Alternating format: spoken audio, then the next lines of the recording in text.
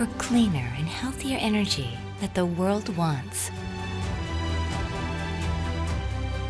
KHNP is growing with the world. A global energy company, Korea Hydro and Nuclear Power.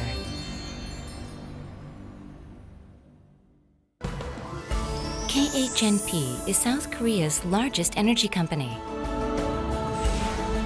From the first to the greatest and the best. The early challenges KHNP took on were the first steps forward to producing better energy and have now become great steps in the history of energy production. KHNP is a global energy company. A company replete with solid corporate assets, an excellent talent pool, and global recognition. By distributing advanced technology to various points around the world in need of electricity, from power plant construction to operation solutions, KHNP is positioned to become the world's leading energy company. KHNP is the leader of the future energy industry, enriching life with eco-friendly energy. KHNP continuously invests in new and renewable energy and R&D. By achieving technological innovations through integration with the Fourth Industrial Revolution, expanding its overseas business and new energy business, KHNP is preparing for a new future.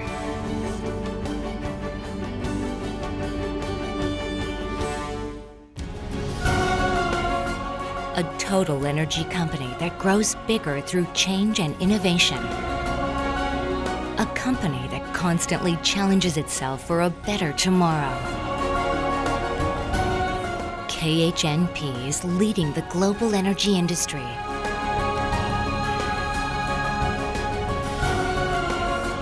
A trusted global energy leader. Korea Hydro and Nuclear Power.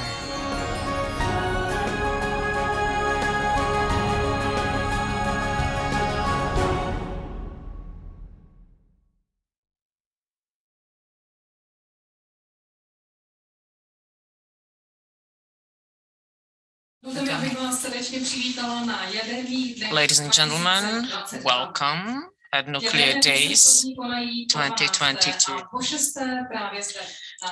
It's been the 12th year of Nuclear Days, and for the 6th time, we're organizing Nuclear Days at this university.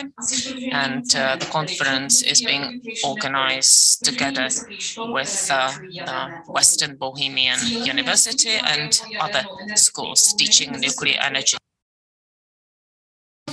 And the objective is to boost interest in nuclear energy and eliminate various myths related to the usage of nuclear energy. Just like in previous years, the students of secondary schools will have a chance to participate in a competition and win a tablet in various areas, such as nuclear waste and so forth. So we hope that it will be interesting for the students to visit the university that they might study in the future. And they will also have a chance over the Zoom to get in touch with students from German and other universities. We will also have stands in the hall with an exhibition in the hallway where companies from all over the world relating to nuclear energy will have a chance to present their activities. And we will also present students' works of students of 3 different countries and announce the winner of the poster competition So just like in the previous years, we're starting a 2-day expert conference, and we will have a number of experts speaking to us. The lead topic is nuclear energy and Green Deal. And at the conference, we will also discuss other issues relating to the operation, commissioning and decommissioning of nuclear plants. And let me give the floor to Miroslav Holeček, the rector of the Western Bohemian University, who provided the auspices to our conference together with Mr. Sikala.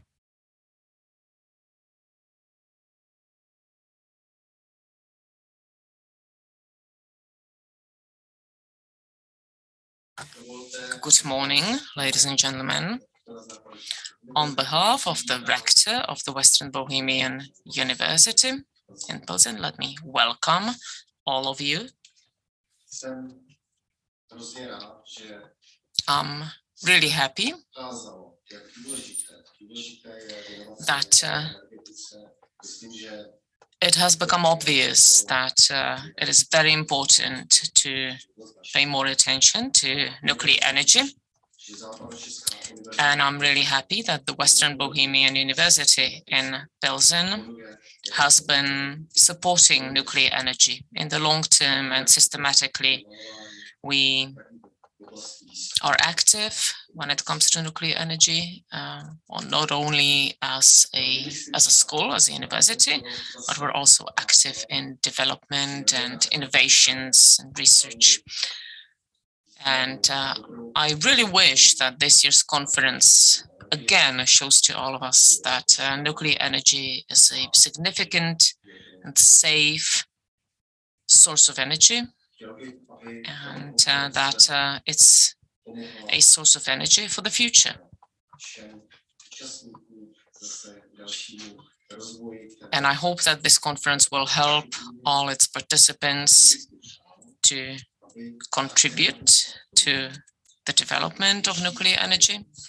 And I really wish that the conference also attracts more students to study technical fields and in particular nuclear energy.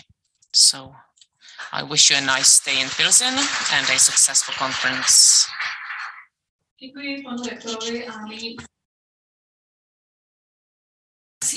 Let me give the floor to the Vice Dean of the Engineering Faculty of the University, Mr. Zdebor.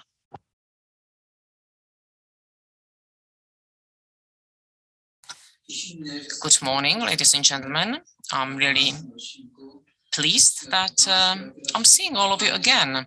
When we started 12 years ago in Techmania in smaller premises, I did not believe that this event, this conference, would become so successful and interesting, and that we would manage to extend the activities to, for example, the poster exhibition section. We have 21 posters of groups of students from 21 countries, including France or Ukraine. So we're happy for that. And instead of having individual workshops, we have a 2-day conference with presentations one after another. And I think it's a step forward. And hopefully that will attract more and more participants. We have over 200 signed up participants. That was a pleasant surprise for me and good news. So before we start our plenary session, let me give the floor to Mr. Protek, the Dean of the Electrical Technical Faculty of the Western Bohemian University.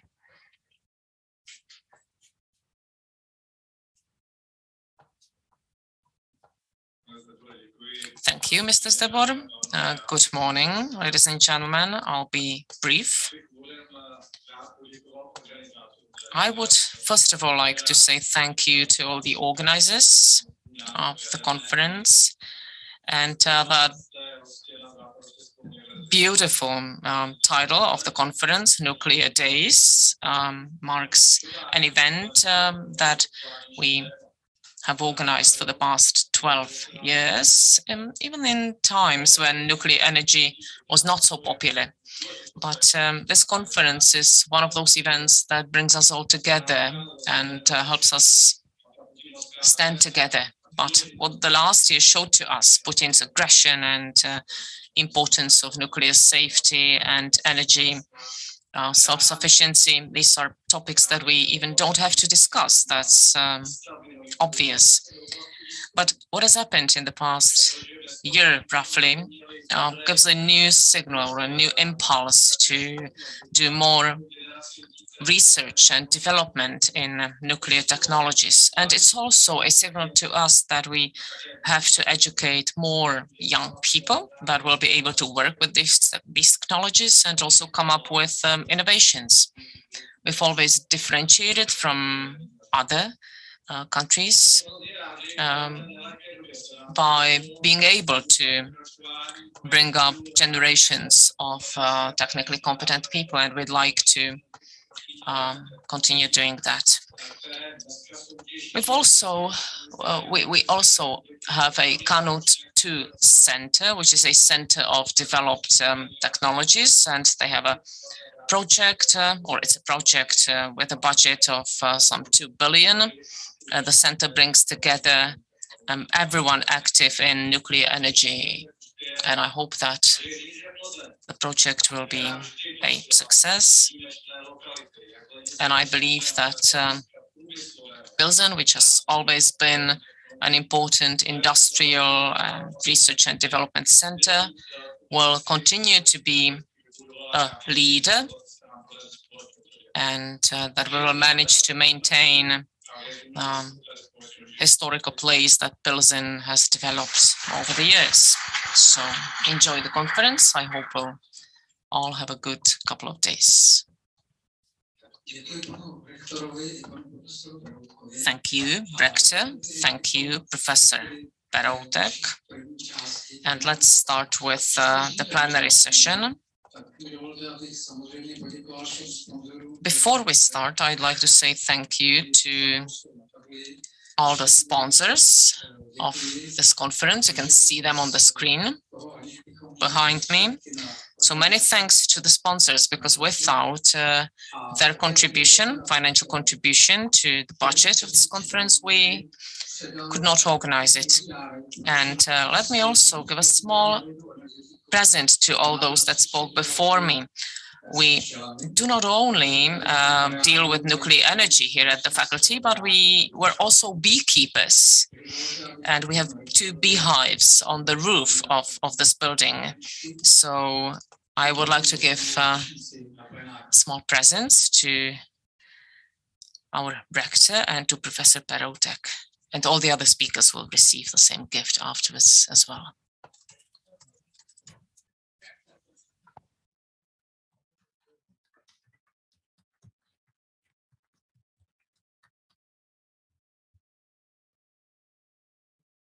Takže první předání mám za sebou.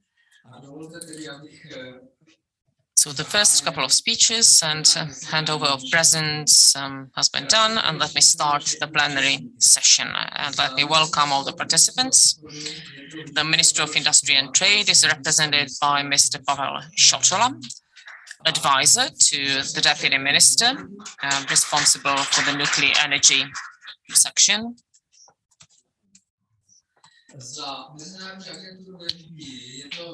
Then the International Agency, MAAE in Vienna, is represented by Dr. John Roberts. He will be with us online. Then the EDU2 project is represented by the head of the project, Mr. Zbigněk Mrázek. And the largest manufacturer of nuclear facilities in the Czech Republic, Škoda JS, is represented by its CEO, Mr. František Krček. Let me also welcome the president of the European Nuclear Society and ENEN, Mr. Leon Sizel, who's also connected online, and CNEN, which is the Czech branch of ENEN. I'd like to, on behalf of that, I'd like to welcome Mr. Tomáš Čechák. The Academy of Sciences of the Czech Republic is represented by Mr. Vladimír Wagner. So welcome. So many thanks to all of you that traveled to Pilsen, and also to those that will be connected online. And let me give the floor to the first speaker, Mr. Šotola from the ministry.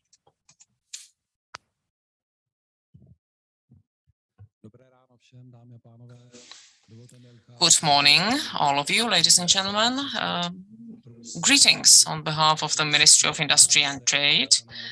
I work in the section of nuclear energy. I work as an advisor to Deputy Minister Eller, and my presentation is called the revitalization of nuclear energy. Why revitalization?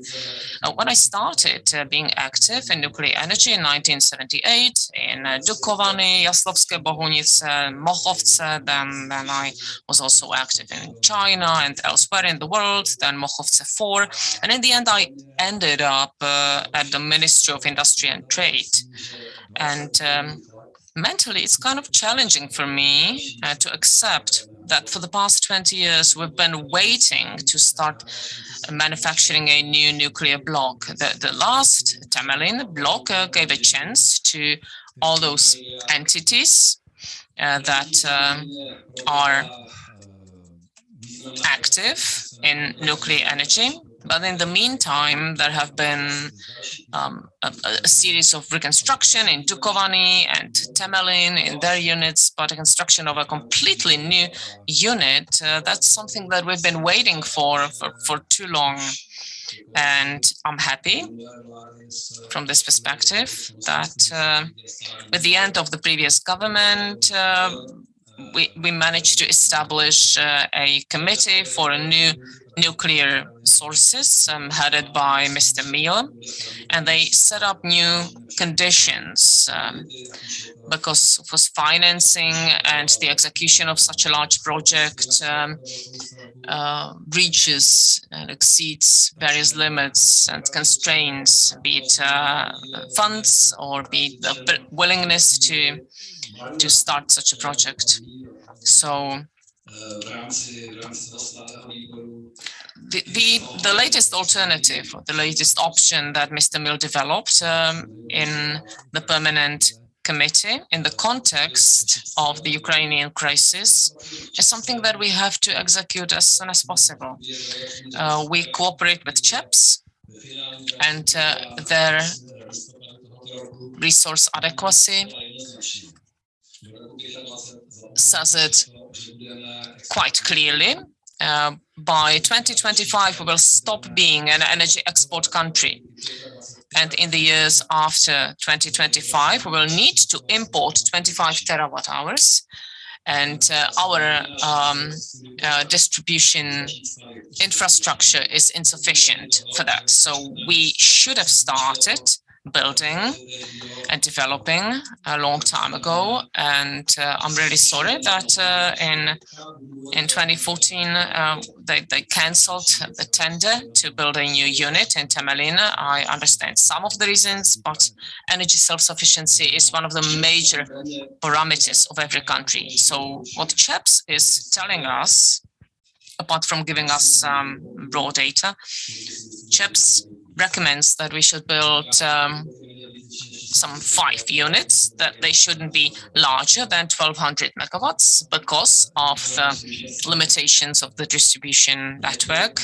CHEPS is also telling us what should be done afterwards, that we should develop various alternatives of smaller reactors, be it the small modular reactors or any other type or whatever you want to call it, because that's going to be the future. So that's what CHEPS is telling us. This slide, I guess I don't even have to show to you. We have well operating units in Dukovany, 4 of them, 2 of them in Chess with excellent results and a huge output. There are various open issues relating to the life cycle of these nuclear power plants and how long they will be able to continue operating. We have a piece of information from CHESS that by 2045, the 2 units should be operational and then they should start doing decommissioning. But nobody knows whether there might be some technical problems that they will have to deal with. As for the analysis conducted by CHEPS, I have a short slide with the analysis of the upcoming years. There's also the new nuclear source included that is in the tendering stage. We will lack 6,000 megawatt in 2050, which proves that 4 units, that's an insufficient number. We should have more of them. These are deadlines that are interesting for us. So we've started a tender in June this year. The state opened a tender referencing or taking into account all safety measures. They send it to Korean KHNP, then Westinghouse and the French EDF. We should receive first bids by the end of November. We wanted to get them earlier, but the government decided to give the companies more time to provide high quality bids. Then we will have the year of 2023 to analyze the bids. This tender is just for 1 year, and the program set by the government speaks about 3 more units, and we take that program seriously.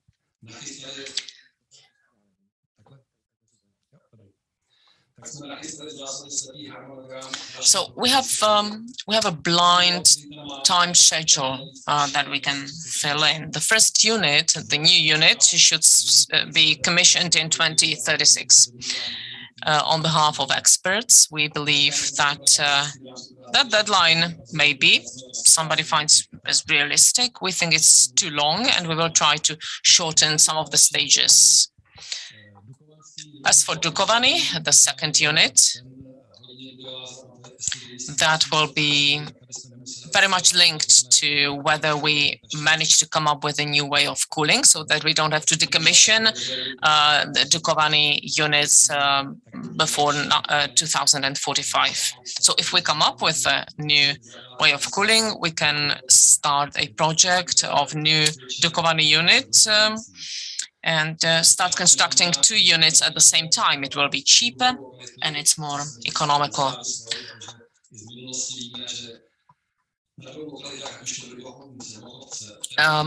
When we start building at 2 locations, be it Mochovce, Dukovany, Temelin, you always have separate teams working on the 2 locations. It was not about one team doing everything. So if we want to start building more blocks at the same time, supplier will have to tell us how they want to do it.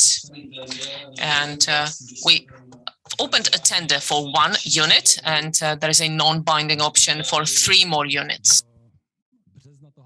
Hopefully by March this year, we will try to evaluate these options and reassess them as binding options so that CHESS can account for it in the forthcoming contracts for these units, so that we have a budget and schedule and funding prepared.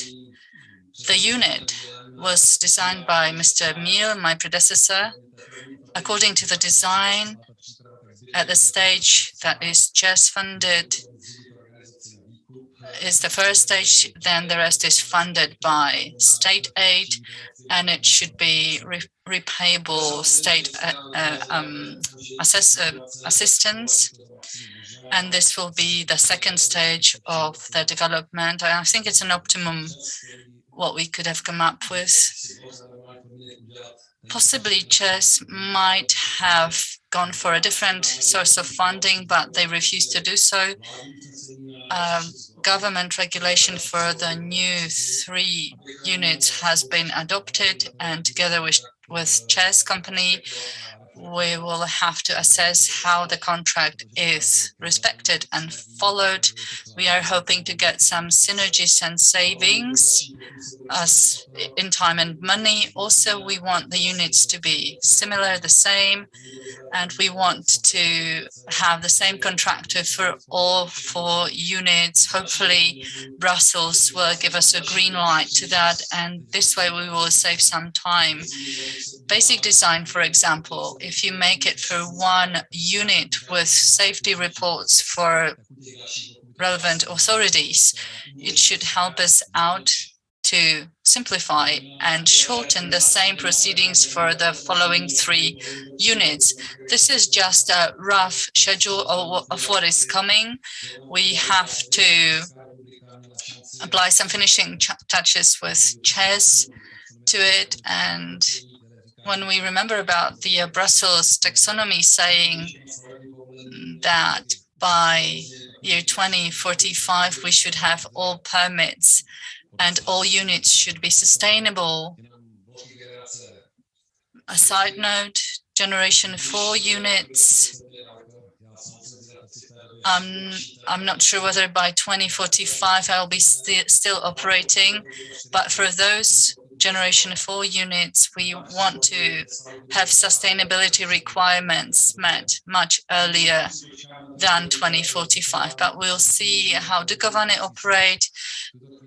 We have to check the technical state technical fitness of these units. We have certain requirements from the Czech nuclear authority, but generally Dukovany are required, are perceived as a stable and reliable source of energy and nuclear unit.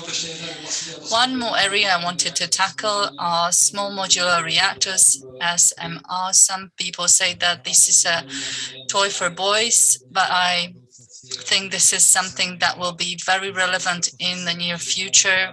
At the ministry, we believe that these kinds of reactors should be supported and developed further. We need to perform sightings. We need to decide where they will be implemented, for example, for heating stations, etc. Hydrogen cells. I will not talk about it now, but I think that colleagues from CES made a very huge step forward in Temelin, where this kind of reactor was implemented. Also,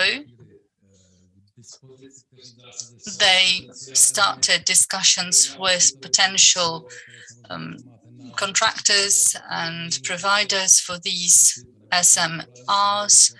Hopefully it will be completed. These negotiations will be completed soon.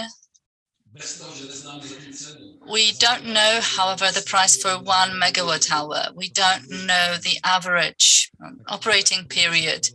And these are very important parameters. However, we as the ministry are looking forward to introducing SMRs, and we give it a green light.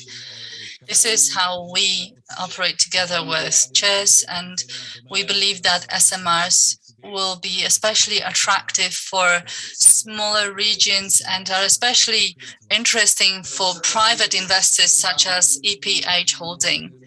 For the time being, it seems that there is a huge offer in the market of reactors. Companies approach us and want us to fund it. However, we can only try it with some EU funding, but as a ministry, we will prefer only those systems that have the complex supply system in place, commissioning, procurement, etc. And only then we will fund it, because it makes it easier to license it and to place such reactors. That's it for me. On behalf of my ministry, I hope that you'll spend excellent couple of days here in Pilsen, and I hope that you will be happy with what you hear here, and God save the power generation market.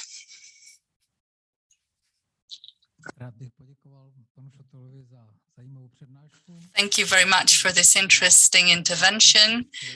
Please accept this modest gift from our local bees. Now let me invite Mr. Roberts from the Vienna International Agency to take the floor. Thank you very much.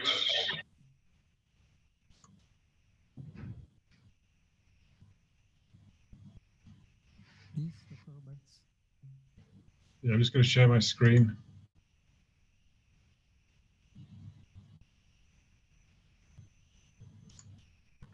So can you see my presentation?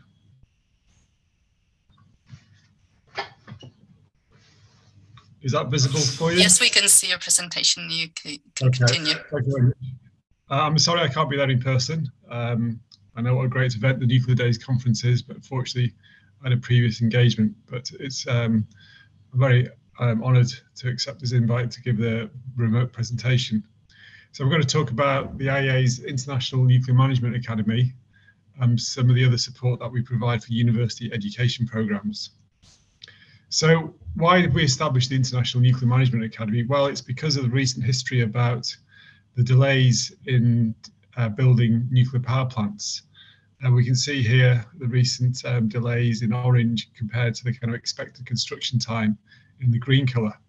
And as you see, most reactors, even though they've been built in China with a long, consistent history of building nuclear reactors, many of them are being over their expected construction time.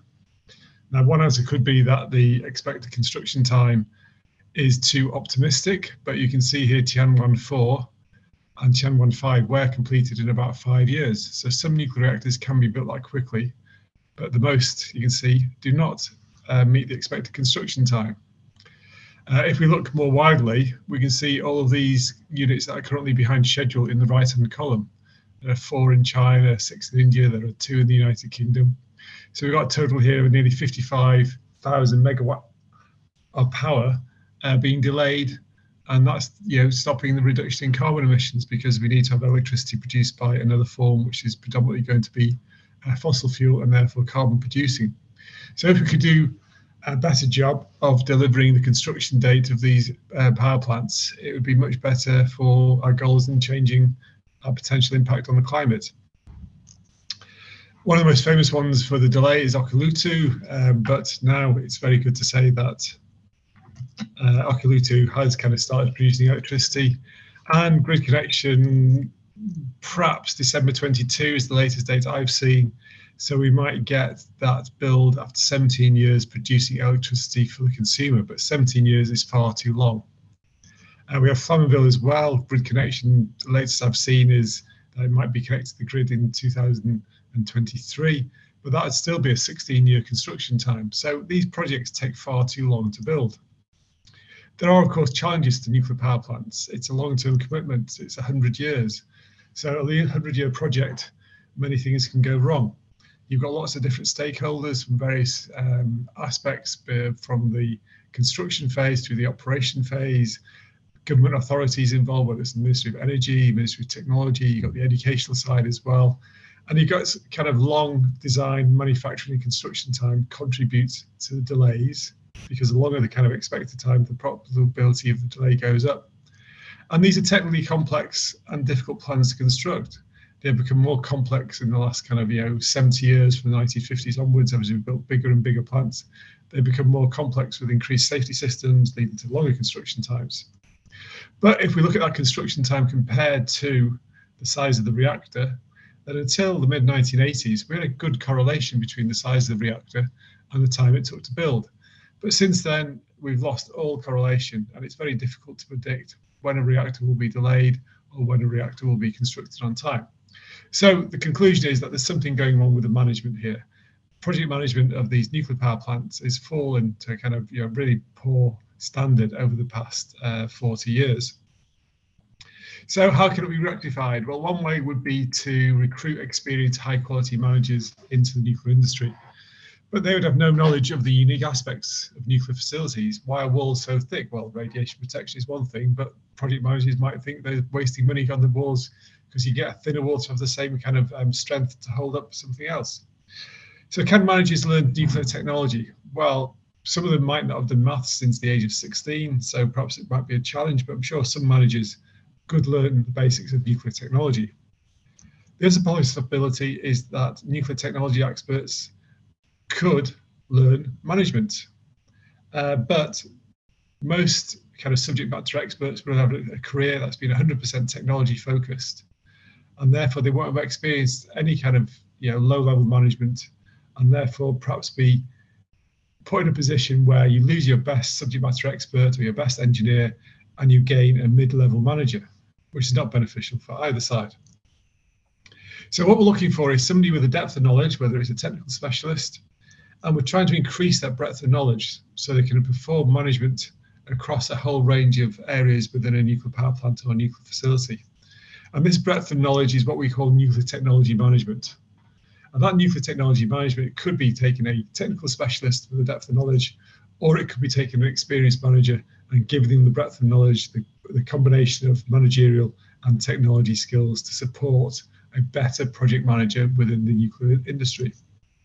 So the International Nuclear Management Academy was established between the agency and leading universities to develop master's level programs in what we call nuclear technology management. And this is a combination of the technology skills such as radiological protection, the fuel cycle, facility design, etc. Management in terms of project management, human resource performance, budgetary control, knowledge management, financial control, etc. And good leadership. So that means good communication, good ethics, professionalism, and kind of managing the safety culture across the whole of the facility. And so the INMA supports the development of a master's level curriculum based on 50 defined curriculum topics that we've defined in a document, and universities can develop programs that meet the kind of compliance standards of the Nuclear Technology Management Program of INMA and can get endorsement for their program. So these curriculum topics cover the management and technology and leadership aspects of it, and we want 80% of these topics to be covered by any university program. So INMA deliverables include strengthening the depth and breadth of managerial competencies to avoid serious gaps. We believe it reduces timelines, so you get the students up to kind of career-ready progression sooner than having to be kind of starting in industry just with a technology background.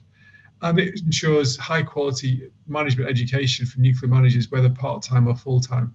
So some of the programs are aimed at people who already started working in the nuclear industry, perhaps on a technology career path, but are transitioning into a managerial role and therefore need support to kind of gain skills of management which aid the kind of work and program of the organization.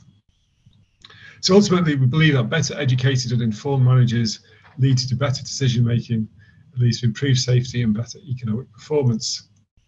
So these are the current universities which are members of INMA. We've got 7 members, and we have a lot of universities kind of lining up to be candidates.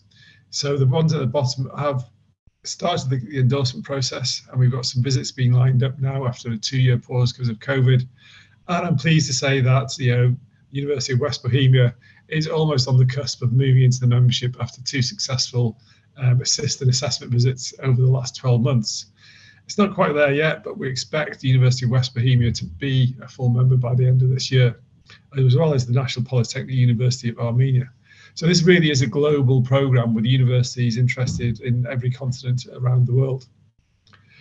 The INMA kind of endorsement cycle takes place over a 4-year period. If any university is interested in becoming a member and developing a nuclear technology management program, they would send an expression of interest to the agency, and then the university would receive an assist mission where myself or one of my colleagues would bring some experts in to help the university design a nuclear technology program that's compliant with the INMA requirements. The university would then kind of implement a program, start recruiting students, and if requested, we could do a follow-on assist mission if they wanted. But finally, the final step is an assessment mission where we would come in to look at the existing program and see whether it is compliant with the INMA requirements. And if it is, the program is endorsed, the university receives a certificate, and the university will become a member of the International Nuclear Management Academy. We would review the program after 4 years, and you get a full assessment after 8 years, because we believe lots of things change within the agency and the university sectors after a period of about 8 years.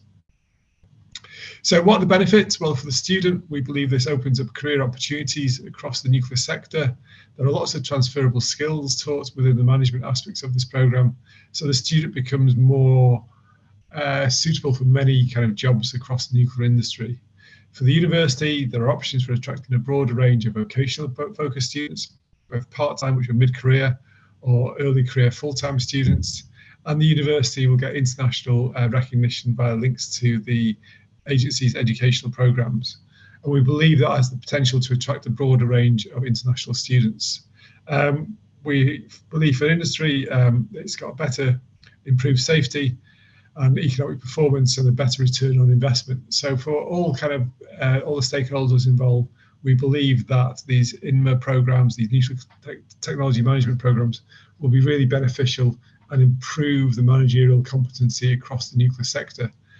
The overrun of these nuclear reactors that I mentioned at the start of the presentation is really damaging to the reputation of the industry, and anything that we can do to improve the kind of construction times will be beneficial for the acceptance of nuclear power.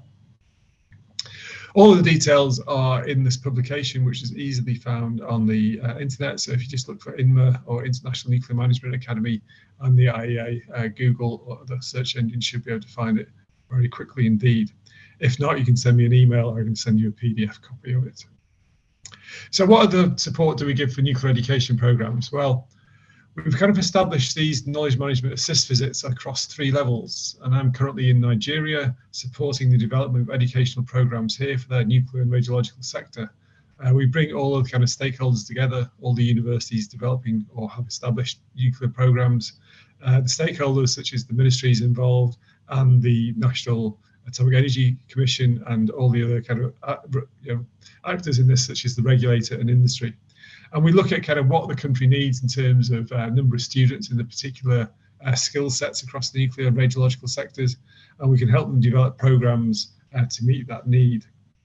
And then when the programs have been established, we can come back to countries like Nigeria and see how well the programs are doing and whether they need further support to develop those programs. And then level 3 is a kind of specific high-level assistance to optimize and enhance nuclear and radiological education and training programs for universities that have existing well-established programs. So these act as a kind of way to collect best practices, which can then be folded back into the level 1. So for the universities in the Czech Republic, we would expect them to be involved at level 3, where we would try to harvest these best practices to fold back into the level 1 program establishment stage. So the level 3 program appraisal is a 2-way knowledge sharing process, as well as gathering good practices and lessons learned. It provides the university with an opportunity to receive suggestions to enhance educational and training programs. So these best practices will be put together into a catalogue to support the level 1 KMAVs, but some and level 1 tends to be on a national level, and level 3 tends to be on an organisational level. So when I'm talking about being in Nigeria, we're talking to all the universities. If we were doing a level 3, we were talking to one specific university. And one of the most important things is that kind of folding back into the level 1, the best practices that we've established from the programme appraisal at level 3. So the programme 3 possible issues could be perhaps the university is struggling with student recruitment or staff retention. Perhaps they want to implement distance learning for the first time, and we can provide advice on how to do that. They want better access to facilities, and we can kind of look at collaborative work between different universities, or perhaps internationally we can suggest universities that may be able to support their program or provide outreach materials to support the kind of recruitment of students. So the first level 3 mission took place at the Budapest University of Technology and Economics last year, and we're inviting other universities to take part in this programme so we can gather best practices and work with the best universities around the world to help support nuclear education at all levels. So these knowledge management assist visits can help countries to develop education and training programs, and we've got plans to do visits at the level 1 in about 30 African countries over the next 3 years, but we can do that for any other country around the world. It doesn't have to be just in Africa. They are a stakeholder engagement that brings together the education and training providers as well as government and all the kind of stakeholders from industry, such as the regulator, the Atomic Energy Commissions. And we want to produce sustainable programs. So this is really important. We don't want to produce a program which just lasts for a year. And we can also assist education and training providers that already have programs running, and we can support the improvement of existing programs through the sharing of best practices. And we're sure that these nuclear and radiological education and training programs prepare the workforce for the safe, reliable and sustainable utilisation of nuclear and radiological technologies across all sectors. So we're looking at supporting nuclear education in as many ways as possible. We kind of value approaches from university to get involved with the INMA programme and develop a nuclear technology management programme, or to offer us the opportunity to visit the university to appraise their programmes and gather best practices and support the development of other educational programmes in other universities, perhaps with developing nuclear or radiological programmes. Thank you very much. That's the end of my presentation.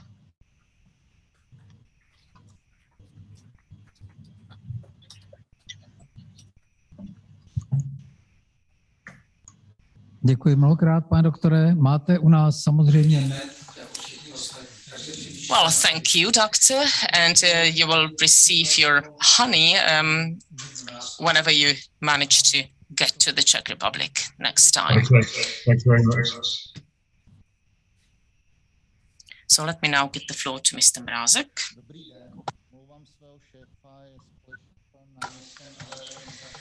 So I apologize, my boss, because he's at a foreign working visit with his deputy.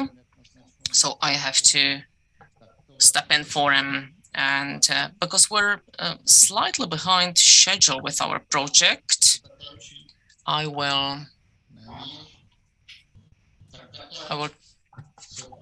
try to tell you what we can do with that.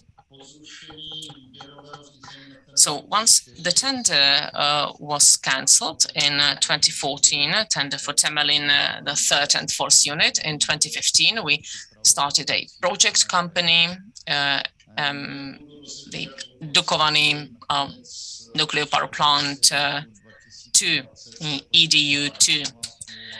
Then in July 2020, we signed a framework agreement and the first executive agreement between the state and ČEZ as our owner, and nuclear power plant Dukovany 2 as the future operator. The objective was to start with construction as soon as possible, but you probably know from media what happened based on the safety assessment of the potential suppliers. The tender was opened in March 2022. And just like Mr. Schotola mentioned in his presentation, the potential bidders were given more time to provide their bids. So the overall delay before we start the tender itself is 1.5 years. As for the various licenses and permits, up to the territorial development permit, everything had been going fine. So we have industrial impact assessment and other certificates. We asked for the issue of the territorial permit on the 1st of June 2021, but they have a deadline till the 16th of September 2021 to issue that. And if the ministry could try to speed up something, that would be the legislation relating to the issuance of various permits and licenses. The deadlines are really long. So we're having a huge delay, but we're still trying to keep the deadline of 2024 for signing a contract with the selected supplier.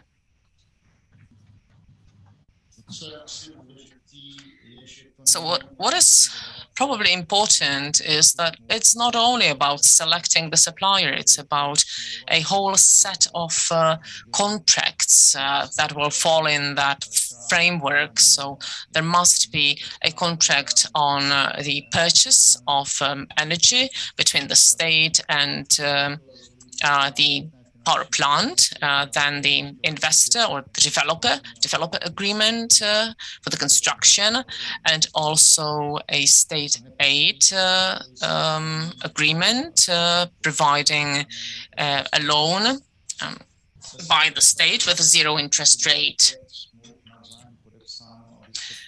So NFV, the so-called NFV.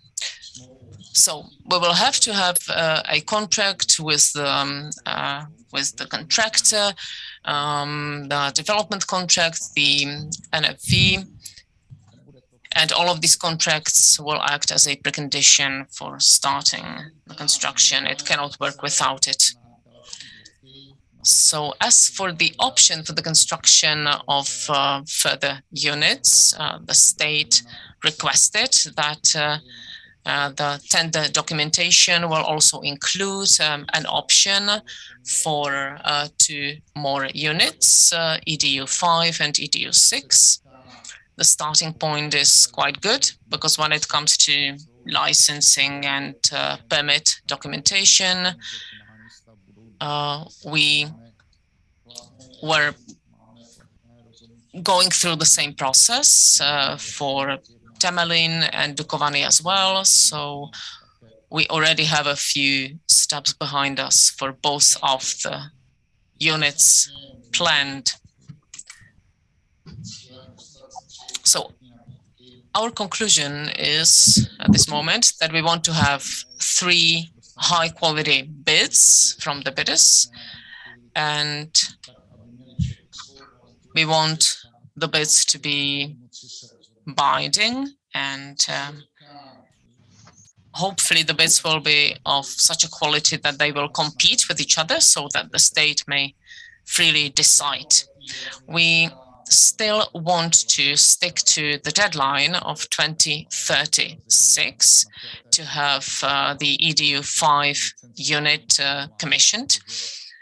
It's going to be quite tough with the deadlines, and we hope that the territorial permit issue will not cause problems, but still there might be potential problems with the construction, the excavation works, and all of that that will have to start before or in advance, before we have all the licenses and permits. Otherwise, we won't be able to stick to the final deadline of commissioning the unit in 2036. Thank you. So thanks for an interesting presentation, and we'll be looking forward to see how that schedule is going to become reality. And let me give the floor to the next speaker, the CEO of Škoda JS, Mr. František Krček.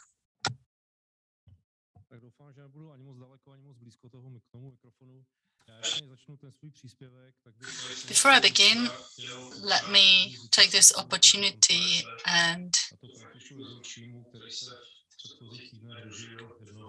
wish all the best to one of my colleagues who is here. And last week he had a great anniversary, and I wish to thank him for all the great work that you have delivered so far. Thank you very much, and we wish you all the best to our dear colleague, Mr. Hazolčky. This is the third time I have the pleasure of being here. If nuclear power generation develops in the same way and scope as our conference, then we have a bright future ahead of us. I remember that a few months ago or years ago we had COVID and we couldn't participate in person. Then we had to have face masks, and now I can see all your faces and I feel like we're getting back to normal, and I do believe that it will continue in this fantastic direction. I was worried that my presentation will copy what we've heard from my predecessors, and I tried to remember what I talked about 2 years ago and 3 years ago. I was reflecting on whether the Czech power generation market has had anything to offer in comparison to competition, if it makes sense for investors, schools, and the state to invest in this area. I think that we've had good answers to these questions. And when I was thinking about my presentation for today, looking at my blank slides, I thought about what has been going on currently, because it's something that you cannot simply ignore. So my question is whether what's happening at the moment is an opportunity or an end for the Czech power generation industry. Let me begin with the status quo of the power generation in Europe, and let's think about whether it's an opportunity or an end for us. When we think about the pre-COVID times, we all remember what was the media main line of communication, what the industry was saying about power generation. We remember all these comments that the nuclear power is bad, that we should go towards renewables, etc. Nobody borne in mind who was our main supplier of energy at that time. There was some pressure to phase out nuclear power plants, and there was an idea that we can substitute NPPs with wind and sun. Some countries decided to go for it, and I think the change was too dramatic, and you can see that they are faced with some problems at the moment. We phased out some units that made us self-sufficient. We talked about self-sufficiency before, and for a few years it was a taboo topic. We were not allowed to talk about it because the official line was that whenever somebody had problems in the EU, then the others would help them out. But I think that when we remember what happened with face masks, and there were problems with the supply of these face masks, nobody helped us out. So I believe that when we talk about power generation and power units, the story would be the same. Our situation is very dramatic at the moment, and it seems that revolution won over evolution. I believe that things should develop smoothly and organically. Of course, sometimes evolution leads to revolution. However, I believe that the situation we had in power generation was unnatural. Some projects were being phased out, some were supported artificially. When you look 150 years back, we only had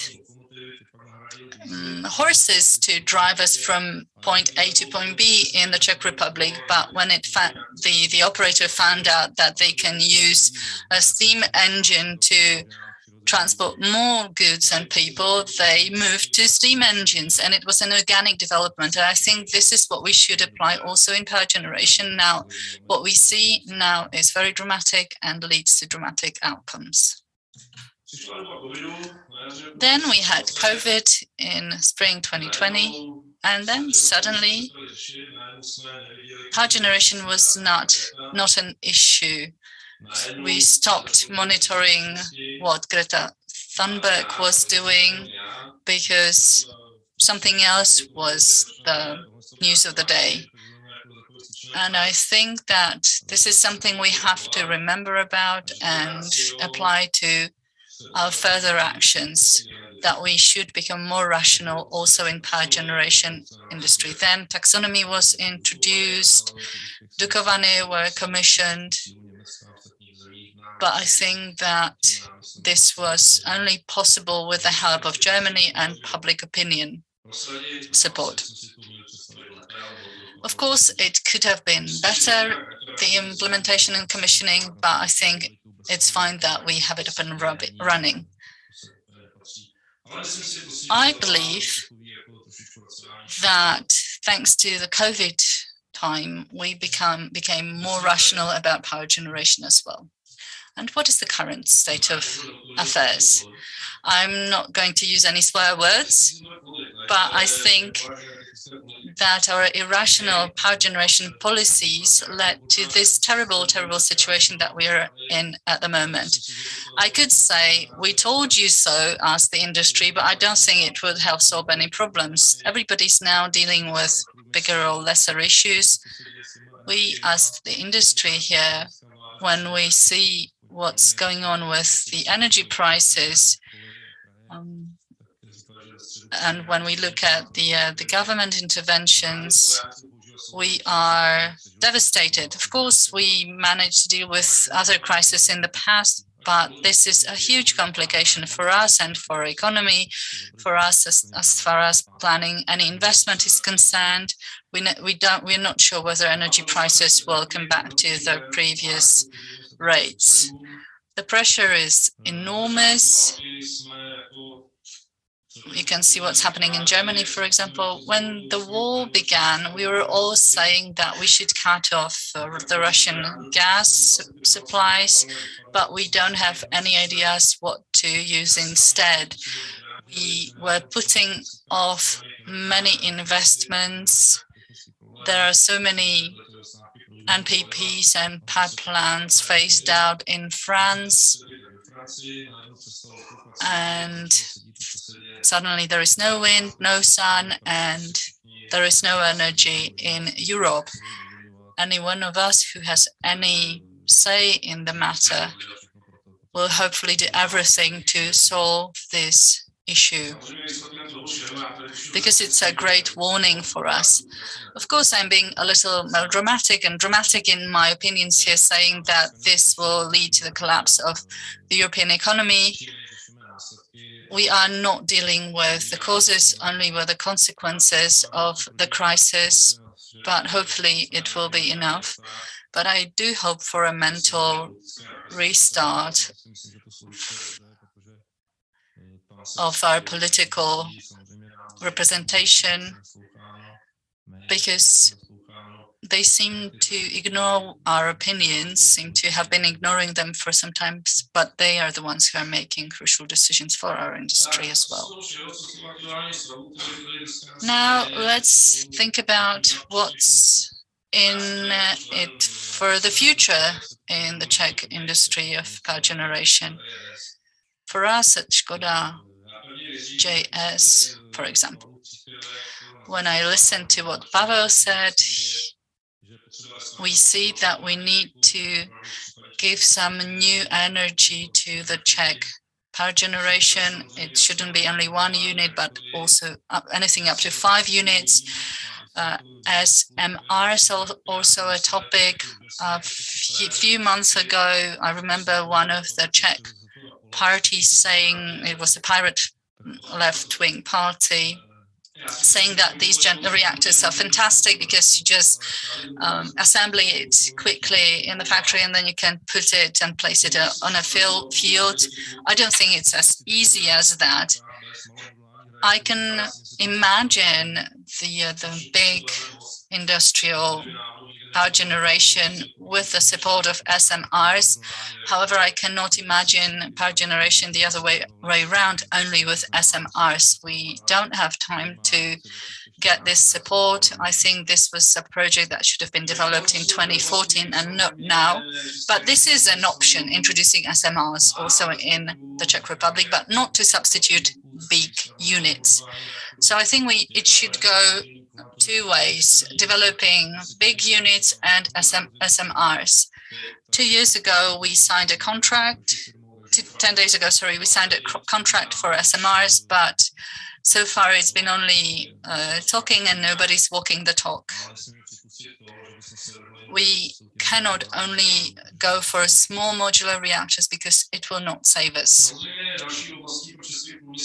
As far as other areas for the Czech industry is concerned, we should prolong life cycles of existing units. I think we as a company already shown that we are very competent in this area.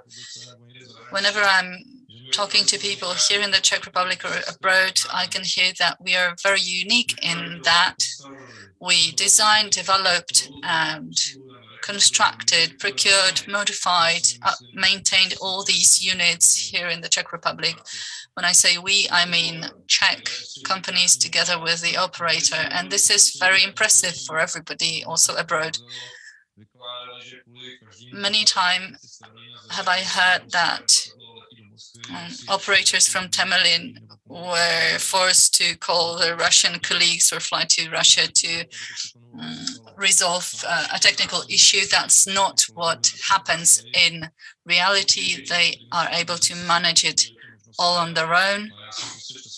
I am more than certain that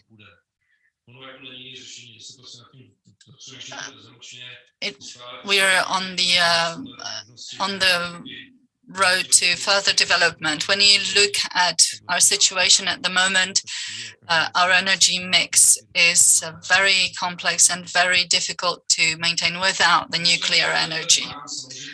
Final point, this is something that doesn't make me happy as a human being, but when you look at the situation in Ukraine and how the Western world reacted to Russia and Russian companies, you can see that we have units that were oriented towards Russian Rosatom, and we had to abandon these plans.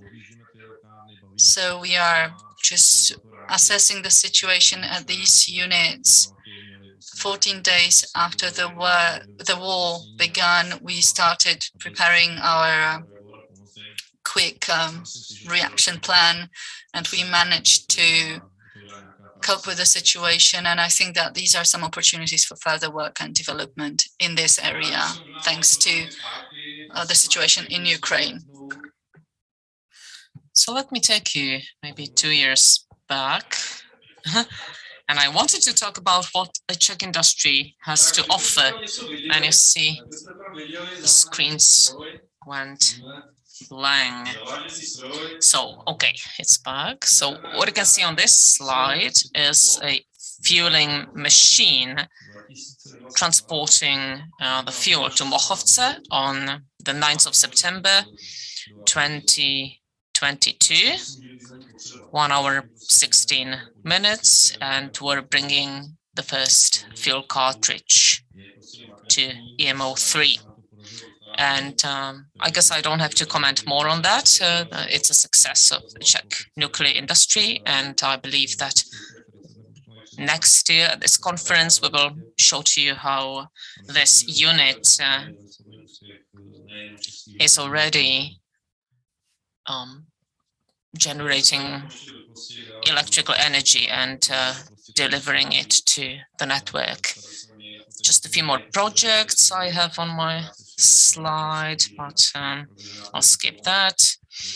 This is a slide showing the cleaning of steam generators as a part of a program to prolong their lifespan, because the 60 years are quite ambitious, but I believe we can get even beyond that. This was a project for the replacement of tracks of the fueling machine in the Dukovany power plant. This project originally was not ours, and we're able to show that we can cover the whole portfolio of deliveries when we have to replace a company that is not here or cannot continue on a project. This is slightly different than what we've been discussing, but just as you have birth at the beginning of life, you have death at the end. And we don't like seeing these pictures, but on the other hand, we have to admit that nuclear power plants are not here forever. So we have played a significant role in decommissioning of the vessel of the nuclear power plant in Dukovany, the first and second unit, and we're delivering new containments to Dukovany, and it's our production. This is a project from the beginning of this year, when we have a mobile device for the inspection of fuel. That's in Temelin. And this is the replacement of a separator in Temelin. And I think I've showed that picture to you last year as well. And that was a project where we cooperated with other companies, and usually it's about cooperation.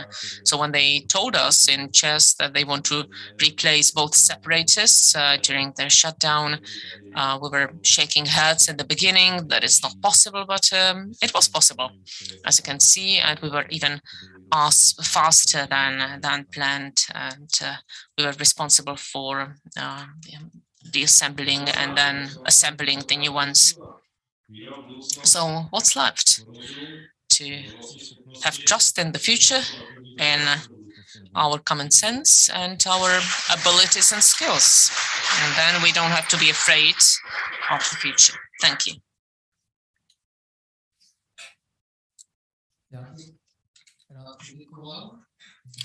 Thank you for an interesting presentation. And the CEO will also receive a present made by our bees. So it's a glass of sweet honey. I think that we can have further discussions on all the questions that you've touched on during your presentation, and you can have it officially during the questions and answers session, or then during the break, or then in the evening.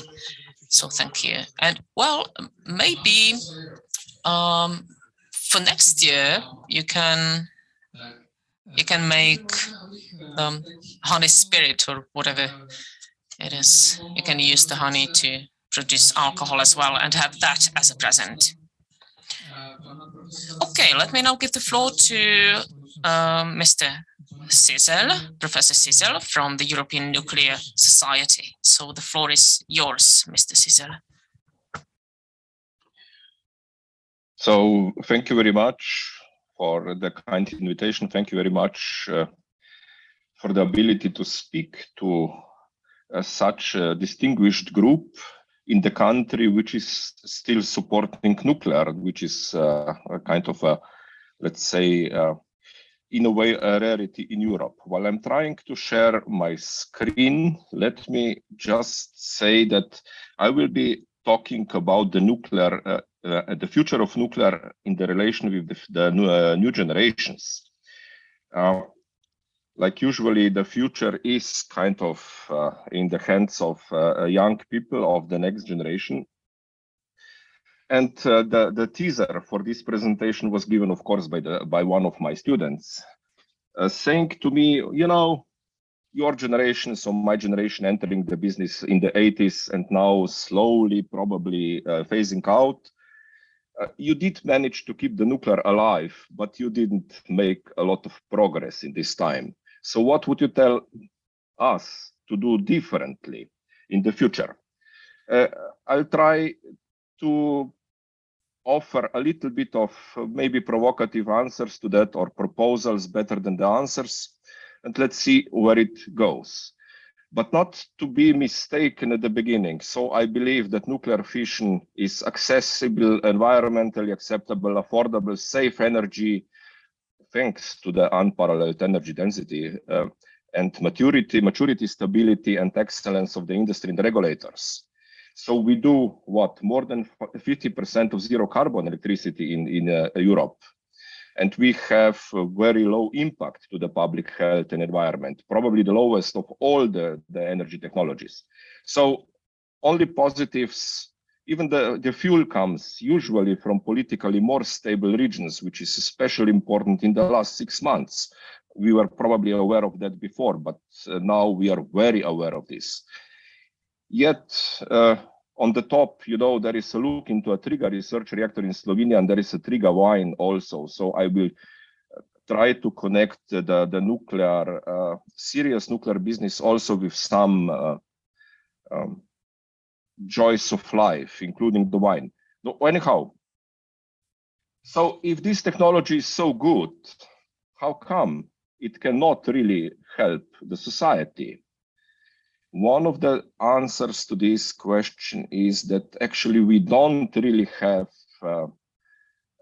too many technical issues, but we do have a lot of issues with the public communication, and we have kind of, not in all countries the same, but in average in Europe and also in the United States in the last maybe 20, 30 years, dwindling public acceptance. So the typical nuclear response to this pressure from the public would be, let's do it faster, cheaper, safer. I would be cautious here. There was an experiment with that in the American National Space Administration, and it ended not very successfully. So the Challenger was a result of safer, faster, cheaper push in the agency. So what is there for us to do differently? Well, it's the knowledge, and what my predecessor says, it's actually the knowledge, skills, and rely on our own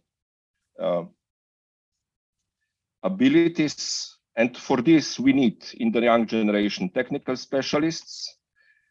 But now take care, we are entering increasing technical complexity. So we will have to have more of specialists with deeper knowledge of technical things, but they will have to be simply able to communicate to other technical specialists, and especially to the public outside. So technical specialists which should be prepared to work and communicate in increasingly multidisciplinary, multicultural, and highly competitive environments. Not an easy task. Usually, half jokingly, half seriously, I say to my students, mostly coming from physics, well, yeah, you went to physics not to have too much to deal with the people, but now in the future you will have to deal with the people and communicate also. That's part of the task you will have to somehow master. So let's go then into the basic concepts I would like to touch. So different perceptions of safety from the communication perspective, of course. Some nuclear and not nuclear oxymorons, which could kill the communication, essential communication. A little bit about know-why and know-how, and how they should be combined, and maybe some points on expertise and credibility. We usually see them coming together, but that's probably not true. Different perceptions of safety. Here you see me in my first loop. The world is upside down. When my girlfriend saw this picture, she said, I hope you were flying low and slow. No, wrong. If you are flying low and slow, it's very dangerous. You have to fly high and fast here. We come back to this. Oxymorons. The one I like the most from the recent is synthetic natural gas. I can imagine a very the effort of a technical specialist to say what is happening. So we do synthetically, we produce methane synthetically, and we will call it synthetic natural gas. But from the general public perspective, it's a complete nonsense. Why natural if it's synthetic? We come to similar nuclear points there. But there are also, let's say, kind of very nice oxymorons, like this one from Eric Lindberg. Wind and solar are a cheap way to make expensive electricity. And nuclear is an expensive way to make cheap electricity. That's a kind of a positive oxymoron approach. Anyhow, the one you all know from the last 20, 30 years in the public debate, we need more clean and zero carbon energy. So then it's obvious that we should shut down as much nuclear power plants as soon as possible to get there. It's an oxymoron. Cannot be true both at the same time. Where is the miscommunication here? Look at this example. Sorry, it can only be meaningful in English, but toilet is out of order. Please use the floor below. Can you imagine the result of this message? Wet floor. Let's go to nuclear education. It is very well known, persistent challenge, especially in the western part of the world. Very nicely illustrated in this graph here, where you have degrees confirmed in nuclear engineering in the United States. We start at about 65 here. We have peaked at about 75, 1975, and a very deep valley just at about 2000. So at about 2000, there were different communities, including US Department of Energy, OECD, NEA, also European Commission, starting to ring the bell. We should do something. The only actually out of those who did something was Department of Energy, and you can see the result. We are back to, or they are back to the number of students in degrees in the 70s. And this is what probably enables the largest density of nuclear startup companies in the United States. It's not a renaissance there yet, but at least the startups are there. So 10 years later, we looked into the situation. We said, okay, we are not yet there, nothing changed. And in 2018, a good colleague, Professor Bam-Jin Chang from Korea said, okay, in nuclear education after 2 decades, we still have concerns. We tend to solve easy problem first. It's kind of a human tendency, of course, but it's not the most useful here. So we tend to be more concerned about how and what than why. Yep. And so as a consequence, we still phase out more nuclear power plants, at least in the Western world, than phase in. So if we look at the internal nuclear communication and our communication to the decision makers in the last 20 years about the nuclear education is, do you even hear the words I say? Well, just the ones I like. What I don't like, I don't hear. Again, a very, very nice and predictable feature of us people. It's called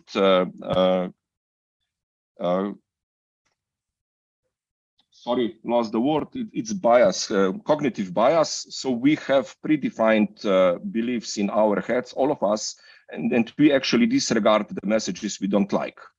Now, if we look this from the nuclear safety and the message, especially to the outside community, we are actually not solving, in 20 years, we didn't solve one of the essential problems we have, and we know that we have. And this cannot be called good safety culture. Now, why and how would be, how and why important?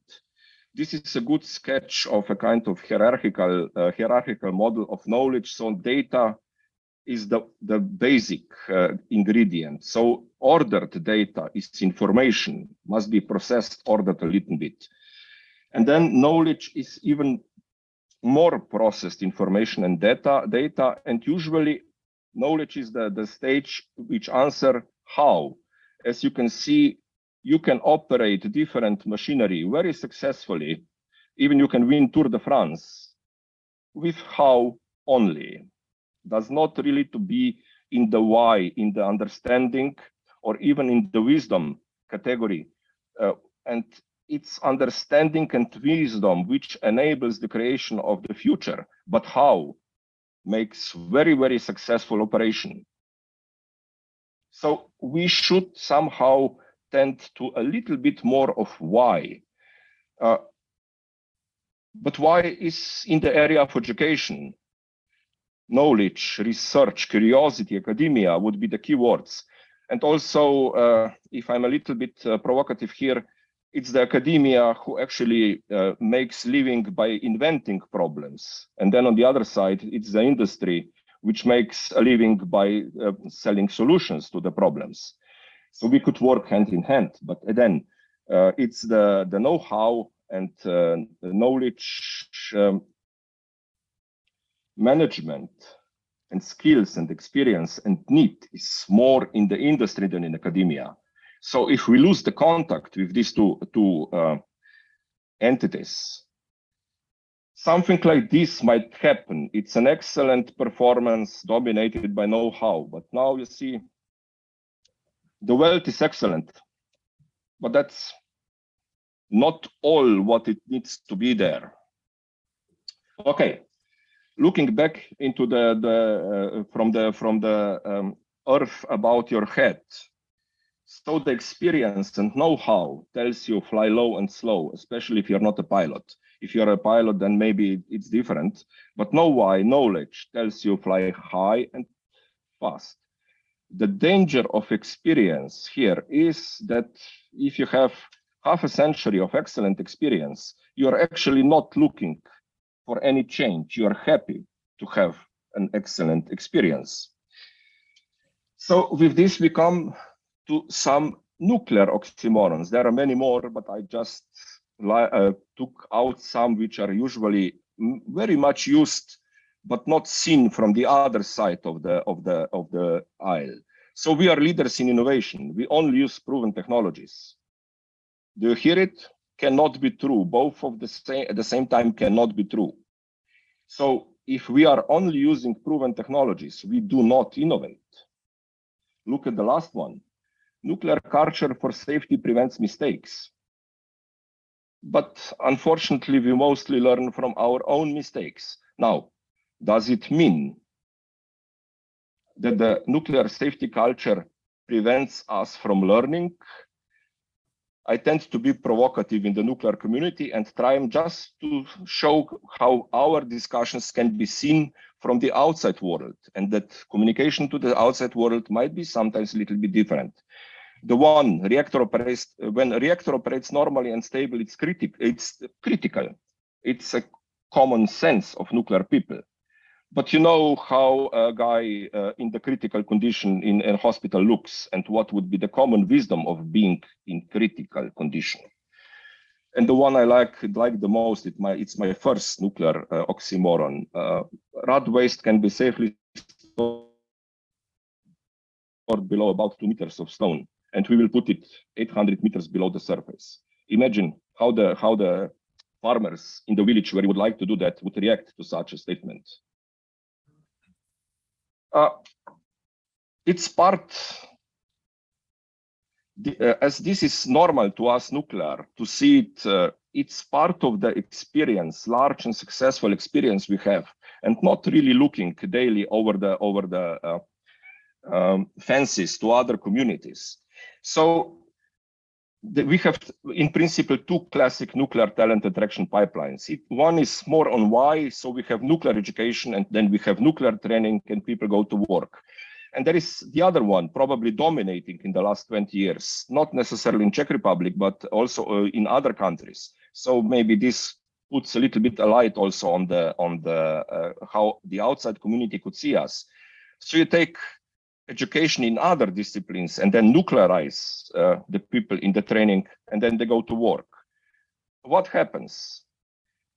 The red one makes excellent experience, excellent reliability of the industry. Everything was perfect, but it cuts down transparency, it cuts down defense in depth, it cuts down, in a way, safety culture, at least does not enrich the safety culture.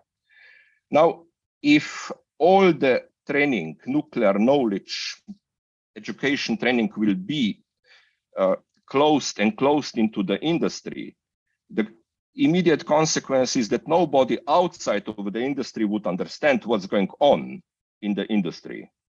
And then you can be the best, but it doesn't matter because nobody understands that outside. So as we have problems in the nuclear education, perhaps a common effort to go for this, I would call optimal nuclear talent attraction pipeline in the future would help immensely with the outside world and inside world.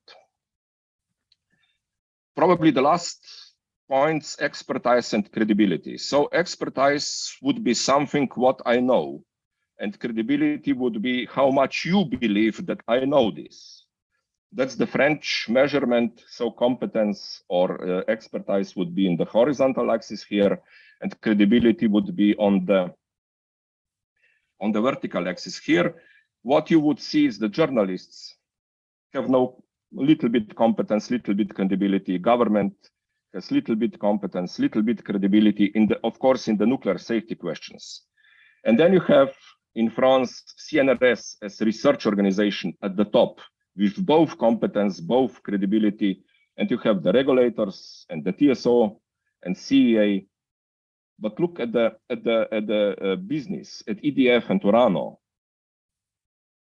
People would give them the competence. So people believe they know what they're doing, but people don't believe that these business companies have credibility to defend the case, the nuclear cases. Very similarly in Belgium. Now, just take care they of course, the Belgians turned around the diagram. So competence is now vertical and trustworthiness or credibility is now on the horizontal axis. Again, you see the industry with reasonable competence, but unreasonable trustworthiness. And you see the scientists, universities, the regulator, SKSN, IAEA, also the nuclear society, if you would like. So as those with credibility and competence. So if you are making a public case, you should rely probably on those who have both the competence and trustworthiness. In summary, it's not expertise or credibility, it's expertise and credibility. And it's research, innovation, and communications, which add up in credibility a little bit more than in expertise, but also in expertise and credibility at the same time. It's know-how and know-why, not know-how or know-why. So excellence of know-how, the excellence of experience, should somehow be strengthened with excellence of know-why and look forward in the future. I admit it's complex, it's really complex, and it cannot be done bottom-up, cannot be done only by universities or academia, cannot be done only by industry, can only be done together and with help of probably the decision makers at all levels, including the government, European Commission. That's what we are trying to do in European Nuclear Society to help to come there, and also the European Nuclear Education Network is trying to push things to come there, convince people that we need that. And let me close. What we need in the future in the young generation would be very good technical specialists, and they have to be somehow prepared to work and communicate in multidisciplinary, multicultural, and highly competitive environments. So the best way to do is to send them out to study part-time somewhere else and to be in internships, to help them mixing the cultures as soon as possible, as strongly as possible. Do not actually close into nuclear sub-communities, but open up. Thank you very much for your attention.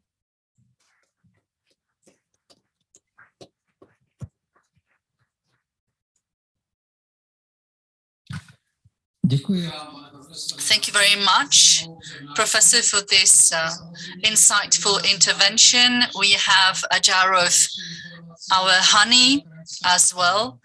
This is a krańska species of bee.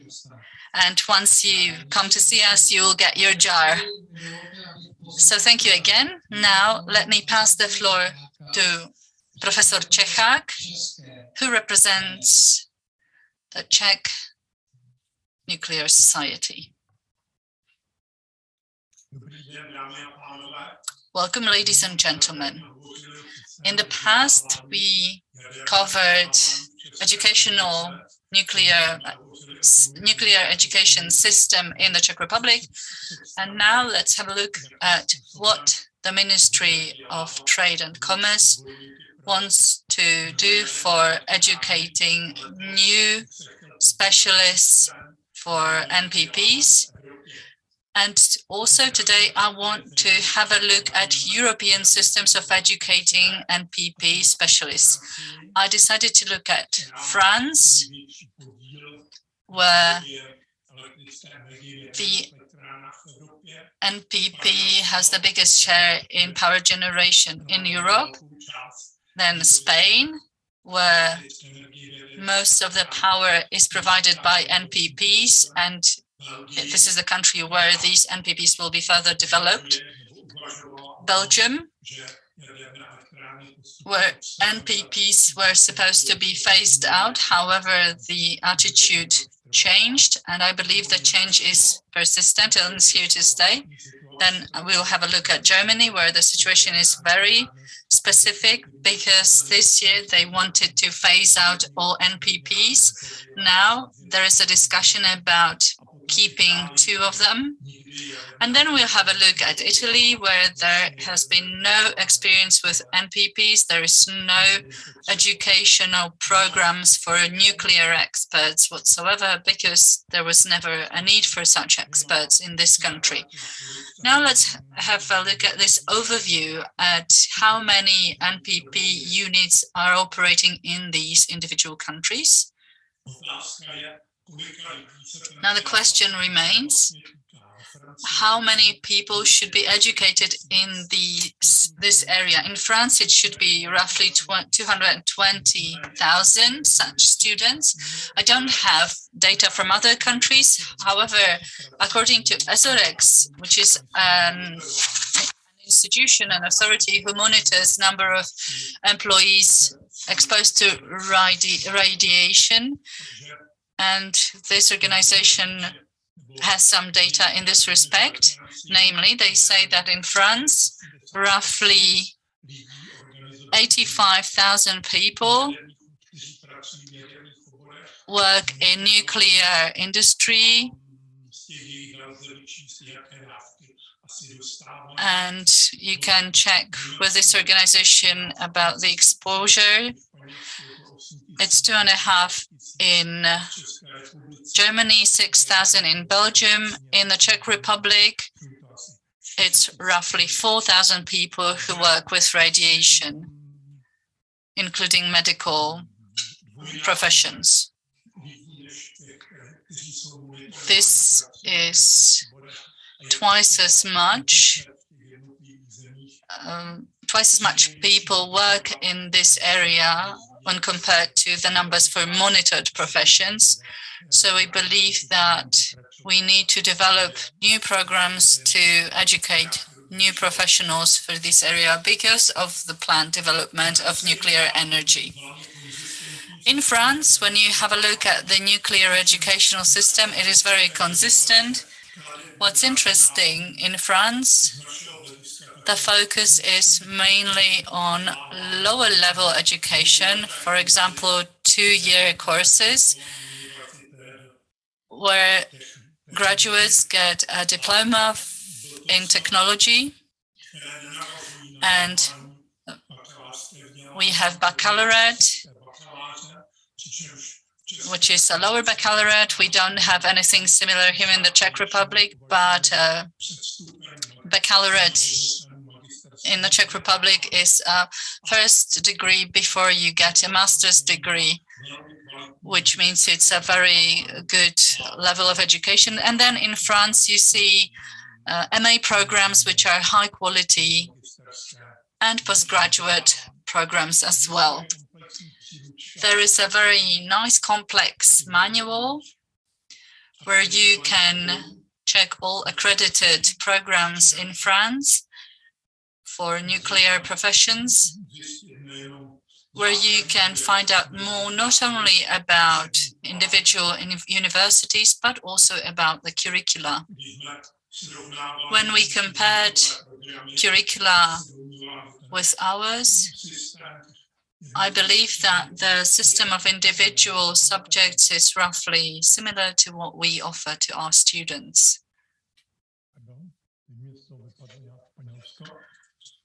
Now for Spain, data that we managed to collect from official sources and based on our networking with individual universities, because we do have very strong relations with Madrid and Valencia and Barcelona. José Rodenas, who's a professor at the Valencia University, informed us that this year he led a group of students in the power generation specialization, and only 2 of them focused on nuclear power, which is not a lot. In Spain, universities also offer paid programs and a wide variety of various workshops. In Belgium, it's a typical European-style educational system. Unfortunately, fortunately, I managed to gather some data regarding numbers of students in nuclear power generation programs, which is just under 10 in each university, which is not a lot.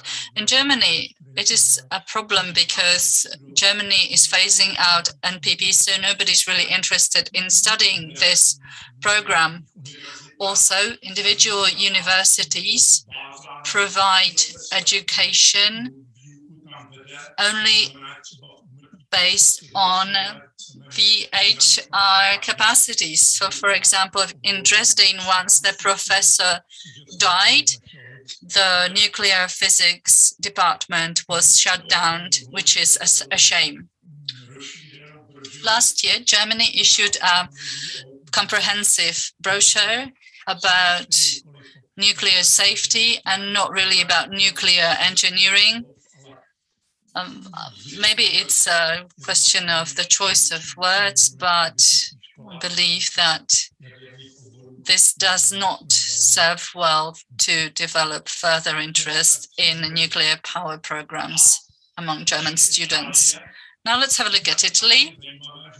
What's interesting, individual Italian universities have some islands of nuclear power education, highly specialized. For example, at Pisa University, there is a special group that focuses on software development for NPPs.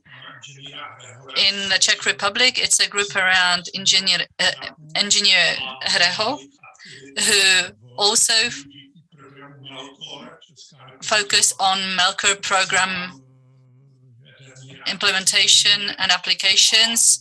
This is software used at Tamerlane unit. So this group also works on developing application for these kinds of software, similarly to the PISA group. Here you can see a list of publications from individual universities. We've had a look at the situation in the US and the American educational system. So you've seen that, but let's have a look at Slovakia, where the nuclear power education system is very sophisticated. There is not a separate department for nuclear power. It's only under the technical university. And Mr. Slugen, professor from a Slovak university, prepared a very interesting synopsis and article about the situation in Slovakia as far as education in this area is concerned. Now, how does it all fit into the Green Deal situation? I believe that what Green Deal does is something that is at in the back of the head of young people who are deciding what to study. Half a year ago, there was banner saying that we should keep the coal underground, and it was hanging on the Prague University. The same should go for iron, in my opinion, but this shows you what the youth thinks about fossil fuels and the European Green Deal, but I think we will cover it in more detail in a second, and that's it for me. Thank you for your attention.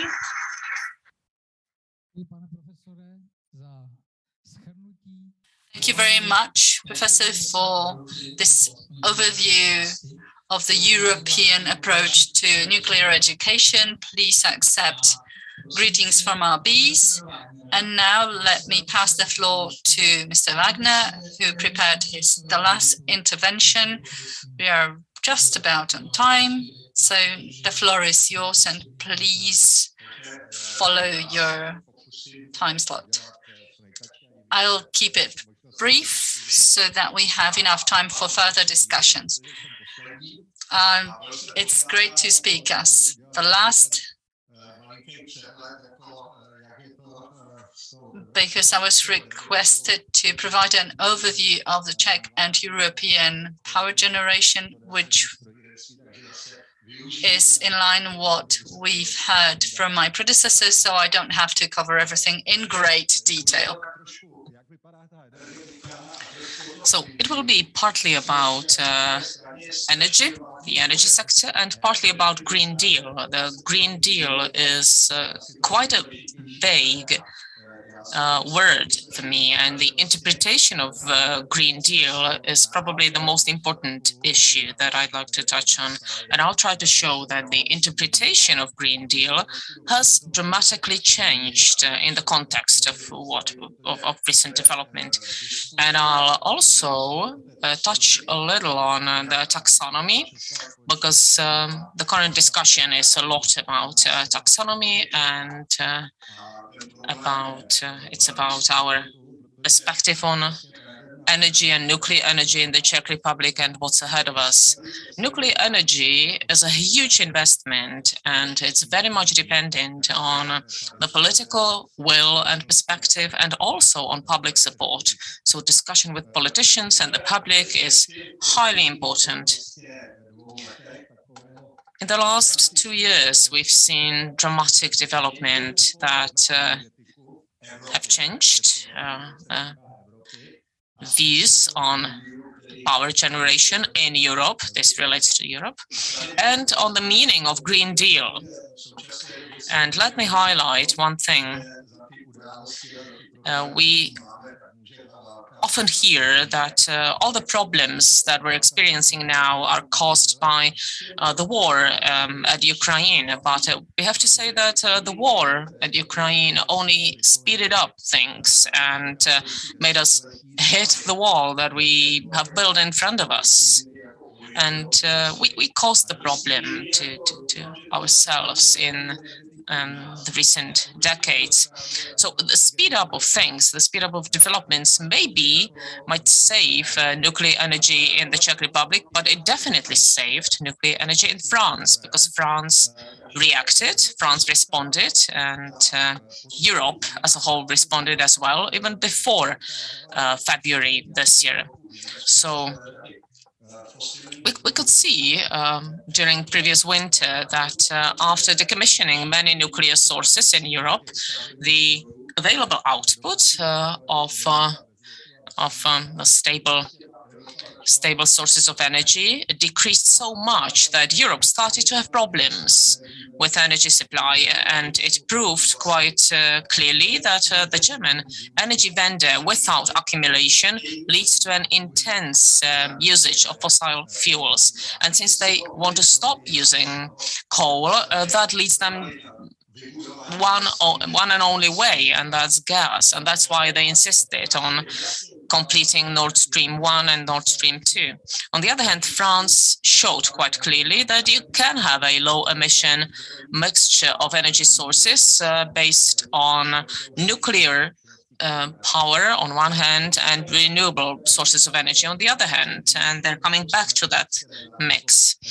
The Russian invasion of Ukraine dramatically increased the need for energy self-sufficiency, energy independence of Europe, and it is obvious that we have to cut the link to the Russian fossil sources. And also what was happening in Europe even before February caused Europe to include nuclear energy into the taxonomy. There were many European countries, Belgium, France, the Czech Republic and others are or have been coming back to nuclear energy recently. We've talked about what caused the crisis, the decommissioning of nuclear sources and replacement of renewable energies, emission permits that basically function as speculation, and also low wind rate in previous winter. The winter was not really windy. Maybe the upcoming winter will be very windy and then Germany will not have a problem, but who knows? And the problem is that many countries in Europe rely on gas as a major source, and the problems with gas supplies and the pressure to keep coal under the surface that I've mentioned, that complicates things. I think that this coming winter will be just like the other one, and it will show that without the traditional sources of energy, countries like Germany, even though they have huge sources of renewable energy, they will not be able to do it. And on the other hand, we can see that France is green, in quotes, in all categories, so they're low emission. And Germany sometimes is even close to the same situation as Poland when it comes to emissions. So we can see how it works. France in 2021, 70% from nuclear sources, then some wind, water, sun, and biomass, and their low emission sources, 92.8%. And they need gas mainly for the industry only. Germany, even though they still had 13% of nuclear, the low emission sources altogether had some 58%, and heating with gas and other fossil fuels. So that's a problem. This is the Czech Republic in 2021. We have low emission sources amounting to some 48%, which is a little bit less than Germany, but in percentage points, we are a bigger exporter of energy than Germany, not in absolute numbers, but in relative numbers, in percentage points. So out of the 60 terawatts that we need, we have 40 terawatts in low emission sources. So if we did not export energy and we just have Počerady running for to cover our local needs and not for Germany, then we can cover 40 out of the 60 with low emission sources. So the problems that we've already had in Europe were further magnified by Russian invasion to Ukraine. And a colleague from Škoda, Nuclear Engineering, already mentioned it in his presentation, that there is a need sometimes to replace the Russian suppliers with supplies from other countries. That applies to Rosatom and other companies. And it showed, or it pointed at one major issue. With nuclear energy, we've always heard that it's not going to be a problem because we have Czech companies that know how, and we have fuel, and we have fuel for a long time. So we heard that there's no problem with Russian technology because we can manufacture things with our own companies. But on the other hand, countries like Germany don't have that advantage. Conditions for power generation in the Czech Republic, I can just highlight what has been said. When it comes to renewable sources of energy, be it solar or wind or hydro, we've used up all the possibilities we have in this country. We cannot have a pumping station on every hill. On the other hand, we have a huge experience with nuclear energy. We have the expertise, we have technically educated people, we have industry to support it. And what hasn't been said so far, we're quite under the influence of Germany. And when Germany has huge surpluses in photovoltaics and wind, and they have this positive, nice weather, there's a high chance that we will have good weather as well. So there's it doesn't make any sense to build wind and photovoltaic farms in the Czech Republic, because when Germany has surpluses, we will have surpluses as well. And when you look at various green movements, they understand that wind and sun is not enough, so they try to increase the percentage of biomass. And we know what happens when you try to use too much biomass. We don't want to get to the same situation as Holland or Great Britain, when they're burning their forests to produce biomass.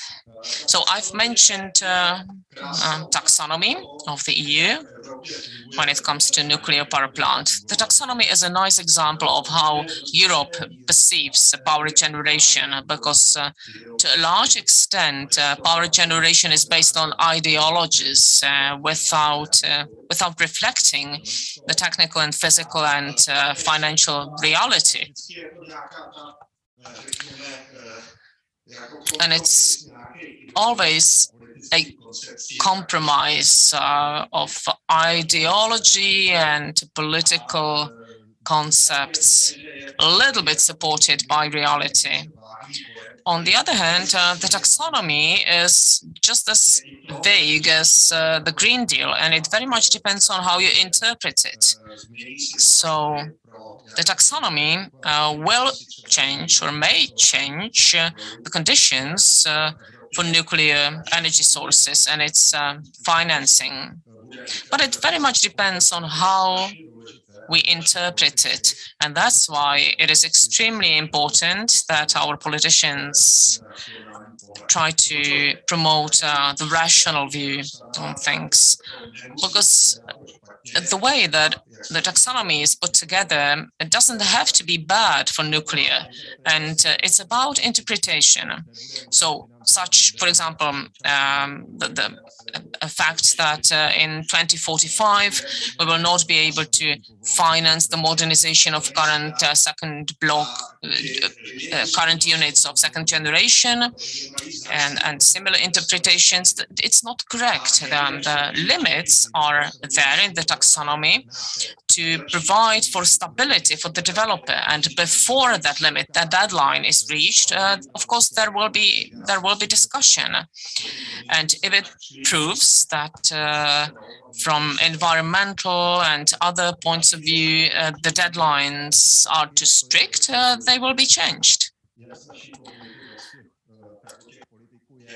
One more thing I'd like to mention that needs to be debated mainly by our politicians is the long-term repository of nuclear waste, and how it is included and set out in the taxonomy, because it must be in line in the previous points, such as sustainability, recycling, and so forth. On the other hand, we say that by 2050, we should have this long-term repository built. But even if we do not recycle, we will have a need to store only after 2060. And if we recycle the waste, then we're not going to need the repository till the end of the century. So it's quite absurd. And we can discuss it later on. I talked about it with economists and also other people in our delegation that negotiated it on behalf of the Czech Republic. And when I told them, they were quite surprised. And they said, well, you know, the long-term repository is the most modern solution, and we want to have it as soon as possible, without a deeper understanding of what it's good for and when we're going to need it. So this has been mentioned a number of times already, and we all know that we need to build at least 4 large nuclear sources, and then only we can start thinking about small modular reactors, SMRs. So it's a solution for decentralization of power generation, and if it replaces smaller coal-fired plants, then it's a good solution, but it's not going to replace Temelin and Dukovany and new units in these power plants. And it is also crucial that we replace the fossil fuel plants with SMRs only when we have the large resources ready for commissioning. Of course, we also should use the available potential of renewable sources of energy and accumulation of energy, and try to develop new innovative solutions. Last but not least, this is the state energy strategy. This one is from 2015.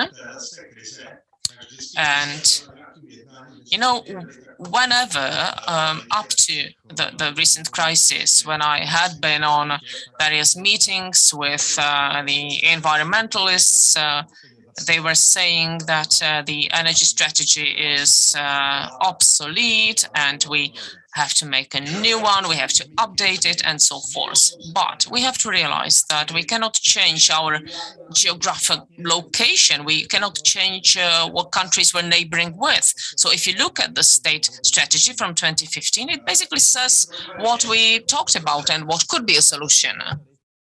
The only problem is that we failed to start building new units in 2015. Also, as far as renewables are concerned, we somehow did not think about how to create a proper network, relevant network for users and users. So we need to have a good think and discussion about how to implement nuclear technologies and nuclear units in the national energy framework. We are not in Norway, so we can't rely on wind and sun. We have to solve the problem differently. Thank you very much for your attention and for having me. Thank you for your intervention. Oh, I can't wait to get my hands on the honey. Yes, this is a gift from our bees, especially for you. Ladies and gentlemen, we managed to stay on time, and we have now an opportunity to open and have a discussion. I think that we had very interesting interventions that covered all our problems. We heard that we need to think about our future power generation and about new units. Some potential problems were tackled, including scarce human resources as far as our specialists in the nuclear technology is concerned. So there were many topics that were tackled, and now the floor is yours, ladies and gentlemen. You can ask your questions, you can share your comments. You can also pose questions to our online guests, so the floor is yours. The first question, Professor Slugan. Please use the microphone so that everybody can hear you, including translators. I'd like to congratulate the organizers for such great interest in the conference. I have a question to our first two speakers. and the new unit in Jaslovské Bohunice, where ČEZ has a 50% share, where there is an EIA ready. And in Slovakia, we are hoping that the Czech party will be active, and maybe this will be a twin project for Dukovany, a twin Slovak project. Can you comment on that? Not me. As far as I know, it will be a common project of ČEZ and Slovak power plants. I'm not sure what's the other phase of the project. I know that some initial works have been completed, but I'm not sure whether it's anything similar to Dukovany. I don't have enough information, and I'm not really sure who's responsible for it. As far as I know, Mr. Zavodsky from EDU2 was a member of the other board, but I don't know any details. So you have no information about common bid for the RFQ? No. As far as Temelín and Dukovany are concerned, these are separate individual projects of the Czech party. I don't know anything about Slovaks being involved, so I can't comment on that.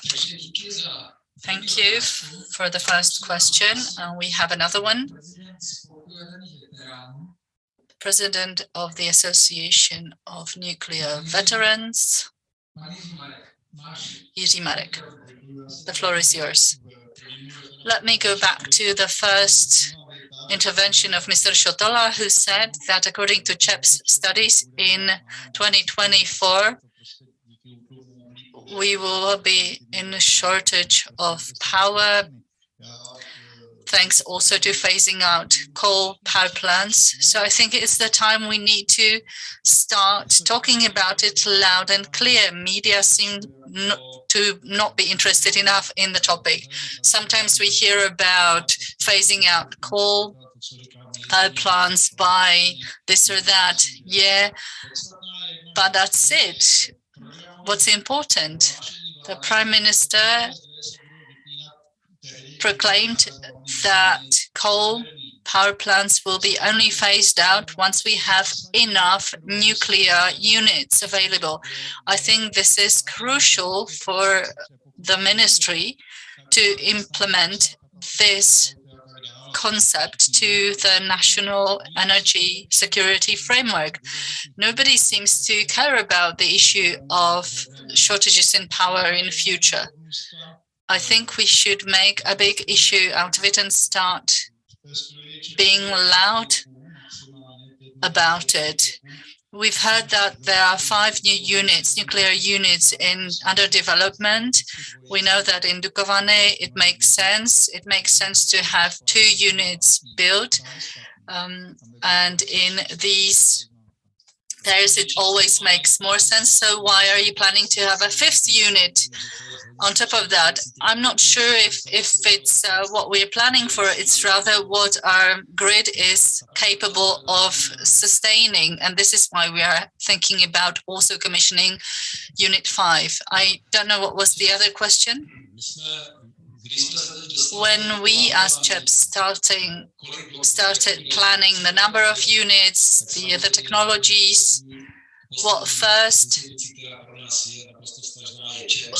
what is relevant for us is the authority called ČEPS in the Czech Republic, who provides requirements and terms and conditions for these projects. The data and information that I provided to you are preliminary. We have to wait for what ČEPS tells us based on what European Commission tells us, what the European Nuclear Authority says. So these are just preliminary information from ČEPS I got from them for this conference, but binding information will be available end of next month.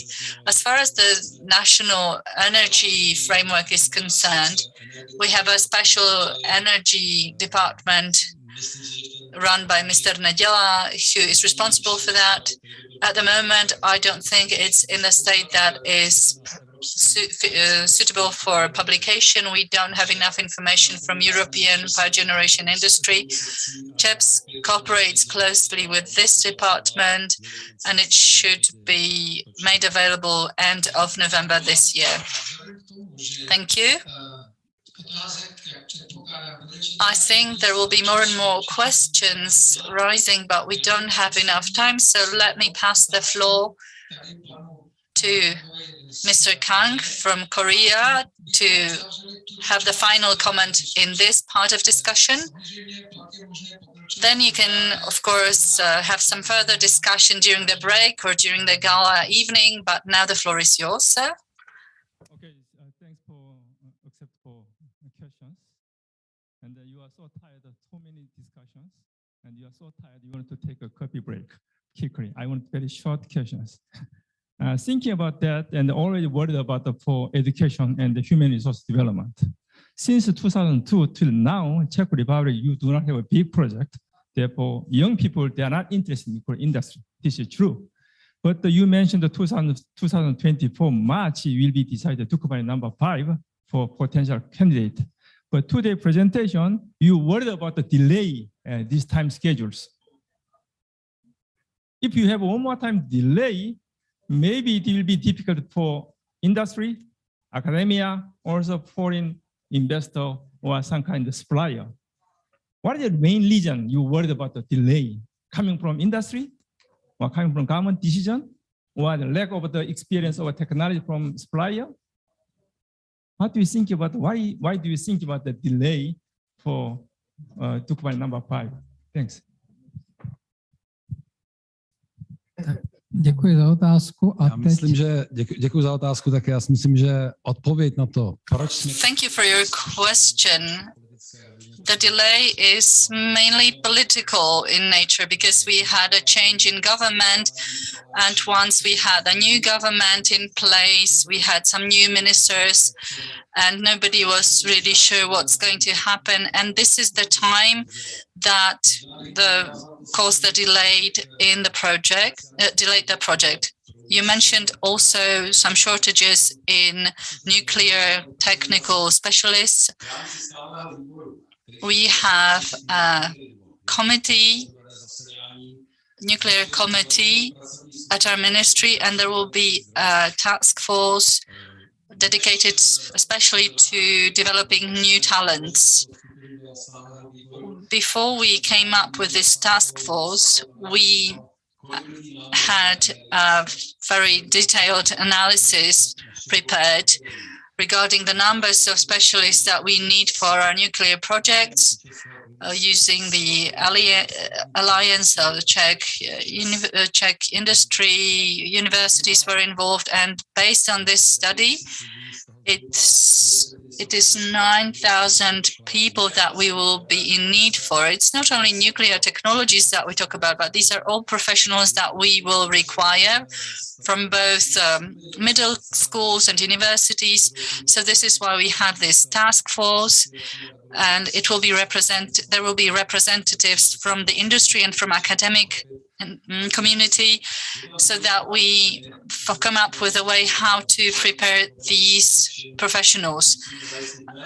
At the moment, we have problems with all kinds of professionals, and we have to think about how to motivate young people to study these subjects, to study nuclear technologies. So we are now in discussions with NPP's operators, what can be done to make these topics and these subjects attractive for the youth, so that they see that it is an advantage to be a specialist in nuclear technology. I hope that this answer was sufficient to your question. I want to apologize for the rest of you who did not have a chance to pose their questions, but our time is limited. So thank you for your understanding in these areas. And now what we'll have is awarding the winners of poster competition for our students. Mr. Kavalec.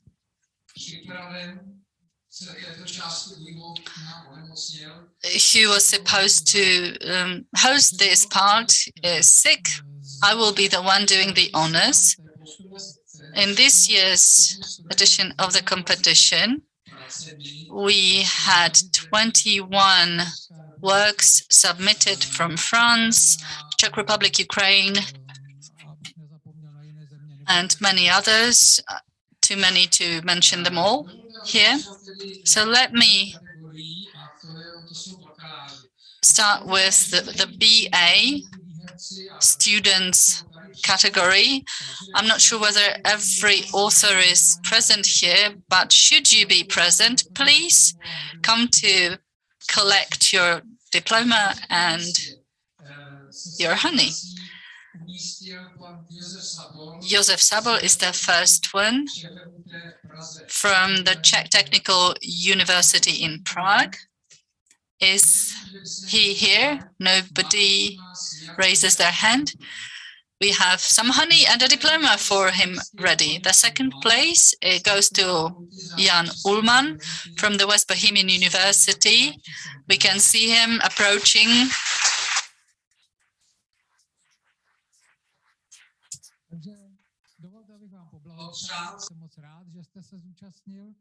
Congratulations, thank you for participating in the competition. This is a diploma for you and a jar of honey as well. Thank you. The first prize in the BA category goes to Andrej Rachot from the Czech Technical University in Prague. We asked all the winners to shoot a short video about their work. Do you have yours? Yes. Hi. This year, I will start my MA program at the Technical University in Prague. I focus on nuclear technologies, and my main focus will be nuclear reactors. My poster is an overview of my BA thesis, which was focusing on the calculation and calculating nuclear data and software for nuclear reactors. For the SMR, we analyzed basic parameters such as critical concentration of bore. The work of control rods were presented in the individual parts of my BA thesis. Thank you, and hopefully see you at Nuclear Days in Plzeň.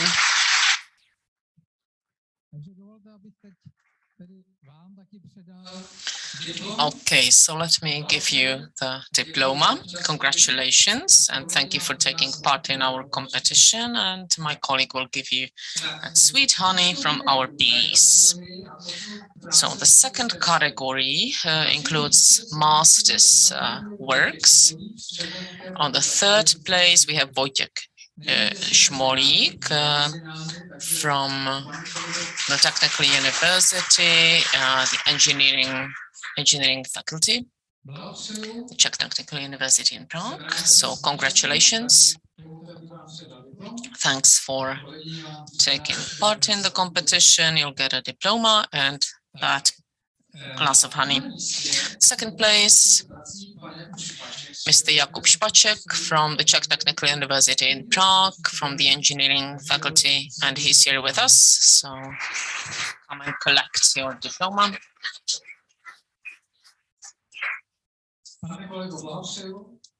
Congratulations. Thanks for taking part in the competition. And this is your diploma and your honey. And the winner of this category is Mr. Matyáš Junek from the Czech Technical University in Prague. Do we have him here? Yes.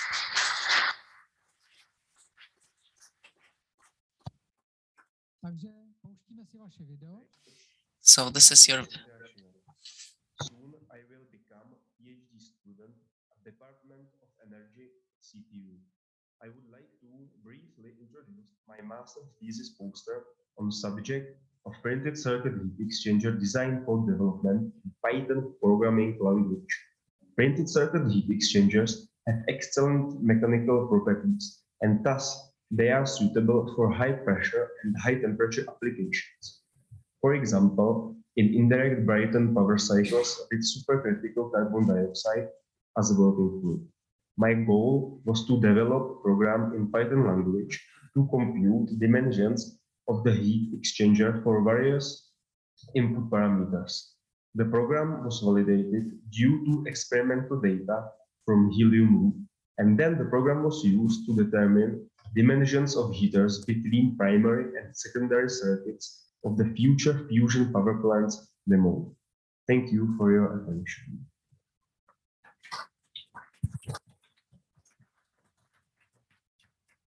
Tak dovolte, abych vám předal diplom. Ještě jednou blahopřeji a jsem rád. So thank you. This is your diploma. Thank you for taking part in the competition, and this is your honey. And the last category, the highest category, we should say, is the category of PhD students. The third place, Daniel Vlček from the Czech Technical University. Do we have him here? No. Okay, so if you can hear us, then your diploma and honey stays with us. The second place, Petr Klavík from the engineering faculty. He's here. I saw him in the morning. You have been a finalist for a number of times already. So I'm pleased to see that. Congratulations.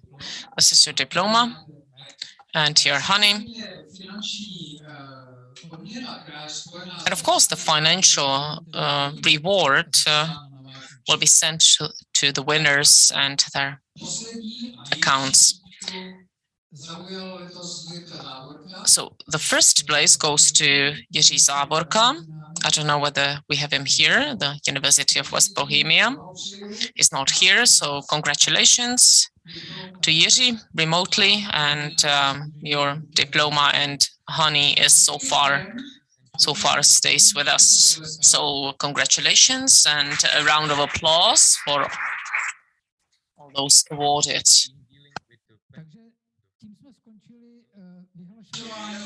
So that is the end. Well, we have a video, but not Jiří here. I'm very glad to introduce you to my research dealing with special neutron fixed absorbers placed directly within spent nuclear fuel.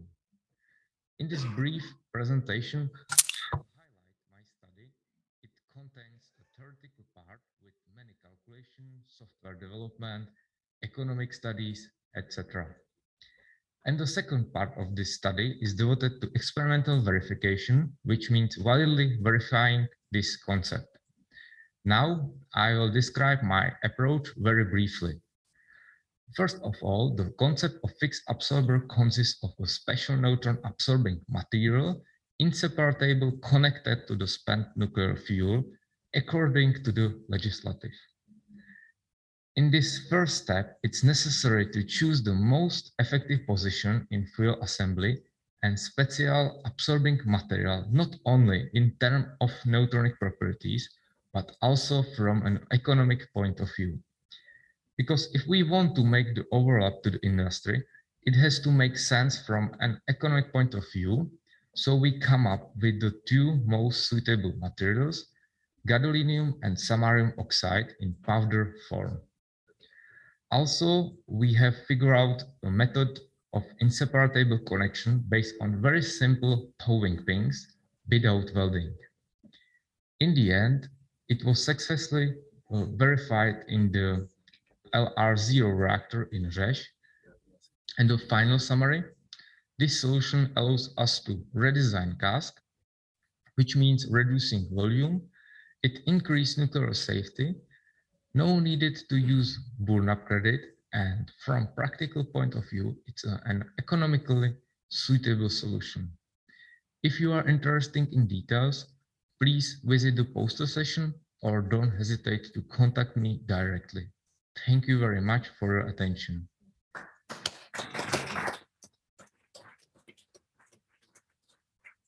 Tak ti nepřítomný Jirka nás seznámil se So we heard some details about Jirka's work, even though he's not here. Thank you for your attention. And this is the end of the plenary session of our conference. And let me invite you to the official opening of the exhibition, which we always have here during nuclear days. But the exhibition is not in this building, and unfortunately the weather is quite bad. The exhibition is the adjacent building where we have that engineering faculty. And that's also where we are going to have lunch, and you're all invited. And if you use the translation headset, please leave it here if you're coming back, or hand it in where you collected it in the morning. And I would like to ask the CEO of Škoda JS to officially open the exhibition in the building next door, the engineering faculty. You can leave your stuff here if you're coming back after lunch, and we will officially open the exhibition at the engineering faculty building, and there will also be some lunch, some refreshment and coffee. And 12:30, we will continue again in this room. Sorry, 1:30. Yes, 1:30, and we will continue with the first panel of the conference.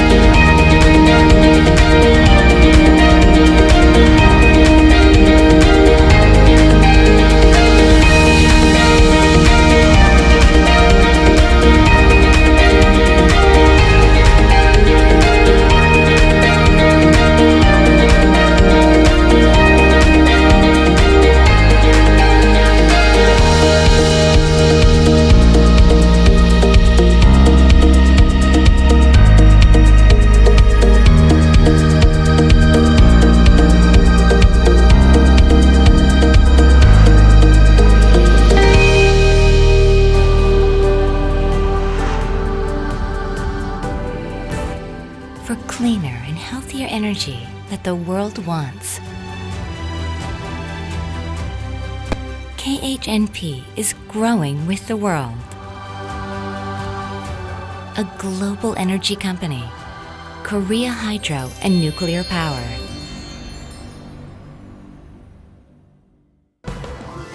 KHNP is South Korea's largest energy company.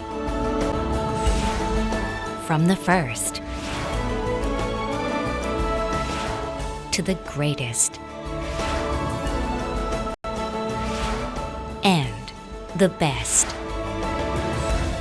The early challenges KHNP took on were the first steps forward to producing better energy and have now become great steps in the history of energy production. KHNP is a global energy company. A company replete with solid corporate assets, an excellent talent pool, and global recognition. By distributing advanced technology to various points around the world in need of electricity, from power plant construction to operation solutions, KHNP is positioned to become the world's leading energy company. KHNP is the leader of the future energy industry, enriching life with eco-friendly energy. KHNP continuously invests in new and renewable energy and R&D. By achieving technological innovations through integration with the Fourth Industrial Revolution, expanding its overseas business and new energy business, KHNP is preparing for a new future.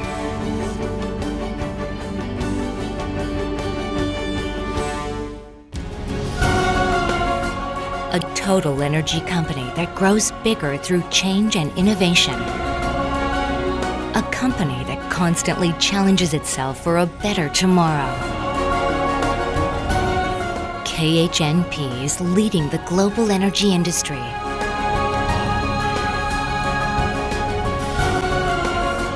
A trusted global energy leader.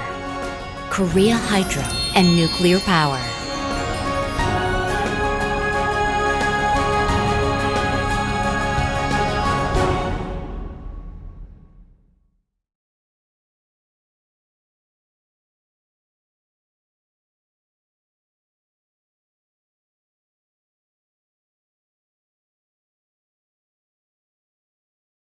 UJV Řeš navazuje na více než 6 desítek let zkušeností svého předchůdce, Ústavu jaderného výzkumu. Společnost dnes prezentují špičkoví odborníci, technicko-inženýrské a projektové služby, aplikovaný výzkum a unikátní technologická infrastruktura. To vše ve službách bezpečné a spolehlivé energetiky, průmyslu a nukleární medicíny.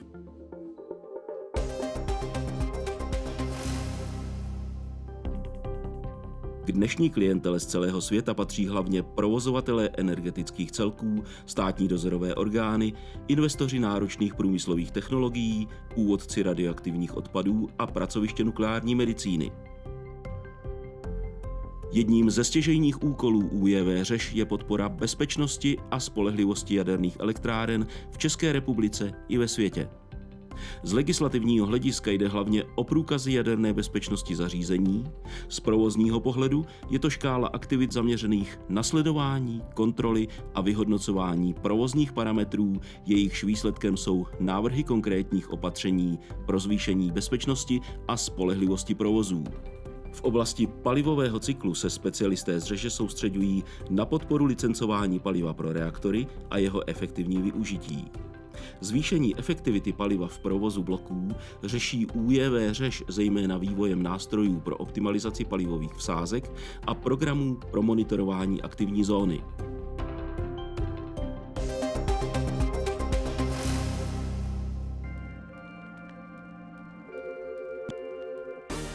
Řízení životnosti jaderné elektrárny představuje propracovaný systém péče o složité technologie různých typů. UJV Řeš se touto oblastí zabývá i na mezinárodní úrovni, zpracovává programy pro řízené stárnutí konkrétních komponent, je autorem řady certifikovaných programů a metodik. Základnu pro řízení životního cyklu tvoří zkoušky mechanických a strukturních vlastností materiálů, hodnocení jejich degradace v náročných podmínkách, svědečné programy tlakové nádoby reaktorů nebo kvalifikované inspekční metody a postupy. Podporu provozovatelům zastřešují komplexní projekty řízení životnosti a zvyšování výkonu průmyslových celků. Akreditované laboratoře společnosti působí v oblastech pokrývajících vybrané vlastnosti materiálů, akreditovaná zkušební měření, zkoušky a analýzy.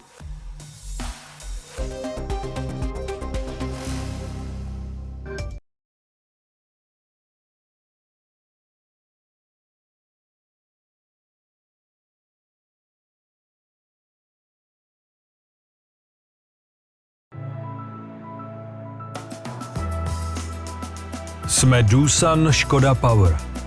Už více než 100 let vyrábíme špičková energetická zařízení. Jsme světovým dodavatelem systémů turbogenerátorů, komponentů a služeb v oblasti projektování a výroby.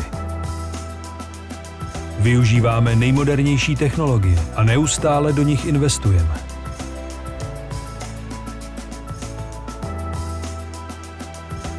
Patříme ke spolehlivým zaměstnavatelům. Významně podporujeme vzdělávání a rozvoj našich zaměstnanců. Rozsvítili jsme miliardu domácností po celém světě. Jsme Doosan Škoda Power. Roztáčíme svět kolem nás.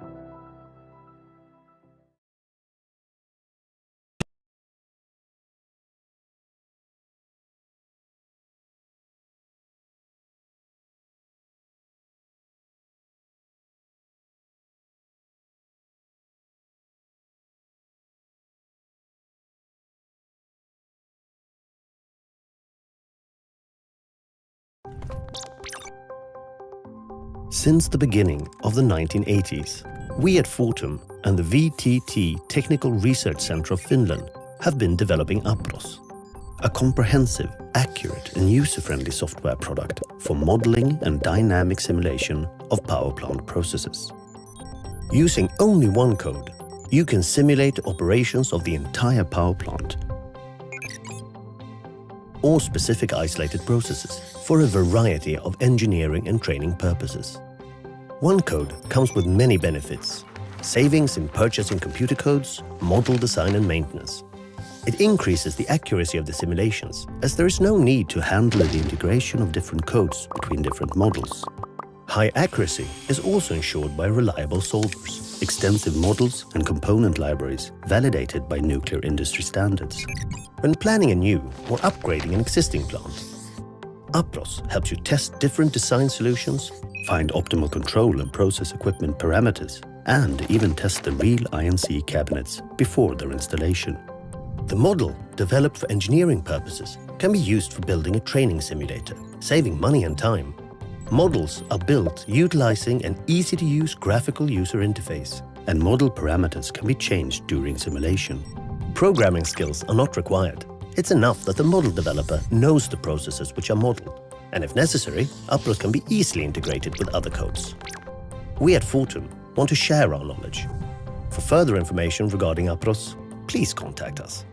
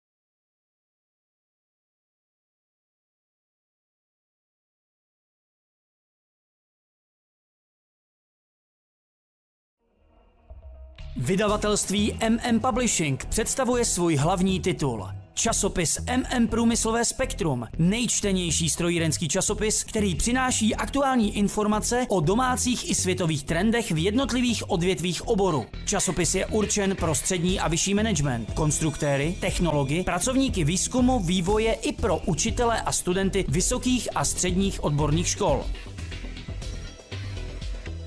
V jednotlivých vydáních měsíčníku Průmyslové spektrum se náš silný tým zkušených odborných redaktorů zaměřuje na průmyslové obory, které jsou v České republice silné a mají potenciál růstu a reflektují změny v ekonomice a v různých oborech podnikání. Hlavní pozornost je věnována výrobní technice a technologiím, které jsou nositeli inovačního pokroku a zrcadlí se v nich výzkumně vývojové milníky nedávného období. Velký důraz je kladen na kvalitní a zajímavý redakční obsah a edukační dosah. Přinášíme reportáže z výrobních podniků, vedeme hovory s osobnostmi českého průmyslu, tlumočíme názory odborníků z výrobní i akademické sféry. Věříme, že tímto náš časopis přispívá k osvětě strojírenských oborů a k jejich popularizaci mezi širokou veřejností. Vydavatelství Publishing. To jsou inovace v průmyslu, strojírenství a výzkumu pod jednou střechou.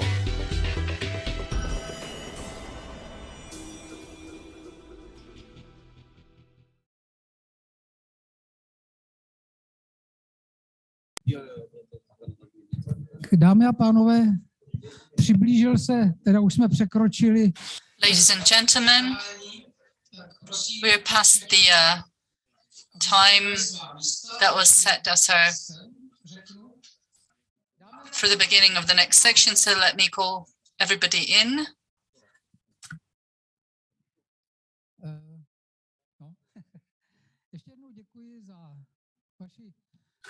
Thank you again for your participation in the plenary session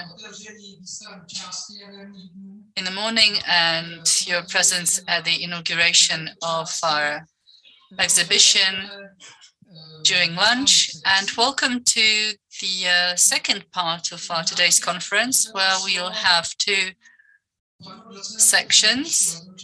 Mr. Herzogski will be moderating this part.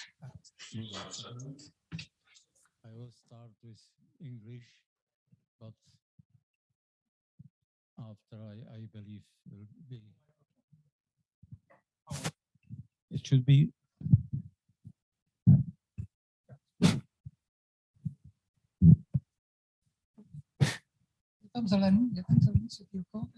Yes.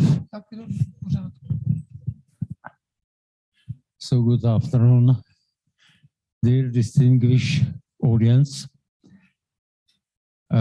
We will start with quite a big time delay, our afternoon section. So I would like to ask speakers to keep them duration maximum 20 minutes, please, because we are in time delay. I will ask first of all Mr. Arnaud Duvenot, Newart from EDF France. So welcome, sir. So the floor is yours, please. Thank you. Good afternoon. Speak from such distance. Such like this? Yes, yes. Okay. Thank you very much. Can we show the presentation on the screen? Yes, thank you. So good afternoon, everybody, and thank you again for joining this afternoon session. I'm Arnaud Duvenot from EDF. I'm the NSSS Nuclear Steam Supply System lead in the Newart development team. And I will be discussing this afternoon about EDF small modular reactor, the Newart reactor, which is under development in France. So before entering into more details on Newart, I would like to discuss a little bit about EDF portfolio in the nuclear sector and how we believe that this portfolio of reactors can address the world's energy mix decarbonization challenge that we discussed this morning. So EDF has 2 large and medium-sized reactors based on the EPR technology, one of 1600 megawatt, and the second one, EPR 12,000, which is 1200, sorry, which is offered for the Dukovany project.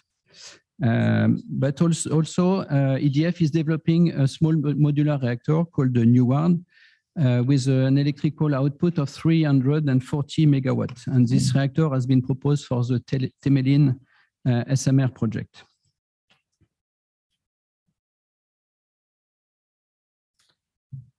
So the current context in Europe demonstrates that we need a long-term solution to produce competitive, CO2-free, and without any dependence whatsoever in Europe. And that's why we believe that France and EDF, and on one side, and the Czech Republic and ČEZ on the other side, share this idea that we need to develop a European-based nuclear technology, which is technology independent, which is based on a European supply chain with a geographic proximity in order to address and secure equipment and fuel procurement and manufacturing. And also we believe that we need a long-term European partnership to develop those decarbonized energy productions. In that frame, NEWARD SMR has been designed to address 3 main market segments. The first one is to replace coal-fired power plants in the 300 to 400 megawatt range, electrical megawatt range. The second market is to supply remote municipalities and energy-intensive industrial sites. And the third one is to power grids with limited capacity, which would not be acceptable for large power plants, nuclear power plants. It's also important to mention that NEWARD is by design multi-purpose. It can be used for electricity production, but also for hydrogen, heat and electricity cogeneration, as well as district heating or water desalination. So as I said, this reactor is currently under development, and we are about to finish our conceptual design phase by the end of year 2022. This project has started already before 2017, where we started with a pre-conceptual screening, and we have a continuous support from the French government with already 50 million euros funding for the concept design phase, and with a promised 500 million for the basic design, which will start next year. The NEWARD development is based on a partnership which is existing for many years now, with 5 main players in addition to EDF. So the first one is a CEA, which is a technical expert in France in nuclear, well known.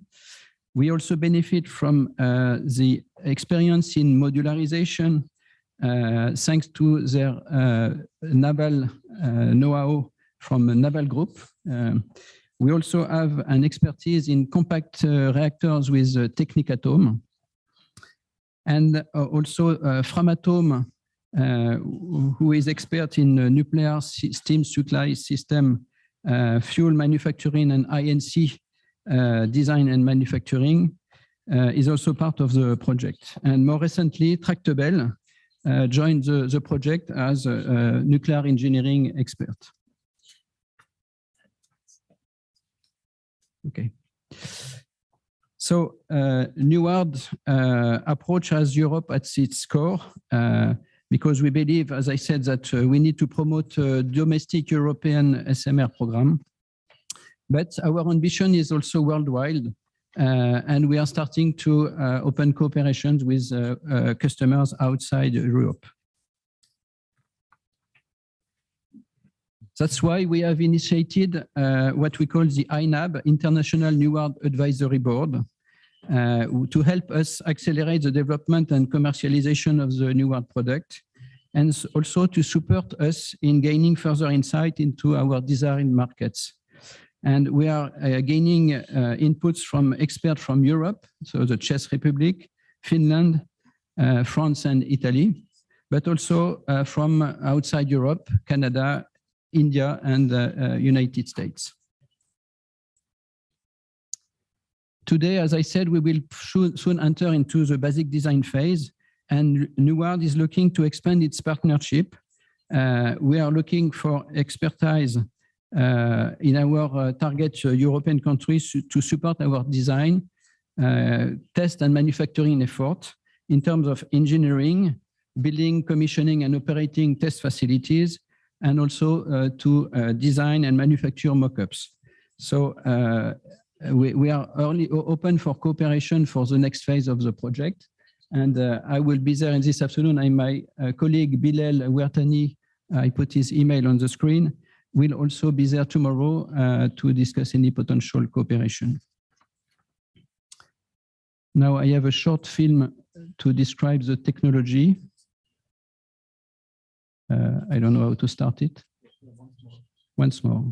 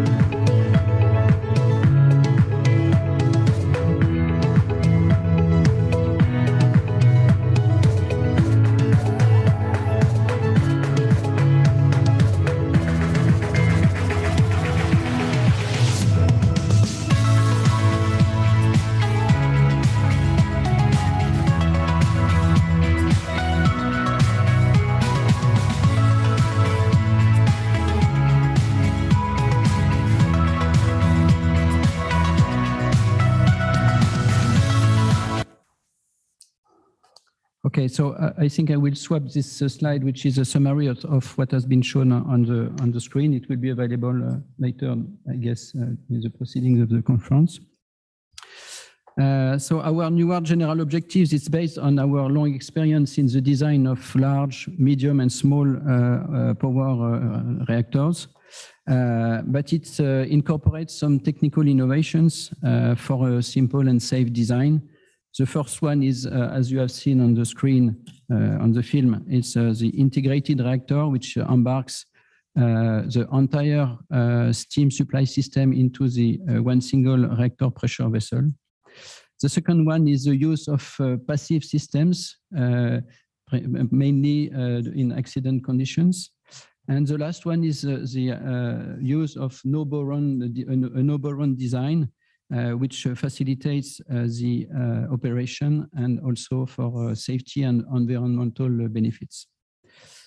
Of course, it responds to the highest safety standards.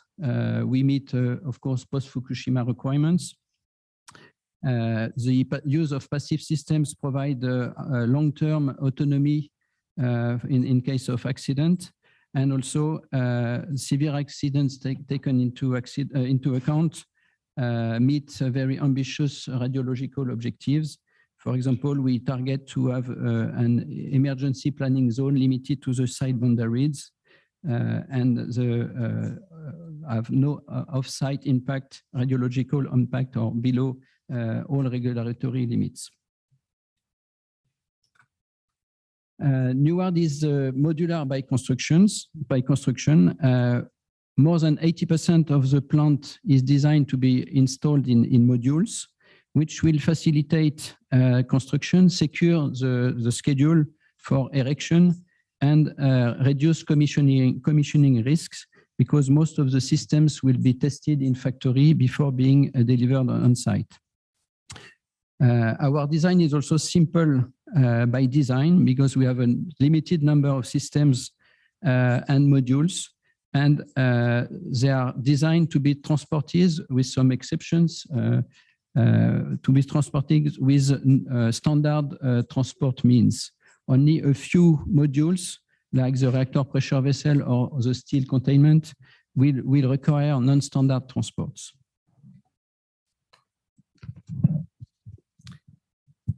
In terms of licensing, we have conducted analysis of various regulatory regimes that shows that there are many differences in terms of licensing requirements and safety approach between countries. And this has, as we know, quite major consequences on the projects due to the design adaptations that are required by those various licensing requirements. So we believe and we promote the idea that we need to harmonize the licensing requirements, as 100% adoption of all requirements is not viable. That's why we are proud to announce that we have launched the licensing initiative between 3 safety authorities: the French Autorité de Sûreté Nucléaire, ASN, the Czech SUJB, and the Finnish TUC. And they will work around a common early design assessment of our NEWARD design. This will be a test case first time in Europe, and this joint early review will be showing that we can achieve harmonization of regulatory requirements in Europe. So just one slide. As a conclusion, we believe that NEWARD is well positioned for a successful deployment in the Czech Republic, as well as in France, where we target a first of a kind first concrete date in 2030. Because we have all the design benefits and all the drivers to fight the lost economies of scale that benefit the larger reactors. As I said, modular design for construction cost decrease, shorter site construction, simplification with a simple architecture, simple components, regular civil structure, and easy and quick to build, standardization and series effect, with a standard design and production of components in series in factory, harmonization, as we said, with the common regulatory requirements for various safety authorities. And all in all, we believe that this will be easier to finance with a manageable construction risk, secured regulatory framework, and secured schedule. And all this will benefit also not only Europe, but also the international market. Okay, thank you very much. Very interesting, at least for me. I have a lot of questions, and I do think that also this audience will have a lot of questions, but we have no time. We should make an SMR day. Yes, please sit down here. If we will have time, we will ask a question after we will finish all this section, because we have to finish together with all presentation by 15:10. So it is 1 hour. We have 1 hour only for all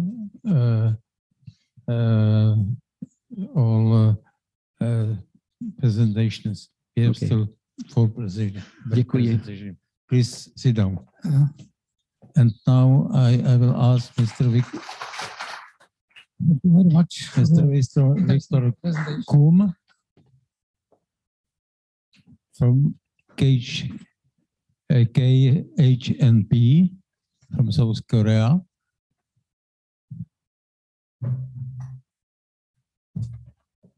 And please try to keep schedule 15 minutes. 15 minutes, please. Yeah. Good afternoon, ladies and gentlemen. It's very good weather. Stay inside the buildings and enjoying nuclear. So my name is Milan Chang, representative of KHNP office. I was very glad to introduce KHNP again this year. So I think most of you already have this presentation last year, the year before last year. So I will make a very brief and just focusing on the update one.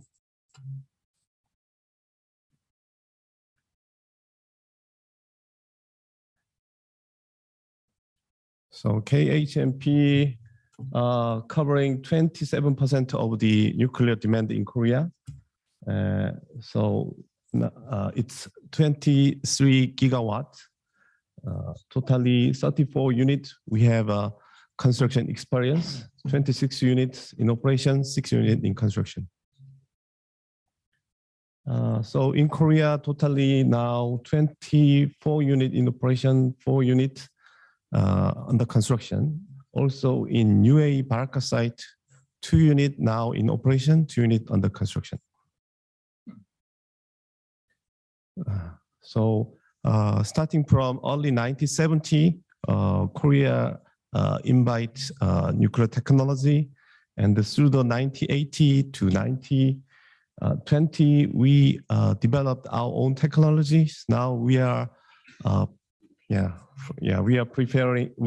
ready to provide our technology to foreign country, including Czech Republic.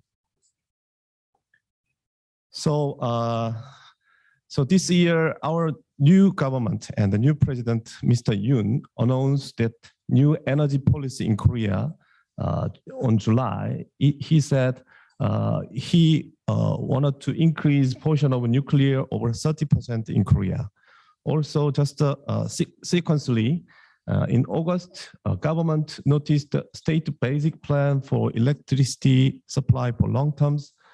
It announced the capacity of nuclear increase from 24 to 33%. So to achieve this, we will build 6 more units in Korea, including Shinhanul 3 and 4, which was suspended in last government.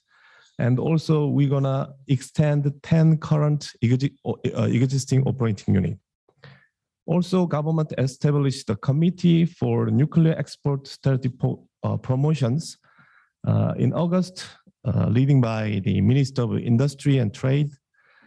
So this committee take a control role to support nuclear export together with the ministry, industry, academies, and the financial sector. So the government will focus 7 countries, include Czech Republic.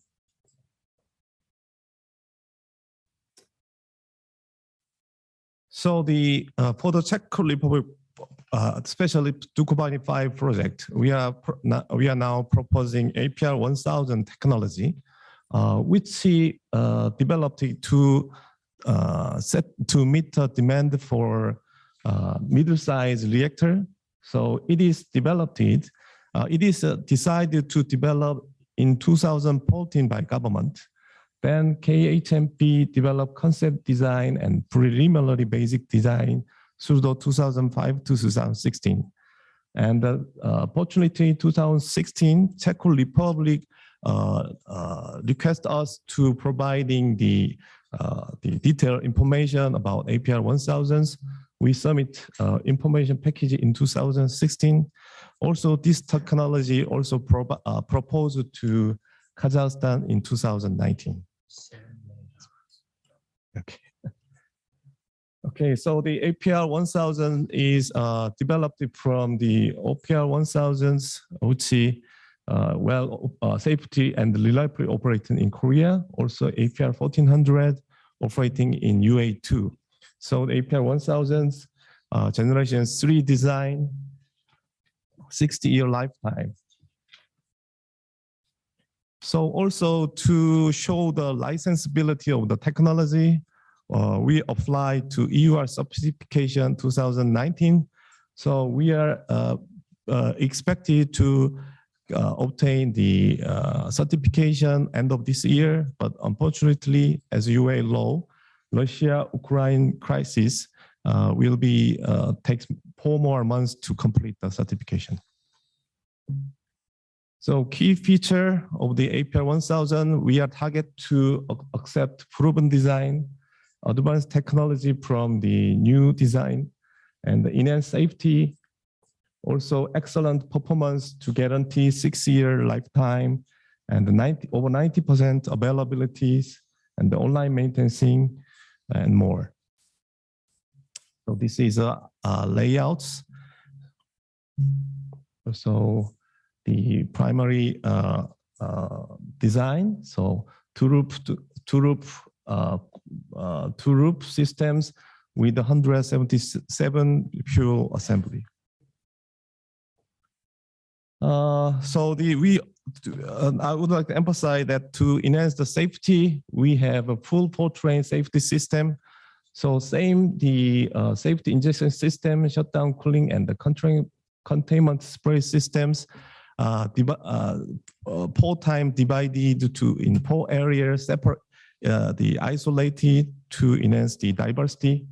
Also, we have a unique system called the PAPS, Passive Auxiliary Fuel System, which is called the increasing capability during the station blackout situations. Okay, this is we call it PAPS, so the core catch system, which is required in the EU.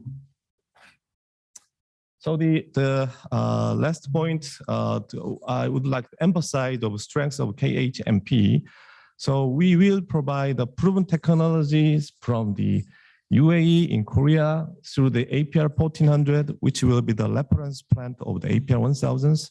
Also the reactor coolant system, we will have the proven technologies from OPR 1000, which is reliable and safely operate in Korea.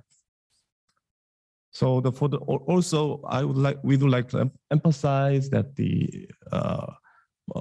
every year I told you that the on time, on budget, we proven it from UA project, which is providing a 4 unit of the APR 1400, which already complete Unit 1 last year and the complete Unit 2 this year, this March. So Unit 3, 4 will be complete next year, the year after next year. So the UA project, as you may say, it's it's complete in desert area. So there is many big challenge.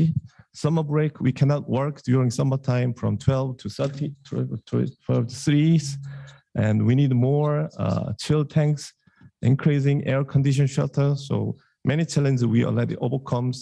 So you can see the many achievements we done in UAE. Okay.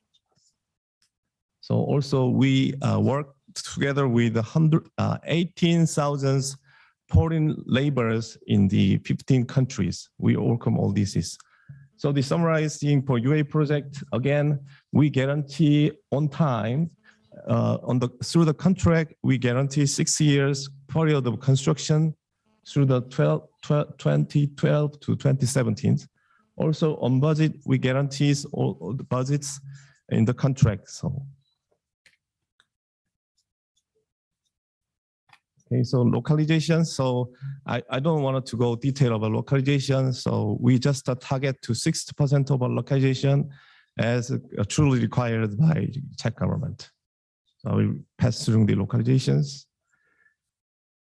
Okay, so to summarize the presentations, we will provide technology. We can guarantee technology independence through the 50 years operation and construction of nuclear power plant. Also, we giving the APR 1000s, which will soon have the EU certifications. So we can provide a strong supply chain partner with a Czech company. Also, we will be the reliable partner with guarantee on time and within budget. So again, nuclear business is needed 100-year partnership. So as you will see from the many Korean companies, Hyundai, Nexon, Doosan, which already established a successful story in Czech Republic. Mr. Kuhn, thank you very much. Please sit down here also. If there will be some questions, we will ask it together. Please. Now we will have a presentation of Madame Gorgemans from Westinghouse. Okay.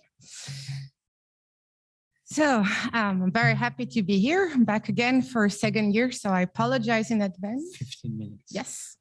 For those of you who were there already last year, because I will have to repeat a bit myself, but I also have some new information for you. So Westinghouse's vision is to provide innovative, safe and reliable technologies and services in order to power a carbon-free future. That goes over the entire life cycle of the plant. I'm going to talk today mostly about the new plant or the new assets part of our portfolios, but we obviously have solutions in terms of fuel, services, dismantling, decommissioning, and waste management. And I'm happy to talk about it during the break if anyone has questions about those other parts of our organization. So innovation has been at the core of Westinghouse's DNA from the start. Our founder, George Westinghouse, started with innovative designs for brake systems from train, and from there, the story of innovation at Westinghouse continued. We were at the forefront of the development of nuclear power. We were part of the first pressurized water reactor technology. We are the company that then licensed it to in many countries. So we have experience in transferring that knowledge to different countries. And all this led us to the AP1000, which is the plant that we're currently building in the United States and that we have built in China and that we are offering for Czech Republic. But that is not the only thing that we are doing when it comes to new plant and energy systems. So we have the AP1000, which is our medium-sized reactor, but we're already thinking about what are going to be the next steps for us. We are working on the development of a micro-reactor, the Vinci. So here the purpose is to go and try to address needs of energy that at the moment the nuclear industry cannot supply. So very remote communities or some very specific industrial applications, also by providing much higher temperature heat, potentially for those applications. So we're looking at a much more flexible output. Also looking at generation 4 designs with the lead-fast reactor. This is a program that has been ongoing at Westinghouse for multiple years. It's a collaborative program. We have partners. We are doing currently tests in the US, but tests in the UK as well.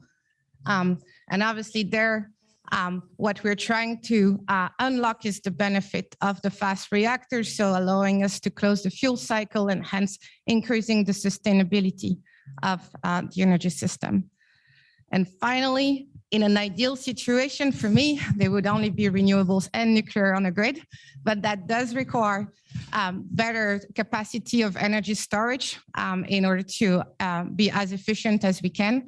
And so we are also developing long-term duration storage solutions. But most of my talk today is going to be on AP1000. Again, I know I'm repeating myself year after year, but 3 words to remember about AP1000 are always going to be safe, simple, and standard. This is from those 3 fundamental objectives that we had adopted from the very initial design program that led to all our design choices. Yes, AP1000 is passive, but it's passive because we want it to be safer, and at the same time be simpler. And the only way to improve safety while still being simpler, because as my colleagues just highlighted to you in the last 2 presentations, this is key to ensure that you can deliver the plant, that you can operate them in an economic fashion. It has to go passive. Passive systems themselves do not take more space, less space than an active systems. But what they do not need is a complex network of support systems. And this is where the simplification comes from. So it's a generation 3+ technology. It's the only passive plant which is currently operating in the world with our Chinese units. The fact that we now have operating units does mean that we have proven, not only on paper, but in fact, in actual tests, that all our passive safety systems are working as designed and are delivering their safety functions as proved during startup and commissioning. There was a very good remark this morning saying, how can you say you're doing innovation if you keep on talking about proven technology? Well, where it makes sense to innovate, to unlock some benefits for your plant, yes, you do innovate. And this is the passive safety system. This is also the choice we've made for the reactor coolant pump, again, by choosing a design that eliminates support systems. But still, everywhere else, what you're trying to do is keep what you know works and what has been proven for decades of operating experience at the plant. So most of our components in the plants are based on proven technology. It's also important, and again, I'm repeating what my colleague said before, to have a high level of regulatory pedigree, looking beyond what are the known regulatory requirements at the time. This is what we did in AP1000. This is also why we didn't have to implement design changes on the Chinese or the US units following Fukushima. And finally, as I mentioned, simplification, simplification, simplification. That is for sure the biggest focus we had as we were designing AP1000. I already mentioned the passive safety systems, but this is what led us already in the 80s and 90s to adopt modular construction for this plant.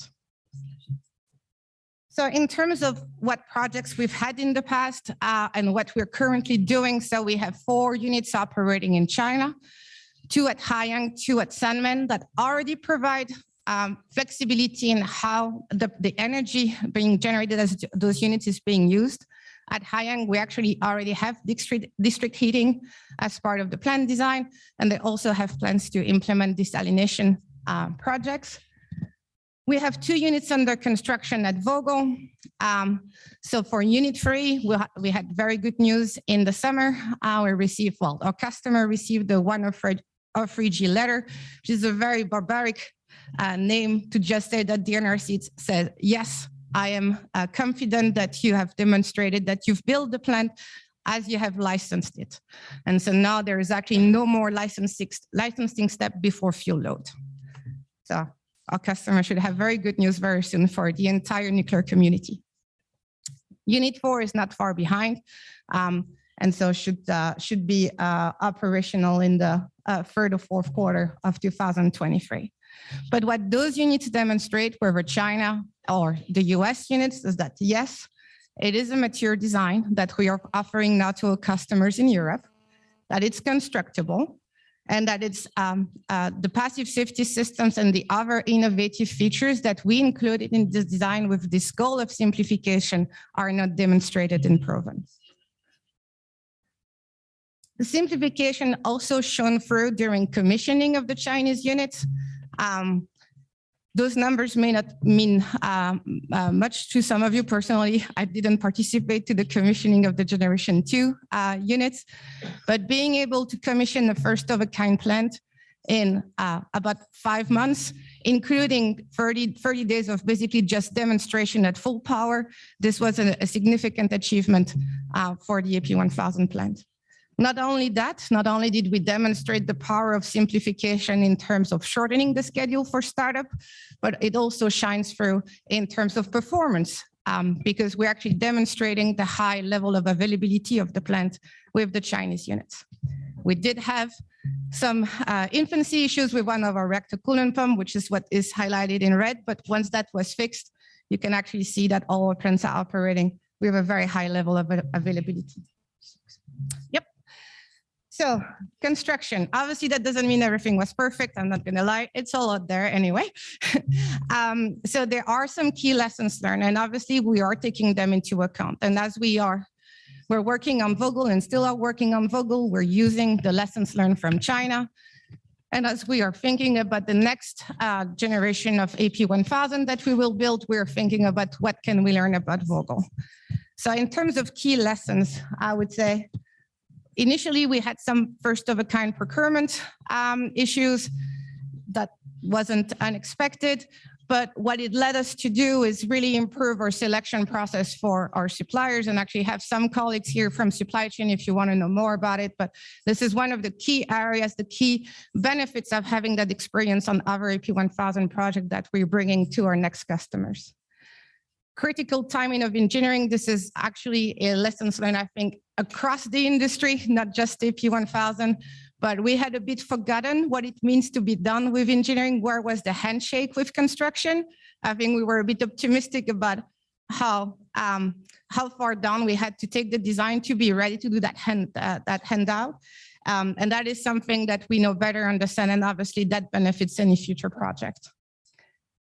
First-time regulatory challenges. So this is maybe specific to where we were building, but in the US, it was the first time we were building their new licensing process, and that did bring its challenges in terms of understanding between the regulator and us about their expectations during the construction part of the project. Construction planning effectiveness. As a designer, I know what I want to design, but how do I communicate that to the constructor or the fabricator? This is another area where I would say we had significant lessons and hence improvement. We realized that maybe we could have worked with more collaborations between those constructors and those fabricators, and that led to a lot of discussions to improve for the future projects, how that communication of here is my design, are you going to be okay with it? Yes. That feedback loop with the constructor and manufacturers are going to happen. Commissioning, big lessons learned is really that it has to be a joint effort by the utility and the developer. We need to have people on site ready to be addressing any issues or any abnormal measurement. This was one of our key lessons for China that we are now applying for Vogel. Some more examples. I'm going to have to be quick. But one example about communication with suppliers, for example, on the large structural modules, which is one of the differences we had in EP1000, initially we were issuing drawings to our constructors.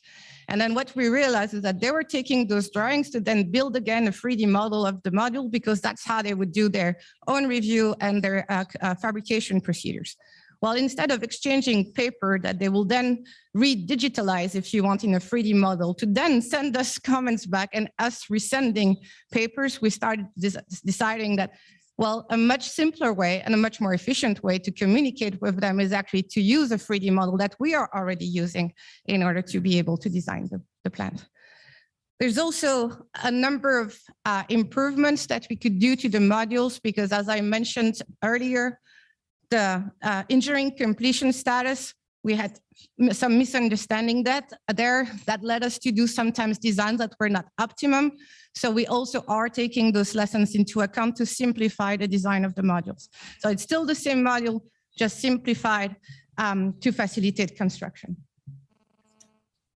Just in the interest of time, I'm just going to spend 30 seconds on the other topics, just so that I give you a teaser, and then I can discuss with anyone at the break. Lead-fast reactor, we truly believe this is the generation 4 technology that we should be betting on.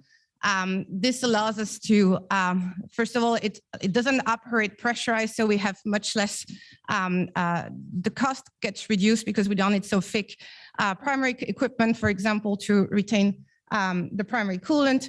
It also obviously unlocks the benefits of any fast reactors in terms of closing the fuel cycle, so increasing sustainability. And then it gets us to much higher temperatures, which then increase the flexibility of what we do with the output of the plant. We are nearing completion of conceptual design, and we are testing ongoing, as I was mentioning, in different countries. eVinci microreactor, imagine 4 trucks. Well, this is what you need to deliver a microreactor to a local, like a far remote community that is really displacing diesel generators and they're in their current application. So this is increasing the role of nuclear and the contribution of nuclear to society. So we truly believe that this is one of our mission as well. And we're looking at completion of a design certification with the NRC by 2027. And I think I will stop there before Mr. Chair tells me that I went over time. Thank you. Thank you very much. Thank you. And now I will ask Mr. Barták. He will speak Czech, so it is excellent. Now, but he will speak about nuclear power in France. Vážené dámy a pánové, já jsem si jaderný. Ladies and gentlemen, I took part in Nuclear Days for the first time last year. I have only 10 minutes. Okay, well, that's a problem, but I'll do my best. Last year, we had a debate on the new unit in the Czech Republic and the role of the Czech industry and all of that. It was really interesting for me. We've heard some criticism relating to the construction of new units from various suppliers, including France. We've been having similar discussions in France for the past 10 years. It's a lot published in media. Media were not really supportive to nuclear energy. But there are also discussions in expert units, and it raises questions. How come that a country that built 58 units in only a few years has such problems? And it seemed to me that the Czech community could learn from looking at the situation in France. And together with my colleague, Mr. Demarque, a walking history of French nuclear energy, we put together an article, but unfortunately, I'm not able to present all of it in the time I was allotted. So in case you're interested in more details, I have the article, I have the presentation as well. I can give it to you if you wish. So I'll try to be really quick and go through it.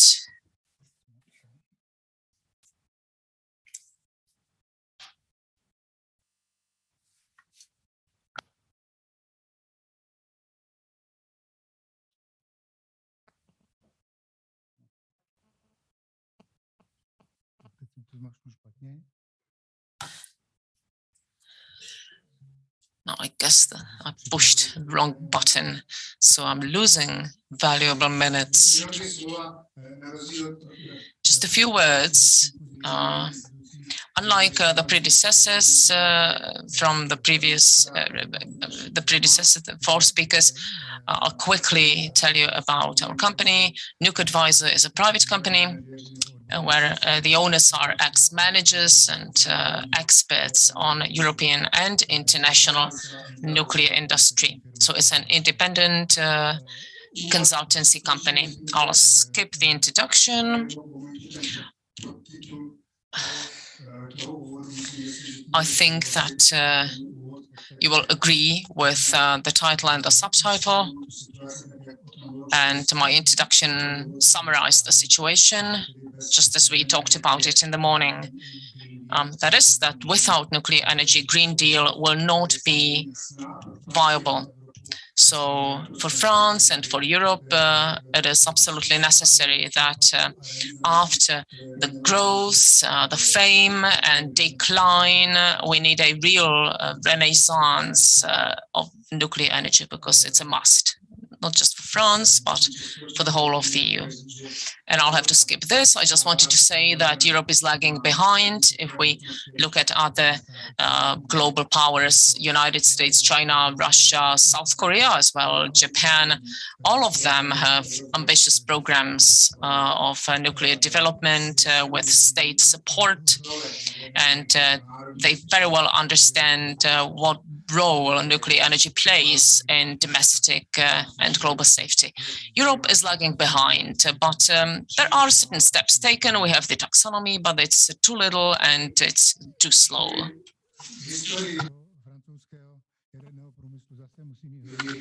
Let me show you a quick overview of the French nuclear history. In the late 1960s, France had 13 reactors, 9 graphite, 1 water and 1 fast reactor. After a short discussion and by the example of the US, French decided to use pressurized water reactors and bought a Westinghouse license, and there was a French US Atom Association created from Atom.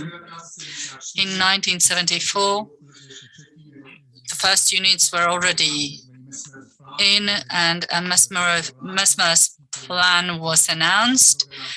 He was a prime minister who announced that there will be 13 units built with 900 megawatts capacity. This plan was expanded, and altogether there were 34 CBR units built with 220 megawatts capacity, and further units followed, including 4 units with 450 megawatts capacity. These units were built really quickly as compared to today's standards. In 1981, 8 units were commissioned, which I think is nothing that China can only dream about today. Also, France managed to export 2 to South Korea and 2 to South Africa. So France was in the beginning or at the birth of the European nuclear power development. CNN 1000, CPR 1000 Wallong, these are the Chinese units that were actually based on 3-loop units of 900 capacity from France. EPR reactor was first developed in 1989 in cooperation with Finland and Germany. A consortium was created, nevertheless, which dynamically changed. Eventually, Siemens left the consortium, and France kept on building nuclear units and was aiming at what's best from N4 in France and Convoy in Germany in building this new solution.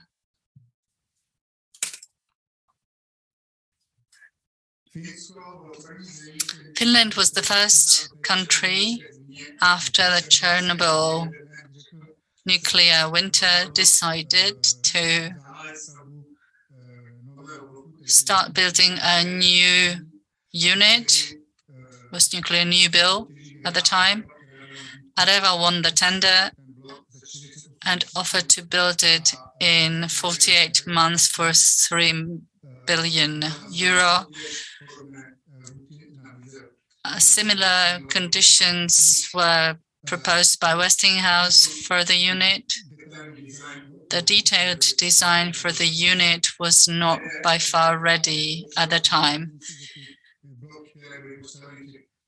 Bearing in mind that the units built previously were finishing their lifespan and will need maintenance and upgrade, decided to offer 54 months and in building a cheaper unit. What happened then was that in Finland, there were parallel constructions ongoing in Olkiluoto, Flamanville, and Taishan. There were some attempts in the first two cases to have a common shared engineering platform, but it didn't work very well. There was some tension between these two companies building these two units. Olkiluoto was provided by Arriva. It was a turnkey solution, and Flamanville was delivered by EDF, and there was some tension between the boards and the top management of these two companies, which affected negatively the construction. Taishan was using the experience from the two previous units. However, there were some problems with employees, and Taishan managed to finish earlier, and so was the reference project for Olkiluoto and Flamanville as far as commissioning was concerned.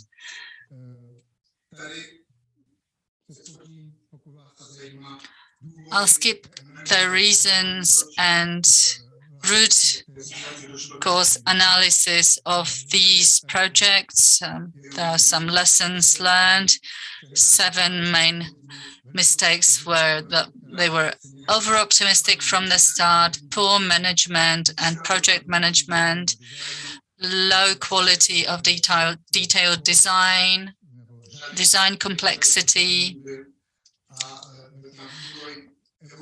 and also the regulatory requirements were developing and becoming more and more strict, and they had to be retroactively applied as far as, for example, safety is concerned. So poor supply chain management, which is crucial, and overall losing expertise.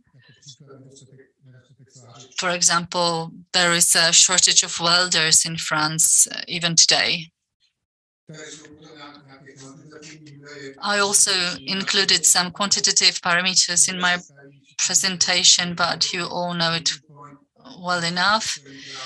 As far as current projects are concerned, there is Hinkley Point, and there is an offer for Poland and the Czech Republic, and in India in a consortium.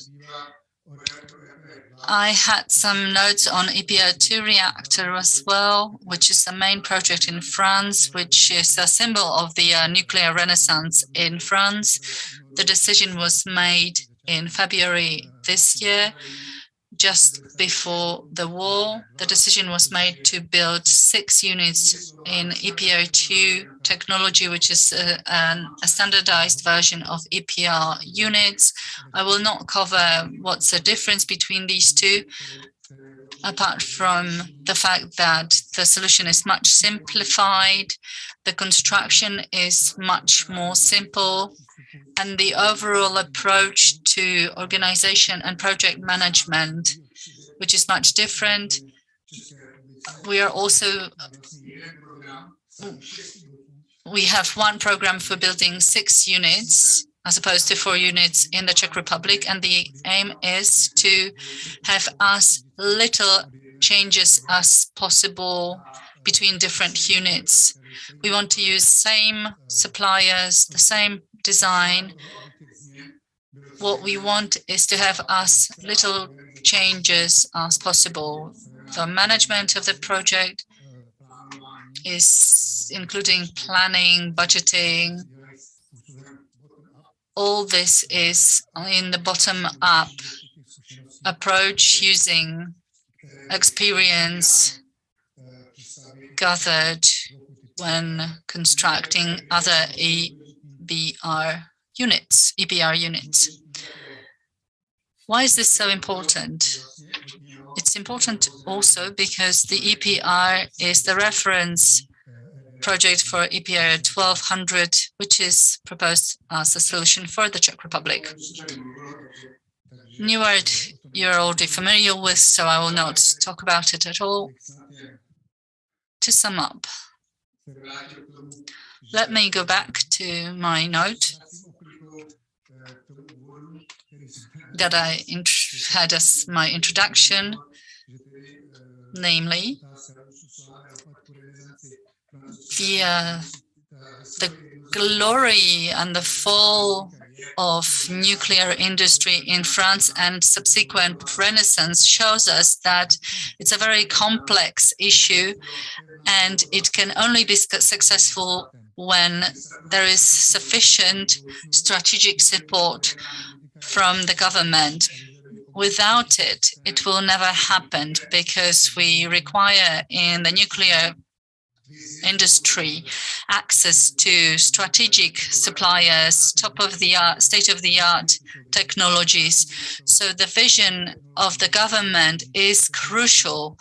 Investments in people, in technologies, in supply chains is essential. The EU should be the ideal platform for developing a European ecosystem for nuclear power. However, it has to rid itself of naive philosophies and approaches, because nuclear power is and should remain as the main source of electricity in Europe. France managed to decarbonize its power mix in a way that will never be possible using natural gas only. As a silver lining for the current crisis, let me mention that the fact that finally our governments on the national level and on the European level begin to see light at the end of the tunnel, and this light being nuclear power generation. Thank you.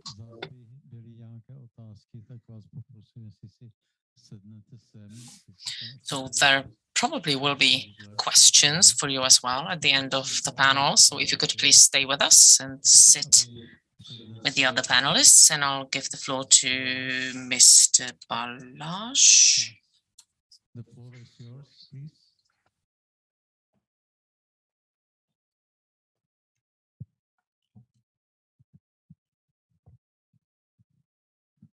Good afternoon. My name is Balázs Lakatos. I'm the Business Development and Government Relations Director of NVM EGI. And in the next couple of minutes, I will talk about water saving in power plants and the nuclear environment. And just to put it in a context, let me start with a personal experience.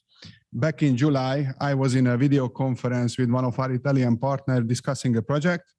And all of a sudden, he excused himself and he said that they have a severe water non-availability in their region, and he just received an SMS from their water distribution system that the water will cut in an hour. So either he will take a shower now or only tomorrow.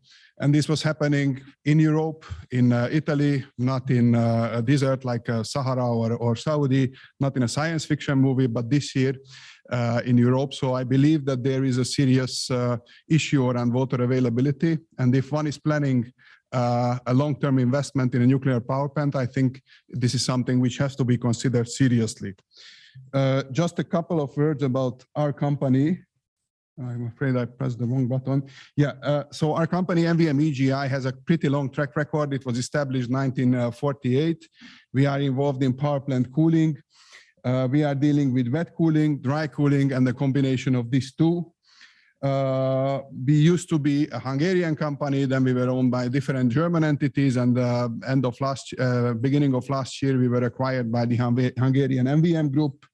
All in all, we have 120 employees. We have two major locations, one in Budapest and one in China, where we have an engineering and also a manufacturing facility. First of all, just a couple of words about, as this personal experience I told you, I think we are all aware of this very surprising stories, what has happened this year in Europe. Some of the countries are named here. Even in Switzerland, they were facing severe water non-availabilities, which we as private individuals, we face that. But how is it impacting the business and power generation? Of course, this is a big hit on hydro generation unit.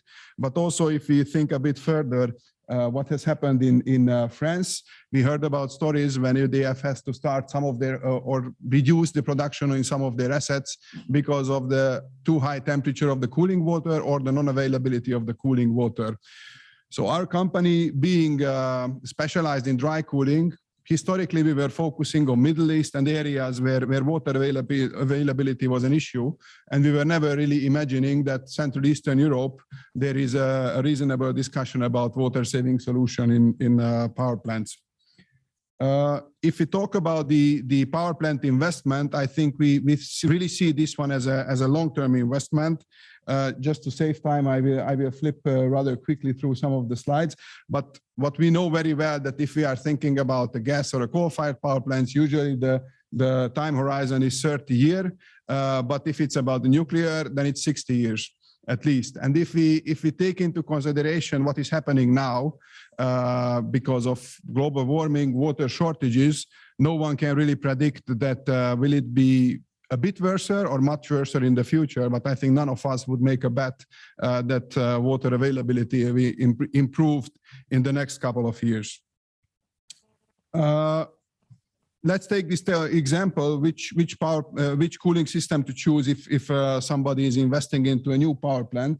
Originally, I was supposed to talk about two different projects here because currently we have two active projects on our agenda. One is a 700 megawatt combined cycle project in Hungary.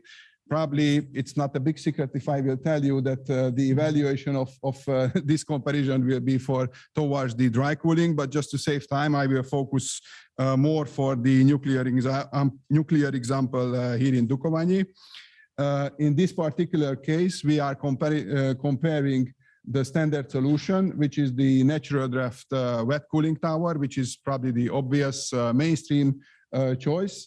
And our special solution is a so-called dry wet cooling. So it's a combination of a dry and then the wet cooling solution.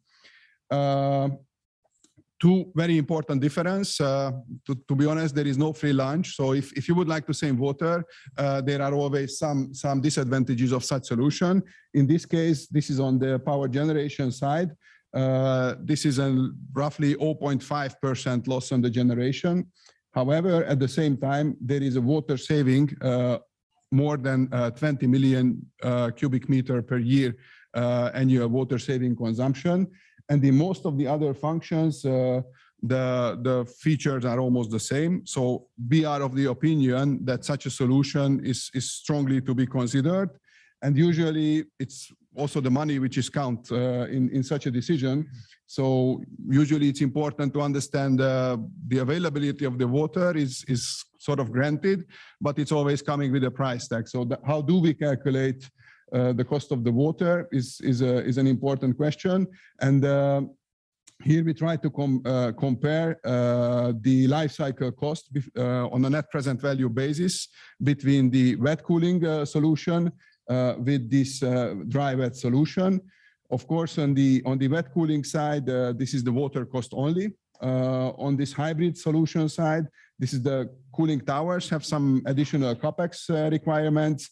There is this loss of power generation, which I mentioned, and some additional maintenance cost. But according to our calculation, all in all, there is a very, very significant benefit on a life cycle cost comparison basis for this solution. It's a very difficult question how you would calculate the water. What we just put in our consideration, the cost of sourcing, you have to really purchase this as a commodity. It's come with some licensing. There is the transportation of the water, so you have to pump it. You have to prepare the water. You have to condition it. So it's a lot of chemicals and a lot of OPEX, which during the years an operator will burn. Of course, the blowdown disposal is an issue as well, which will have certain costs, and the plume which is created that has to be somehow rehabilitated in the neighboring environment.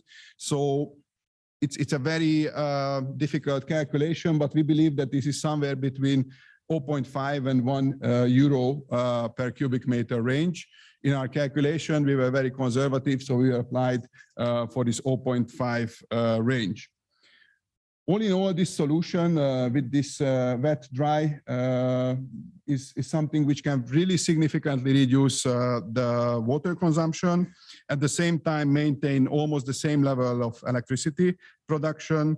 The dry cooling towers are well-proven technologies, so they are really having a long history. And in this nuclear environment, they can also have an additional safety circle. I told that we have a lot of references around the world, so I was just very selectively selecting a couple of them just to demonstrate that this technology is not something which we invented in the last 2-3 years. On the top, there is this project Bilibino. This is the one and only nuclear power plant where the main cooling is provided by a dry cooling solution with our technology. It was in operation for more than 40 years. And if you Google what is the coldest place in the whole Earth, this is this Yakutsk region, Bilibino, which is really a cold place. So it was in operation for 40 years in a smaller nuclear unit. Some other nuclear references we have are rather in Europe, and this is for different auxiliary cooling application. But we have a lot of this 2 × 1000 megawatt, let's say, coal monsters in China. And also we are quite proud of this Turkish project Gebze Adapazarı, which is kind of a world record, which is the world's largest dry-cooled combined cycle power plant, which is also in operation for more than 15 years now. So all in all, we believe that the solution we are proposing is an interesting option for these developments which are happening in Czech Republic. What we were calculating is just to put these numbers in a context. So we thought that in a project like Dukovany, we can save more than 20 million cubic meter water. If I translate it into let's say, personal water usage consumption, this is something like 552,000 persons' annual water consumption. So if I take this nice city of Pilsen and I also add the total inhabitants of Brno, these two cities' total water consumption, public water consumption, could be saved with the solution which we are proposing. And also another context which just make this 20 million cubic meter water more understandable. My pronunciation, I'm already excusing for this Black Lakes Jernecherezo, and also the Dalashice Reservoir. So the Black Lakes, we could save 7 times a year, and the Dalashice Reservoir in every 6.5 years could be saved with this solution which we are proposing. And I think I'm at the end of my presentation. Thank you very much for your attention.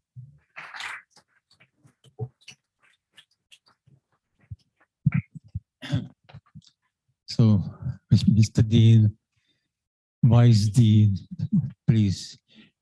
We are now on time. So, what time we will have for discussion, please?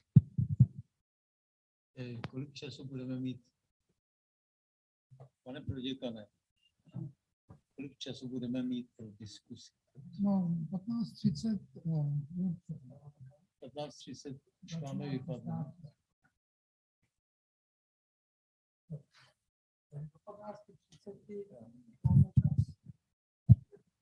So, ladies and gentlemen, please, I do think that we have a lot of questions to all of speakers. Please, I will ask you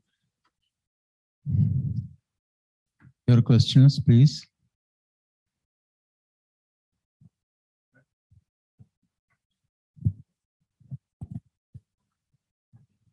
Thank you very much.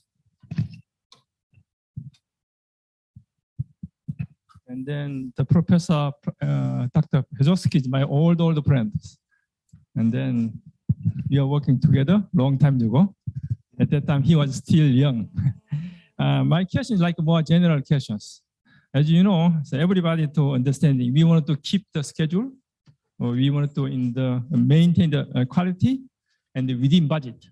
This is our goals. Everybody agree. But unfortunately, we have today mentioned the problem for Taisan EPR project, OL3 and then Pramabel and then Taisan 1 and 2. already delayed for more than 4 or 5 years. Also, AP1000, she mentioned the safe standard simplifications. They reduce a lot of components, but the Shanmen, Haiyang, Vogel, Summer already delayed more than 4 and 5 years. If you are honest, did you accept more than 2 times the extended construction time and budget increased more than 80%? This is questions. This is our question, not in the PODEMs. We are already nuclear engineers. We want to ask to our government to budget and then to give some chance. But we say, okay, we will finish for $4 billion. Finally, it takes $10 billion or $11 billion. Or we want 5 years, but finally they finish for 11 years or 12 years. We are 15 years. How government they will accept our request? We always blame the government to delay, some delay, but our nuclear engineer also, we did not fulfill their requirement. We promised to people, we finished 5 years, $4 billion, and then we have to make electric generations. So already delayed. Not 1 year, 2 years, even 5 years. Like OL3. OL3 is in 2009 in operation. 2009 April, they're in operation. They signed the contract. But still, OL3 is a Finland or not. That's a demo testing. And this one, I can ask to, we have also like for AP1000, or APL 1400, or France for EPL. How can we solve this issue? Do we have any idea? Personally think this is what we've been presenting. Yes, but we already presented from some challenge. He mentioned this is our challenge. But challenge is not values. We were counting the monies. Government always thinking about the monies. How can saving money? Or due to this region, we have delayed. We can say, but government did not accept it. Czech Republic is not a big country. People spending from, you promised $5 billion, finally you have spending $10 billion. Government accept. This is not only supplier, not only honest government responsibility. We think about it very seriously to make a nuclear, and we try to keep the schedule, maintain the budget. But this way, not only say this is our challenge. Challenge what? Yeah, therefore I ask to you. And even it's a little bit easy to say we only presented challenges. We presented challenges and responses to those challenges. I'm sorry if maybe you were distracted, but this was what we presented. Nobody said that things went perfectly in the first wave of reactors. Actually, none of the projects. So it doesn't matter if you are French, American, or another nationality. And yes, we had lots of learning to do. And the reason why we all know it, it's because we had lost the experience we had gained during Generation 2 buildings. We had forgotten a few things and we had to relearn them. Now they are relearned. And we keep on discussing. I mean, today you've seen us, we're not just there Westinghouse, we hear Westinghouse and Bechtel because we discuss with our constructor to ensure that it does not happen for the next project. And this is our response. Not only changing how we communicate with our constructor and fabricator and potential suppliers, how we select them, how we work with them. But the design has proven itself, and now we need to prove how we communicate and how we organize the projects. Okay, so this is competition battle, but we are here not future owner, so we are academic for here. So I would like to ask more technical questions now. First of all, to Newart, if I can. In your pictures are always twins. Is it possible to build also single unit? Yes, our design is based on 2 units. So we of course, you can always remove 1 reactor, but it will be not cost effective. We have made an assessment starting from the market. And as I said, our target market is to replace coal-fired plants. And we have assessed that many coal-fired plants are to be replaced in the next 20, 30 years in the range of 300 to 400 megawatt. So that's why we have designed a new world power plant based on 2 reactors. Mm-hmm. Of course, you can have more twin units built on the same plant if you want increased power, but it's not designed to be just based on 1 reactor. Okay. Is it presumed also for heating? Yes, you can use the heat produced by the reactor for district heating as well. Mm-hmm. This is one of the assessments we are making very early in the design to make sure that it can not only produce electricity but also be used for district heating. Please, this size of this outer containment is high, and so the reactor pressure vessel is a standard size. We wanted it to be of the same size than the current operating fleet. So it's 5-meter diameter and 15 meters high. That's for the reactor pressure vessel. And the steel containment, which is immersed in the pool, is 15-meter diameter by 17-meter high. Okay. Ladies and gentlemen, do you have also some questions to new word? Nuclear forward. New word. Nobody. So to APR, I'm sure, Kisik, that you will keep duration. This is what I know from Korea. I visited also South Korea, and I know you also. This is a reliable partner. Related to APR, do you have some questions, please?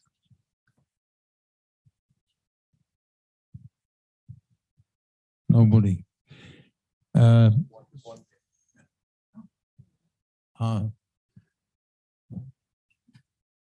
Professor Slugeň.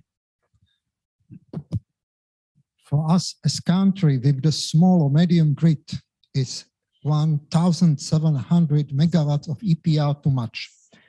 I know about the EDF of Framatome activity regarding the smaller unit A1. Could you please explain the possible offer on the level of about 1,200 megawatt? What do you have for?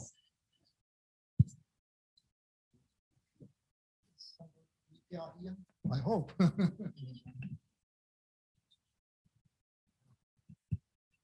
So I'm not from the EPR team, but from what I know is that the offer for Dukovany will be based on the 1,200, so 1,200 megawatt EPR, which is, as my colleague explained, derived from the EPR which will be developed in France, which is 1,600 and plus power.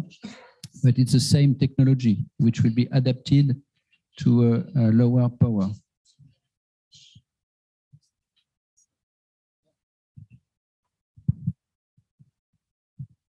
My question was directed if this type of reactor will have some prototype according which we can consider, yes, it's good, it's proven, because we are not so rich to buy prototype.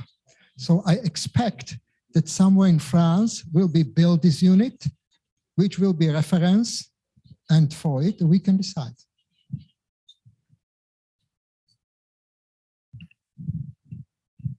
Yeah, well, I think this is an eternal question which applies to a number of solutions. I think it's the case of the APR 1000, is the case of the EPR 1200. That I mean, the concept of a reference plant is not, in this case, not based on an existing running plant of the same type, but it's based on the fact that you have a plant with the same components, exactly the same technology, running, but let's say in the case of the EPR, it's a 3-loop reactor, whereas the EPR2 is a 4-loop reactor, or the EPR is a 4-loop reactor. But all the basic components are the same.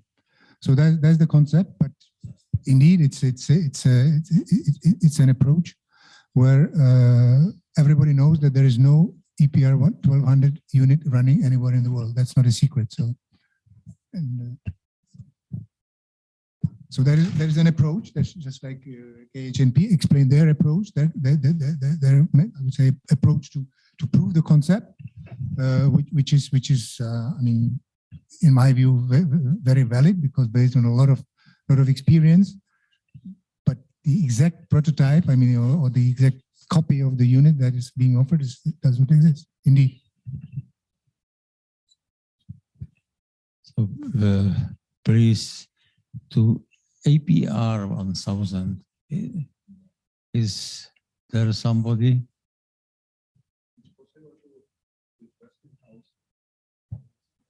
So I will ask. Okay, I have one question. Do you know which is result or difference between this China AP 1000, which already was started to build in these places of this United States AP in this same power stations, and which is differences which are not differences, because it is quite interesting from this point of view. Because if it is same or very similar, it will be possible to see if this building time and all this will be better than this first units or not. And also it will be possible to see how it looks like with this standardization and this block building and this module building and these things. Do you know which is the results and what is same, and if it is possible to compare? The design is 99% the same. The major difference comes in the shield building. So this is the building that protects the containment against aircraft crash and external hazards. The Chinese AP1000 units are based on our initial reinforced concrete design, which is a design we certified initially in 2006, while Vogel is building a steel concrete composite shield building. So similar to structural modules, but that's the major difference, except of course also the operations at 50 Hertz versus 60 Hertz. Now, in terms of transfer of lessons learned from one to the other, there wasn't that much of a difference in time start between the two projects. There's obviously have different conditions as well. I think one of the points that was highlighted by my KHNP colleague was the availability of qualified resources in China, and that does make a difference. We should not kid ourselves about that. The other part is obviously we also went through the COVID period on the Vogel project. But in terms of learning from one unit to the other, there was a point that says, I think somewhere, that multiple unit site is really where you can see that demonstration. I think it was in your last presentation, and that is true. Like that's where you can measure in the same conditions the progress between one unit to the next or one site to the next. Thank you. We are quite familiar with AP 1000 design. Maybe you know that I wrote article, some of non-answered questions about AP 1000. It is about 5 years ago, maybe more. So I am still waiting for answering.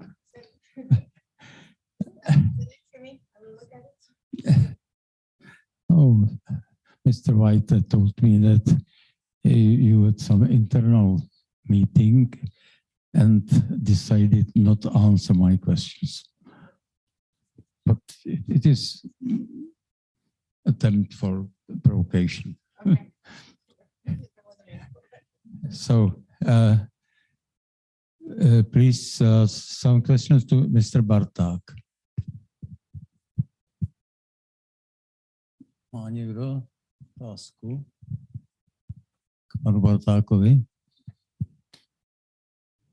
Questions on Mr. Bartok? Yes, if I may, I have a question. I'd like to ask, France is a large country, of course, with a long-term tradition, many experts, and many new young students. Do you also feel in France that very strong tendency of decrease of the number of students in these specific technical study programs? That's what we talked about in the morning. And what's the outlook? Well, the decline in the number of students is definitely visible in France as well. And I think I mentioned it somewhere in the presentation as well, at the human resources and generally the question of technical skills in people for APR2. That's absolutely key. We have to have people with expertise. But I was also saying that in EDF, EDF as a company has a very positive image and reputation amongst young people. So people studying technical study programs see it as a prestigious thing to work for EDF. But there is a decline of a number of students generally. Yes. In France, they have 70% of energy from nuclear sources, and they do public opinion polls from time to time. And in the age category 18 to 35, there are at least 2/3 or almost 2/3 of respondents that believe that nuclear energy emits CO2. So that speaks for itself. Media in France are very much anti-nuclear. And also the whole system of education is evidently lagging behind. But then, of course, when you speak to experts, then it's okay. But the general technical awareness and culture, that's a problem. An answer? We can notice that these new technologies, and it's particularly true in France, attract very much more the young generations and the larger reactors, because they believe that this is in some way the future of nuclear reactors and nuclear power plants. And so that we can notice that there is, and I was also positively surprised to see the number of posters talking about SMRs during the session. So there's hope, I think. Jestli dovolíte, abych měl dotaz samozřejmě. I have a question, if I may, on our French colleagues and also on Westinghouse. And don't take me wrong, but I have no negative intentions. But it's always good to learn a lesson from our failures. And Mr. Bartok mentioned lessons learned from their failures. He talked about relationships sometimes falling into pieces, that groups of people, groups of workers maybe standing against each other, having bad relations. But even though I am in the academic world now, I came from the world of practitioners, those that built these facilities. So maybe we could organize a special workshop on focusing on what we do wrong in this respect to avoid further mistakes. Because now we're in a similar situation. We have been building and building. It went great in Dukovany, then Temelin started, then we had the huge change in our society in '89, and there was also a change in the management of ČEZ, and then suddenly there were problems. Some people left ČEZ, there were fresh new people with no experience, but huge egos, and then those that were technically skilled had to come back, and so on. So we would like to focus on this as well. just for the benefit of our colleagues that will take part in building other units, not only Dukovany 5. So we want to spare them making the same mistakes. Recently, we wrote an article with my colleague about lessons learned, and one of the lessons was that the customer must not be a passive stakeholder on the construction site.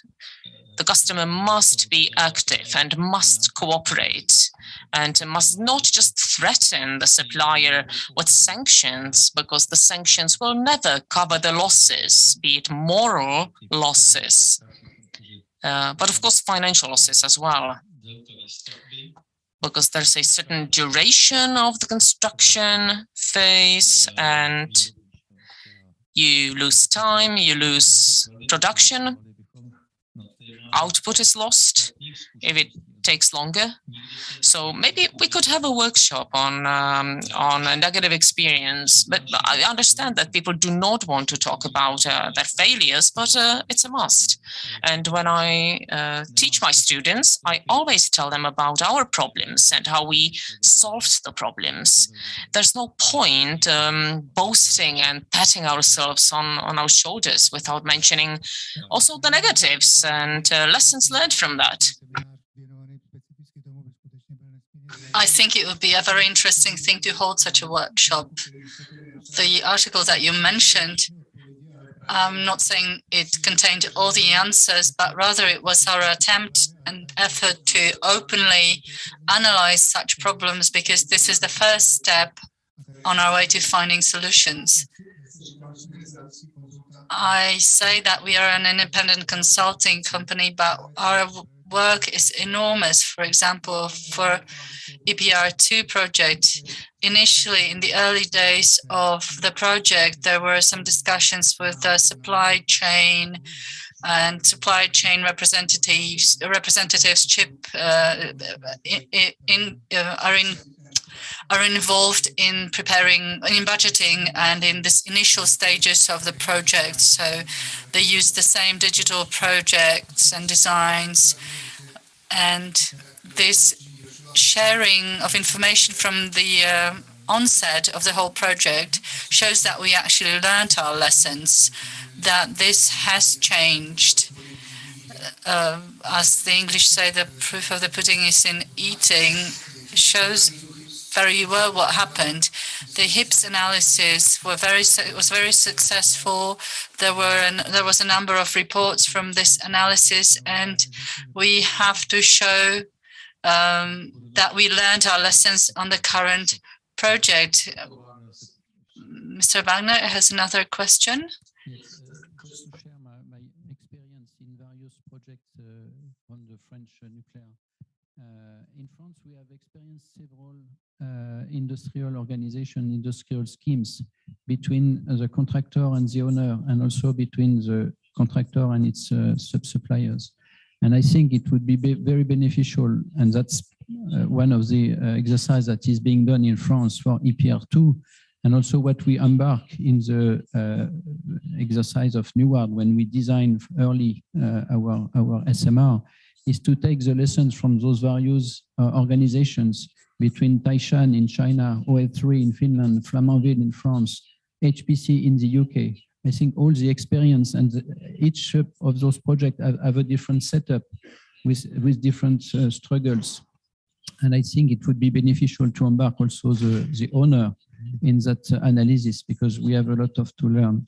And it's not only the technical issues that have been a reality, for example, in OL3, where the design, or Flamanville, where the design was not ready when people had to construct it, but it's also the organization behind.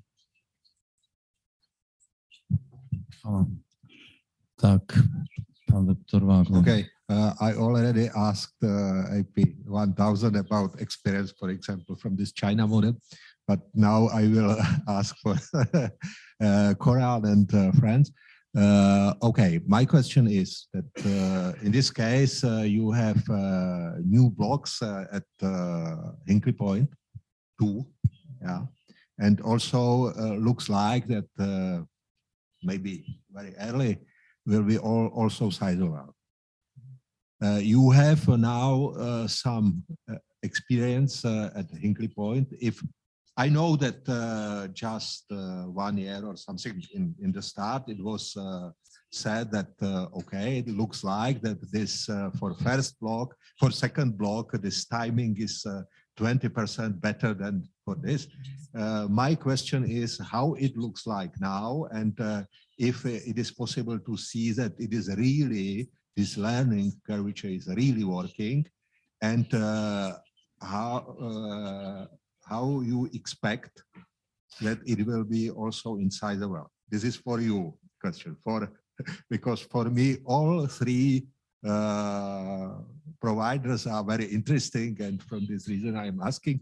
And for you, it's also you have, because you have not only Barakah, but you have also at South Korea, and you have some experience that now it's first Sinhanul, yeah, it's starting to work, and will be second, and you have block 5 and 6 and Korea. How it looks like this learning curvature in your case, and if it is really possible to see that it is better and better, okay? If you have some last information, because I have some, but only a few, yeah? Okay, fine.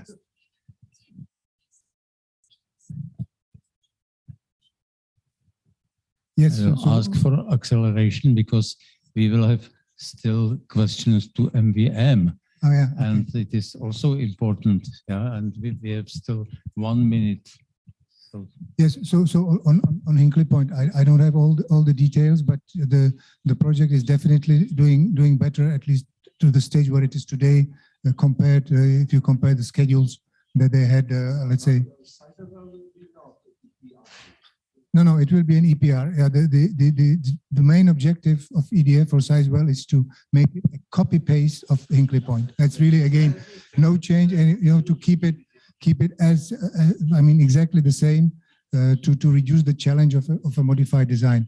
The project is delayed and is somewhat over budget at Hinkley Point, but you have to understand that really here the context is particularly complicated because you had Brexit, you had the COVID. I mean, all in the middle of construction, which created tremendous challenges. So the project, compared to the initial schedule that was announced, I mean, in 2017, I think, is about 15 to 18 months behind schedule. And I think that it's about 15% above the initial budget. That's the situation as it is today. I don't remember exactly the dates, but they are in the paper. I mean, planned CODs for Unit 1 and for Unit 2. So, Mr. Wagner, please excuse me. You can proceed in discussion in lobby. Yes, and now, please. May I answer a question to also create the cake? Okay, go ahead. Yeah. Okay. So I just want to giving one message. It is important to maturity of the technology, but for the project side, it is also very important of the overcome challenging by the project management.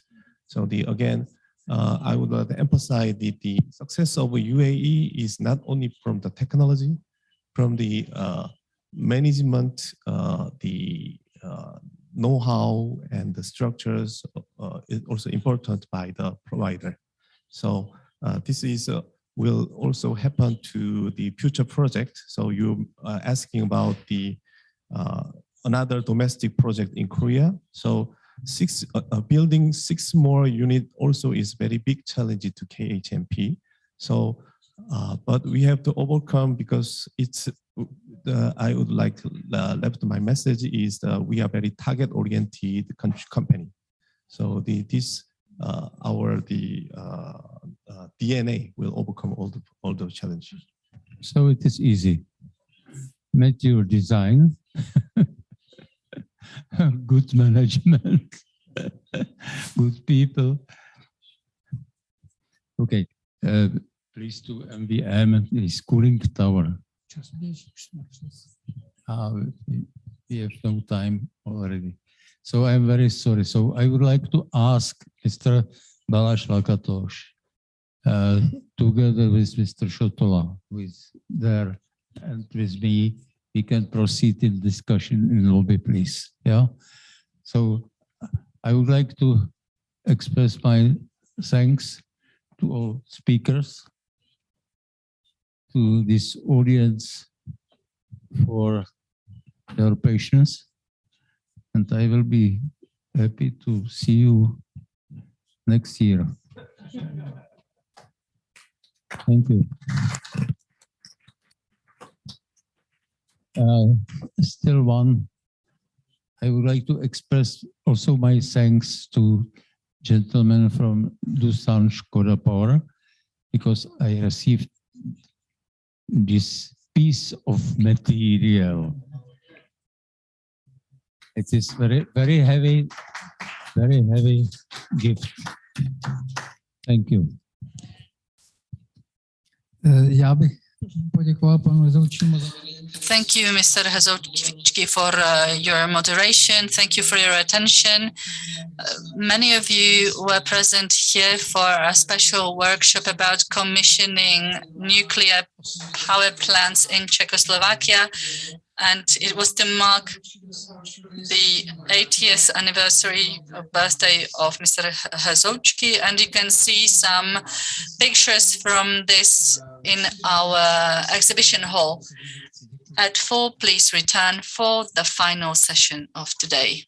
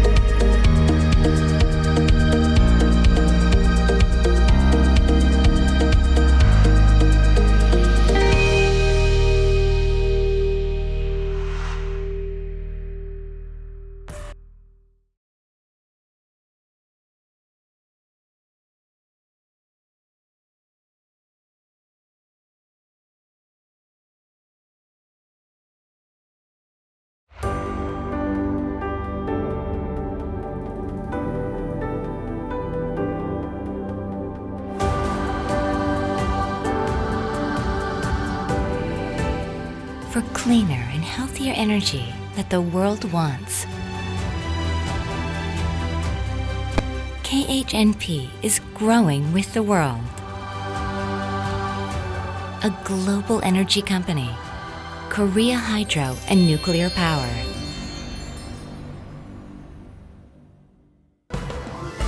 KHNP is South Korea's largest energy company. From the first to the greatest and the best. The early challenges KHNP took on were the first steps forward to producing better energy and have now become great steps in the history of energy production. KHNP is a global energy company. A company replete with solid corporate assets, an excellent talent pool, and global recognition. By distributing advanced technology to various points around the world in need of electricity, from power plant construction to operation solutions, KHNP is positioned to become the world's leading energy company. KHNP is the leader of the future energy industry, enriching life with eco-friendly energy. KHNP continuously invests in new and renewable energy and R&D. By achieving technological innovations through integration with the Fourth Industrial Revolution, expanding its overseas business and new energy business, KHNP is preparing for a new future.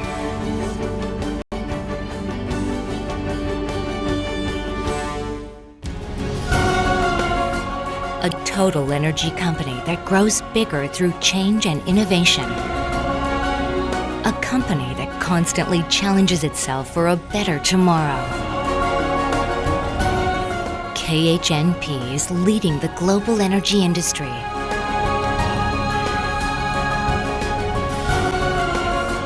A trusted global energy leader, Korea Hydro and Nuclear Power.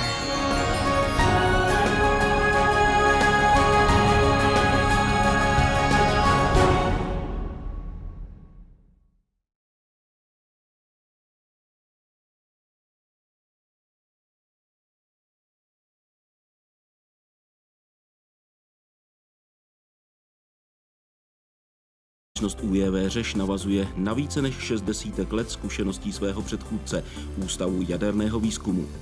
Společnost dnes prezentují špičkoví odborníci, technicko-inženýrské a projektové služby, aplikovaný výzkum a unikátní technologická infrastruktura. To vše ve službách bezpečné a spolehlivé energetiky, průmyslu a nukleární medicíny.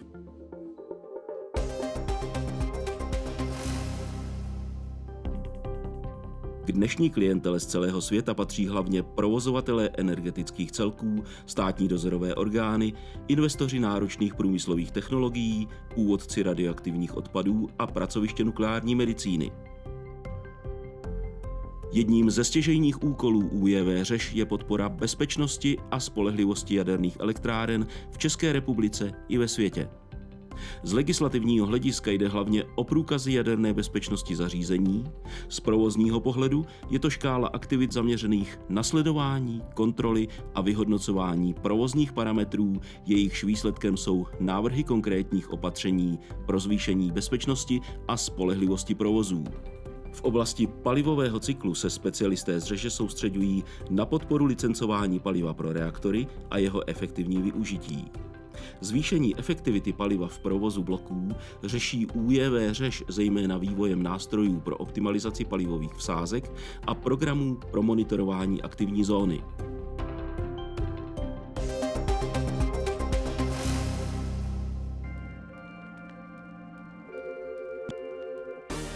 Řízení životnosti jaderné elektrárny představuje propracovaný systém péče o složité technologie různých typů.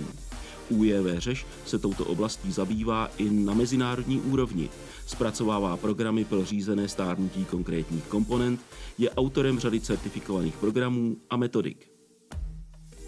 Základnu pro řízení životního cyklu tvoří zkoušky mechanických a strukturních vlastností materiálů, hodnocení jejich degradace v náročných podmínkách, svěrečné programy tlakové nádoby reaktorů nebo kvalifikované inspekční metody a postupy.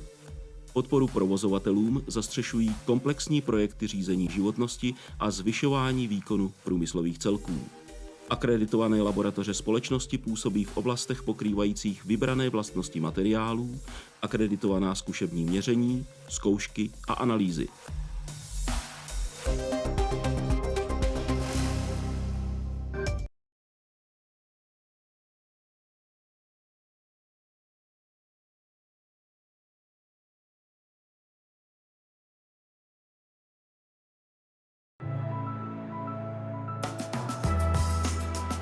Jsme Doosan Škoda Power. Už více než 100 let vyrábíme špičková energetická zařízení. Jsme světovým dodavatelem systémů turbogenerátorů, komponentů a služeb v oblasti projektování a výroby. Využíváme nejmodernější technologie a neustále do nich investujeme.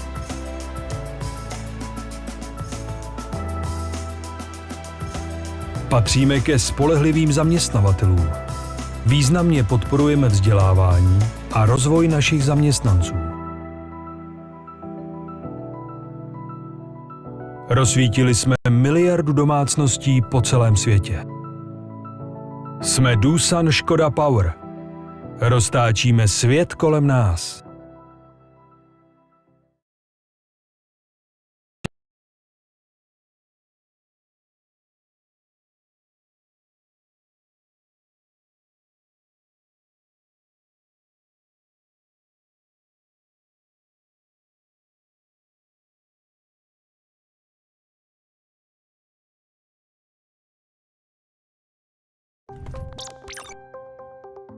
Since the beginning of the 1980s, we at Fortum and the VTT Technical Research Center of Finland have been developing APROS, a comprehensive, accurate and user-friendly software product for modeling and dynamic simulation of power plant processes.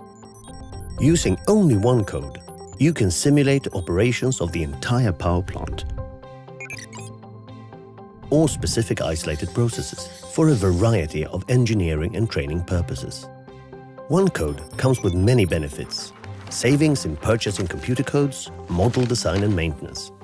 It increases the accuracy of the simulations, as there is no need to handle the integration of different codes between different models. High accuracy is also ensured by reliable solvers, extensive models and component libraries validated by nuclear industry standards. When planning a new or upgrading an existing plant, APROS helps you test different design solutions, find optimal control and process equipment parameters, and even test the real INC cabinets before their installation. The model, developed for engineering purposes, can be used for building a training simulator, saving money and time.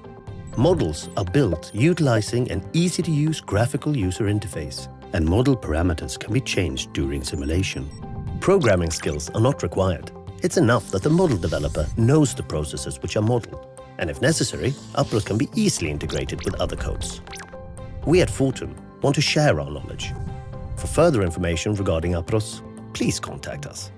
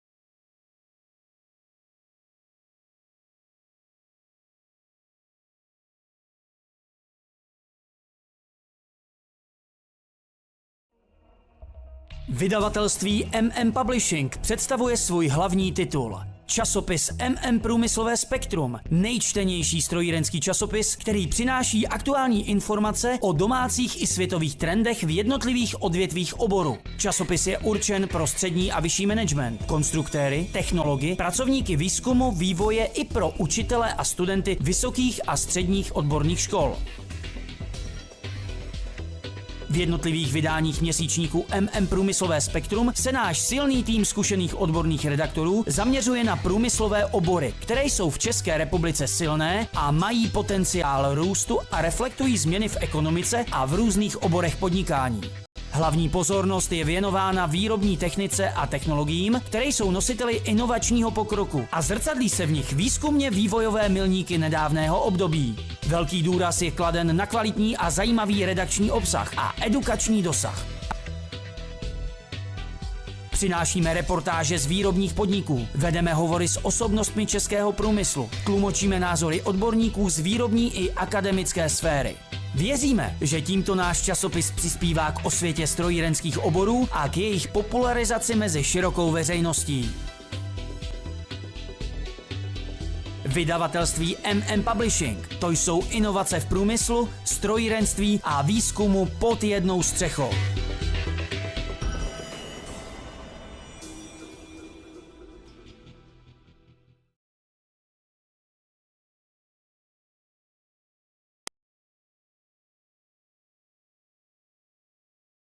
So, good afternoon, ladies and gentlemen. I can see that many of us that were here in the morning are probably so tired that they didn't come back after the break, but we're going on, we're moving on. So this is the last panel of today, so I'll give the floor to my colleague, Mr. Zaruba from Škoda JS, who will moderate the last panel.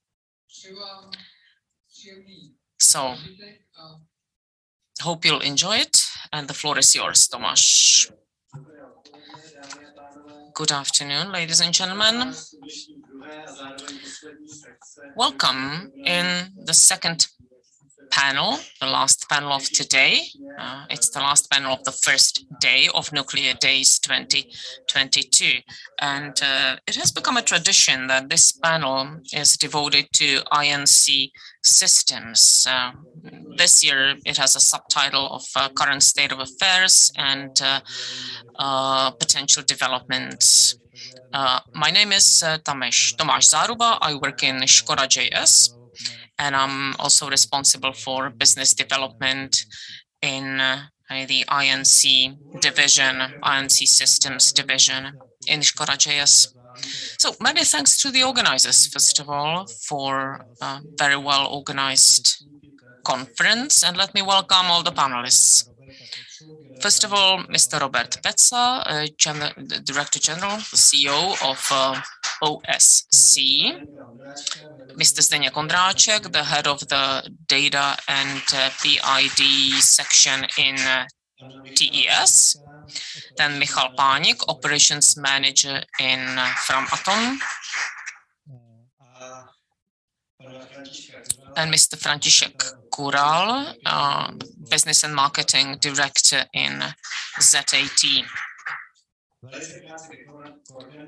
So very briefly, how we're going to organize this panel. We'll have 5 presentations, each of which will have 15 minutes. And after each presentation, we can have a quick question and answer session. So as has become the tradition, I'm going to have the first presentation. It is called Dukovany is like at home for us. So just to explain that to you, in my presentation, I will give you an outline of projects and technologies that we have in the nuclear engineering and what we're delivering to Dukovany. So the major part of my presentation will focus on INC and other technologies in Dukovany.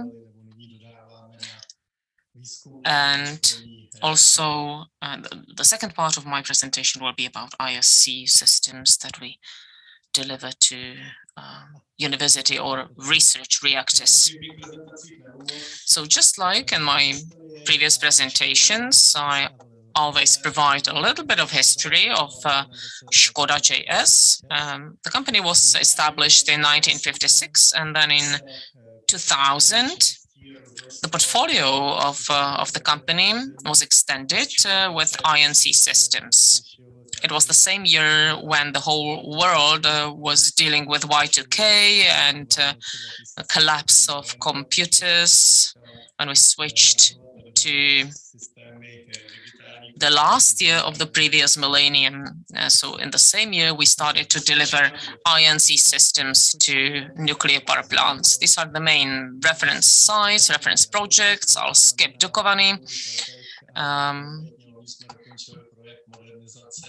In the recent years, we completed a modernization project in PAKSH, modernization of systems RRCS, RCS, and RTB.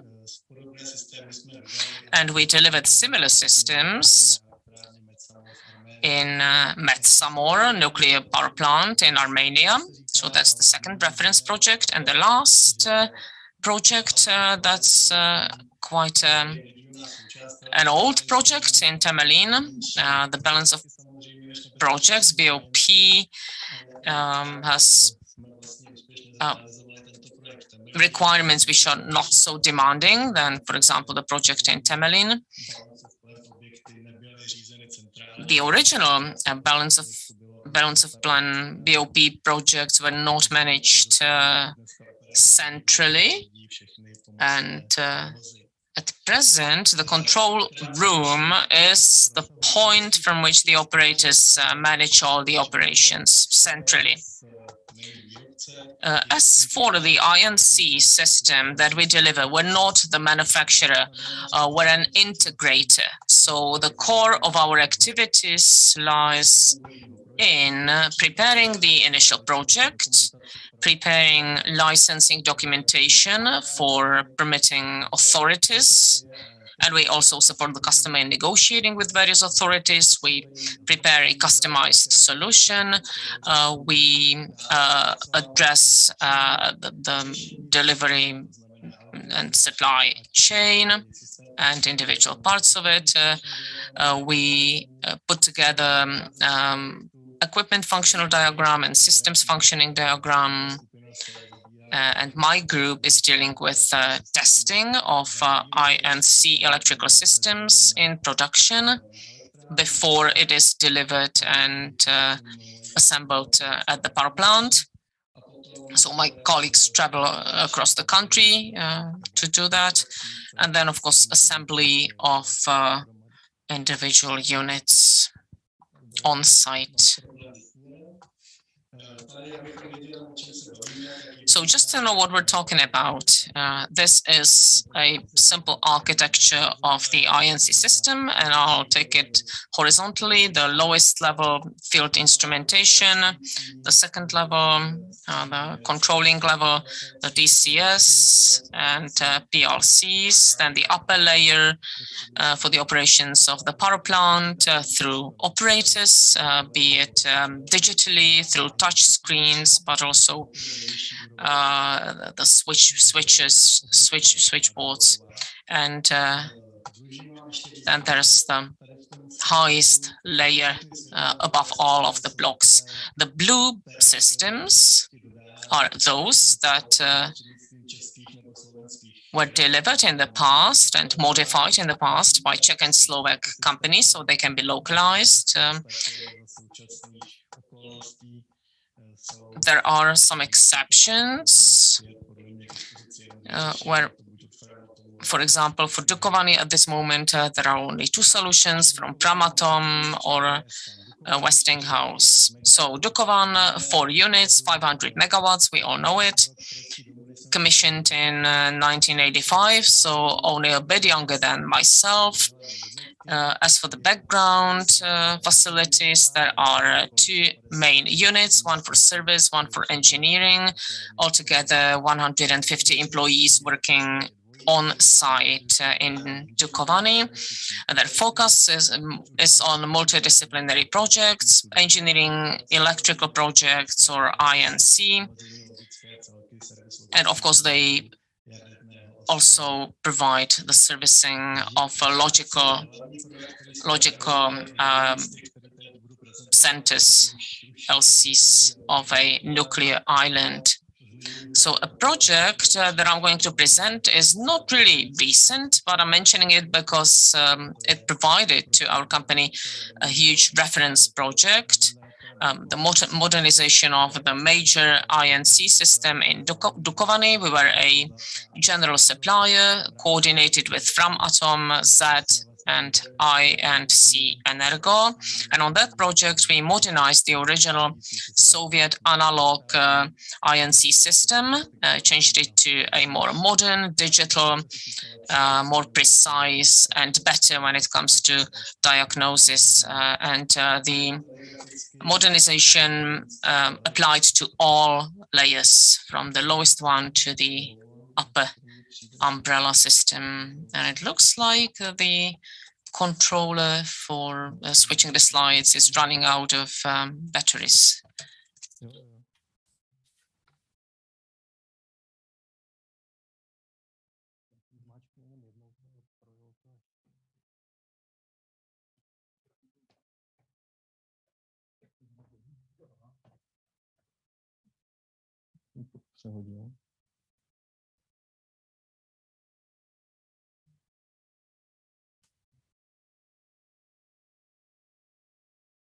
Tak, omlouvám se za drobné technické problémy.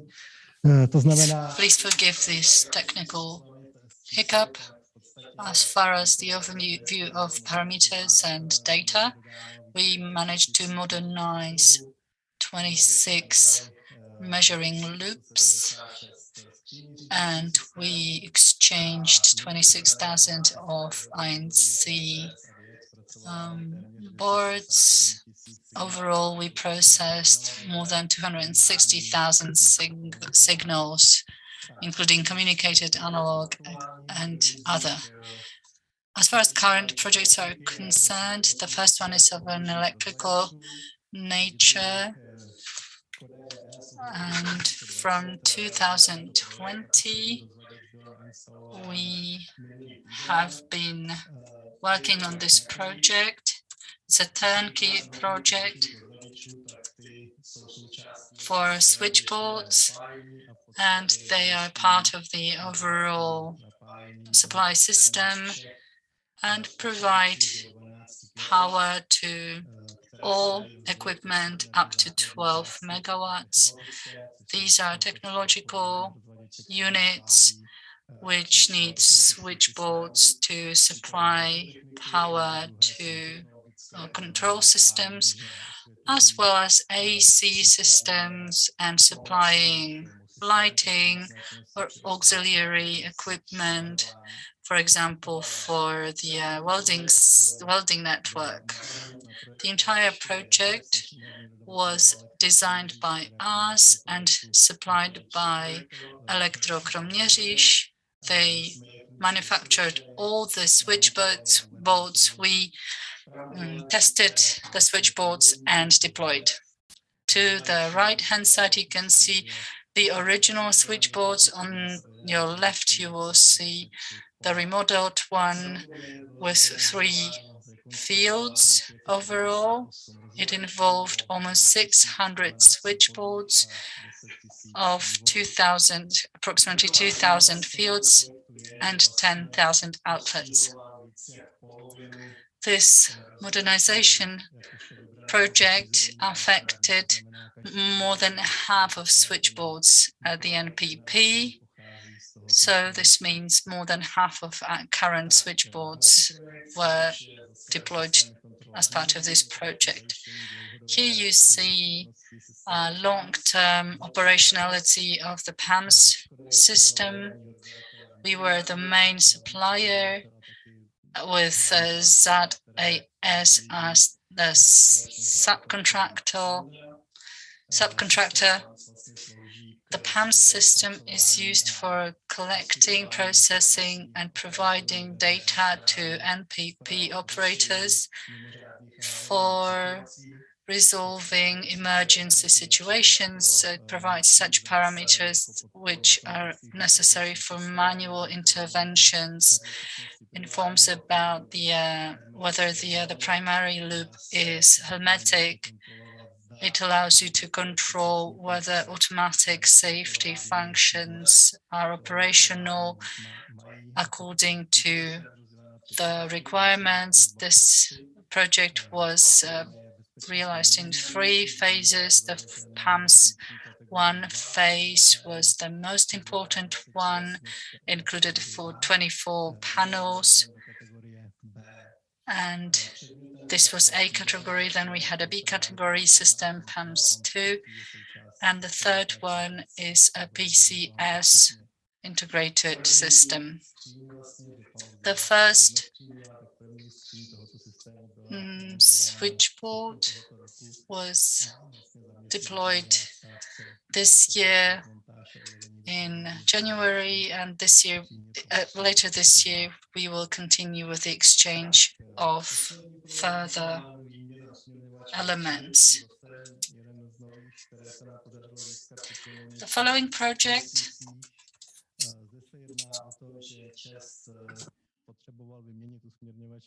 regarding emulators and inverters, which needed to be exchanged in order to prolong their lifespan for the purposes of the Dukovany operation. Another problem that was supposed to be solved was problems with grid outages due to malfunction of backed up systems. This is why the modernization was required, and we needed to provide a more resilient solution. Also, based on the Fukushima experience,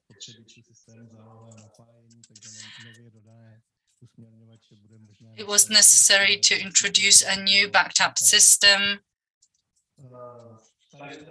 with emulators and inverters.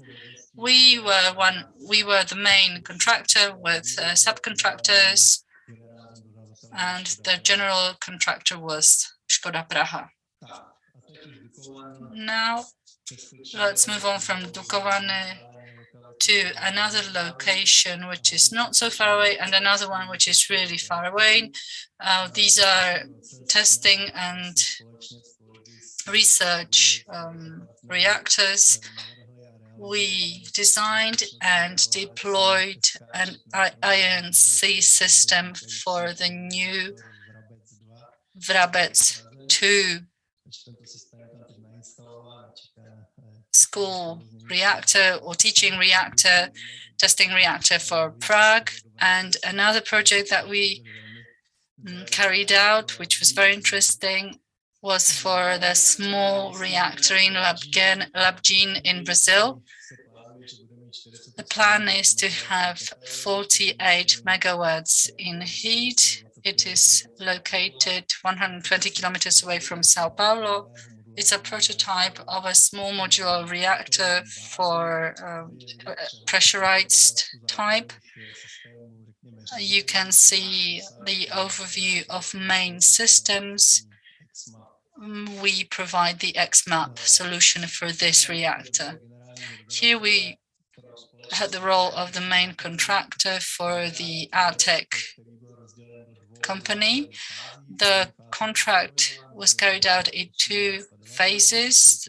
The first one was the development phase, and now it's the realization. We were providing sensors and measuring devices for the reactor, for the fuel assembly, and the INC system, which was developed and provided supplies by ZAD. So the first phase is already complete. Now we are working on the remaining assemblies so that the system that we provide allows this small power plant to be fully operational in 2024-25. Here you see part of the assembly for measuring the location, the position.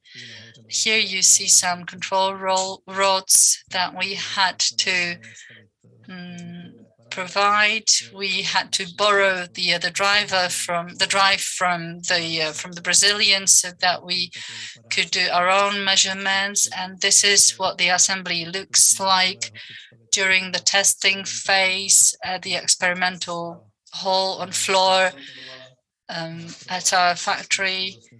We were testing it with real-life drive and measuring devices with real-life restrictions and limitations for the INC. That's it for me.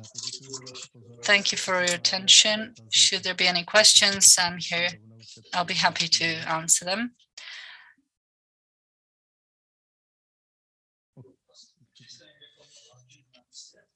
Have you ever been to see the Labgene site in Brazil? Not me, but one of my colleagues went to see it in spring this year. He spent roughly 2 months by Sao Paulo. This is where the development began, the construction began.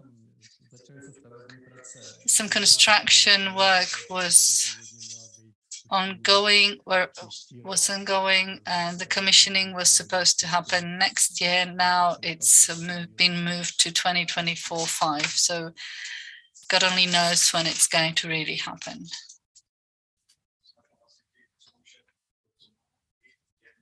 Unfortunately, we can't hear because there is no microphone.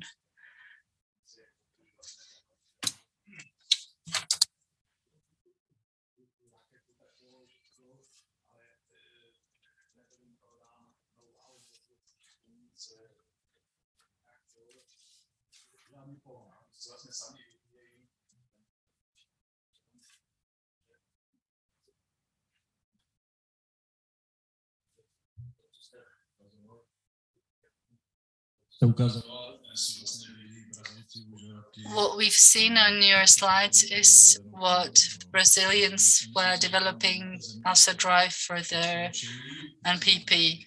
As far as I know, they want to test it on the location that you showed. I went there 6 years ago, and it was very problematic for them to build the reactor, because what they managed to construct was something that here we would call a warehouse shed or building. So I was wondering whether you know what it looks like now, the building and the construction. But as from what you said, I think it all looks the same. Yes, I think it's all moving forward slowly and gradually.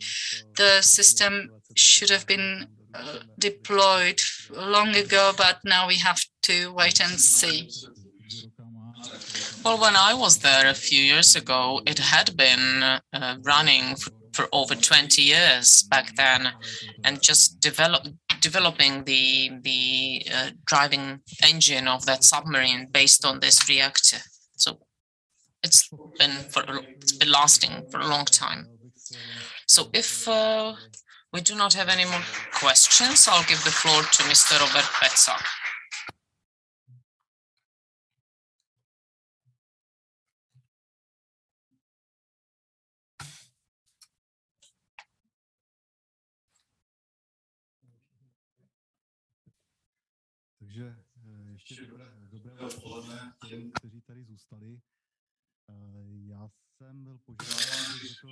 Good afternoon to all of you that stayed with us this late in the afternoon. I was asked to talk about simulators.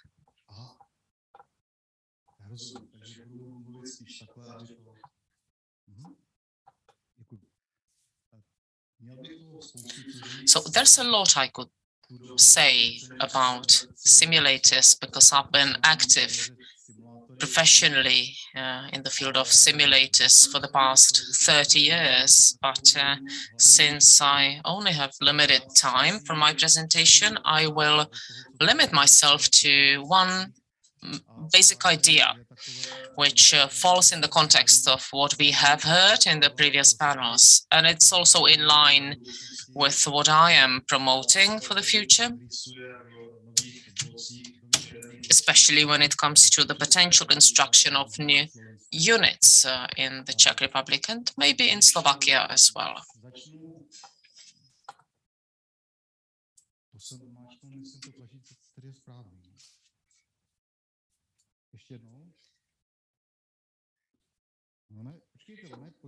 Okay, well, which button to use?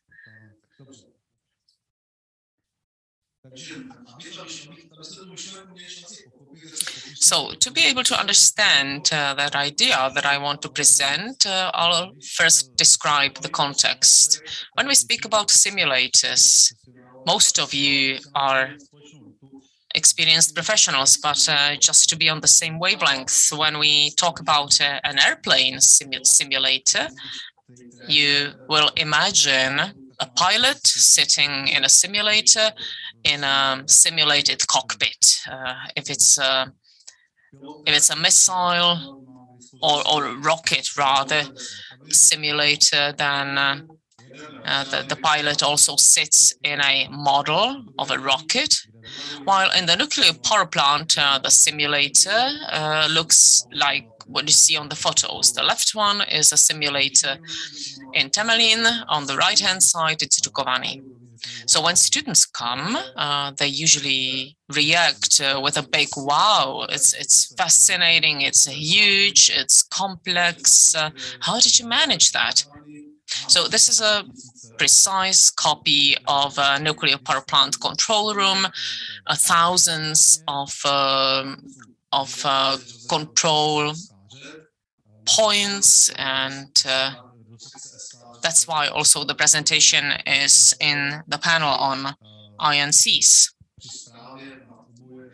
It is a part of an INC logical section in both of those nuclear power plants. But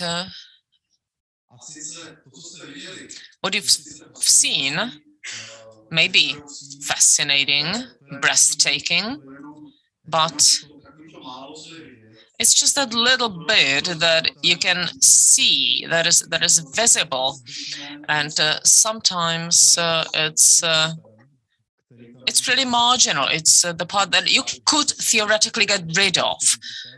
What is most important is the INO system that connects that control room, that simulated control room, to the software model, and that's the major component of the whole system.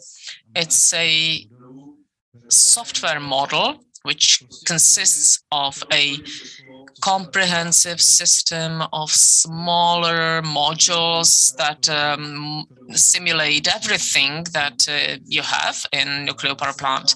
So you have a simulated reactor, thermodynamics, hydrodynamics, so physicists and engineers and other experts have to or had to set up these software systems, the two-stage medium, steam generation, and so forth. It's not even an exhaustive list of elements on that slide.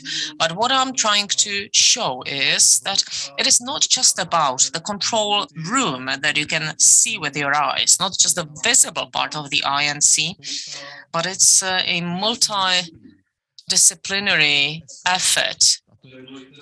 But that INC is there. It's the last section on the slide, SKR in the Czech language.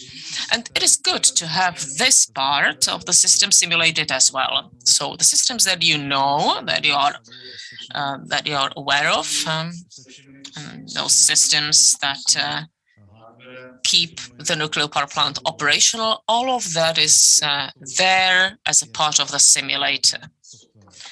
So this software is the core of everything in that simulator. And what's the main aim, the main purpose of all of this? So the main purpose of the training simulator, it's a full-fledged replica of a nuclear power plant control room, and the main objective is to train the future operators of the control room of the given unit. So that primary objective is really important. It's essential. I will not explain what the training is about. You could read it on the slide, but since it's a practical training on that unit control room,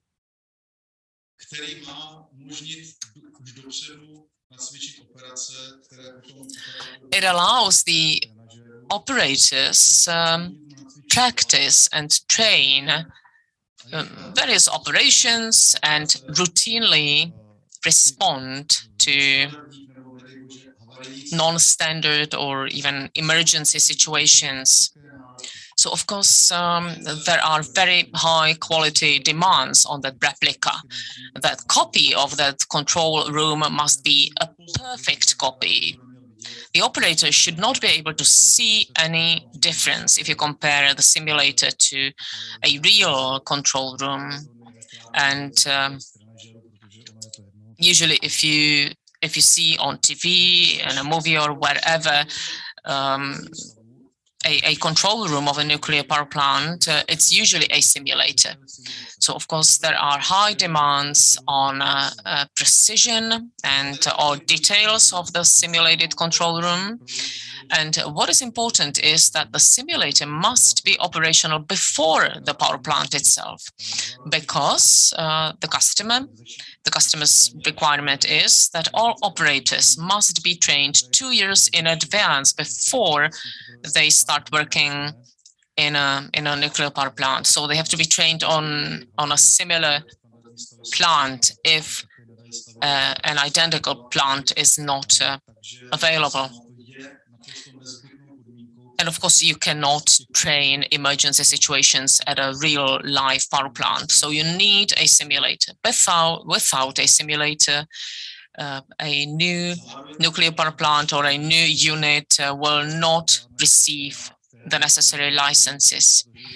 And what is also important is that you can use the simulator not only to train new operators, but also to retrain or adapt the training of existing operators. And of course, the simulator must remain a perfect copy of the unit throughout its life cycle. So whenever there are any amendments or modifications made to the unit, the simulator must be modified as well.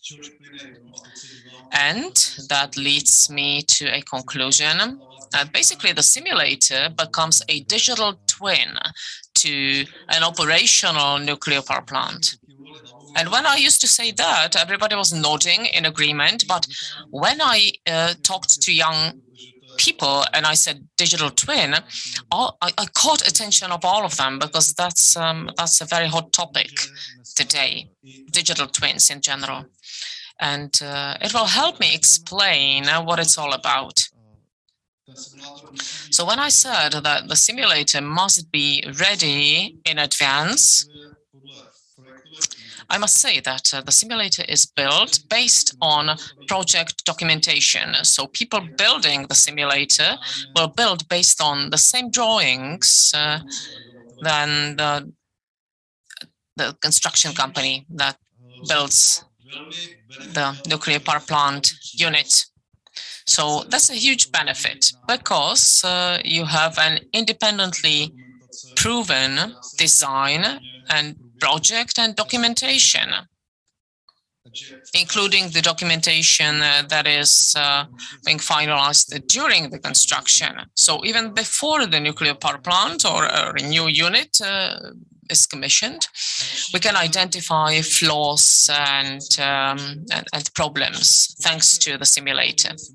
Also, when you commission a simulator, you basically do the commissioning of the unit before you commission the real unit. So it's a simulation of the commissioning process. So again, it's a chance to identify potential errors and mistakes in processes and documents. So it's all proven in advance. It's all tested on the simulator. So the simulator becomes a know-how center, and whoever participates in finalizing the real construction and commissioning of the real unit can test all relations on the simulator. So I'm sure that in the current times, all suppliers of the individual modules have their 3D models and simulated models that they use to test their parts of delivery. But only if you have a comprehensive simulator combining everything, you can see how all those partial components work together and whether we haven't forgotten about some interconnections. And if you discover any flaws, you can correct it in advance. So when we talk about INC, it allows you to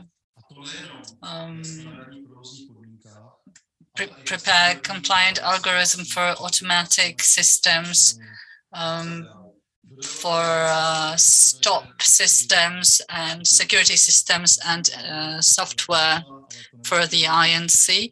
Westinghouse has left the room, but probably they might have raised some issues hearing that we have some ways how to test drive INCs in our simulators. But remember, it's important to know that the simulator knows how to simulate all inputs for INC testing in such combinations that will be also serving as an input in real life. So if we prepare a set of preconditions, we have to remember that if we simulate such conditions, then the outcome in the simulator might be that many other conditions and terms are violated and might lead to a failure and might show you some shortages in automation systems, in security systems, etc. If anybody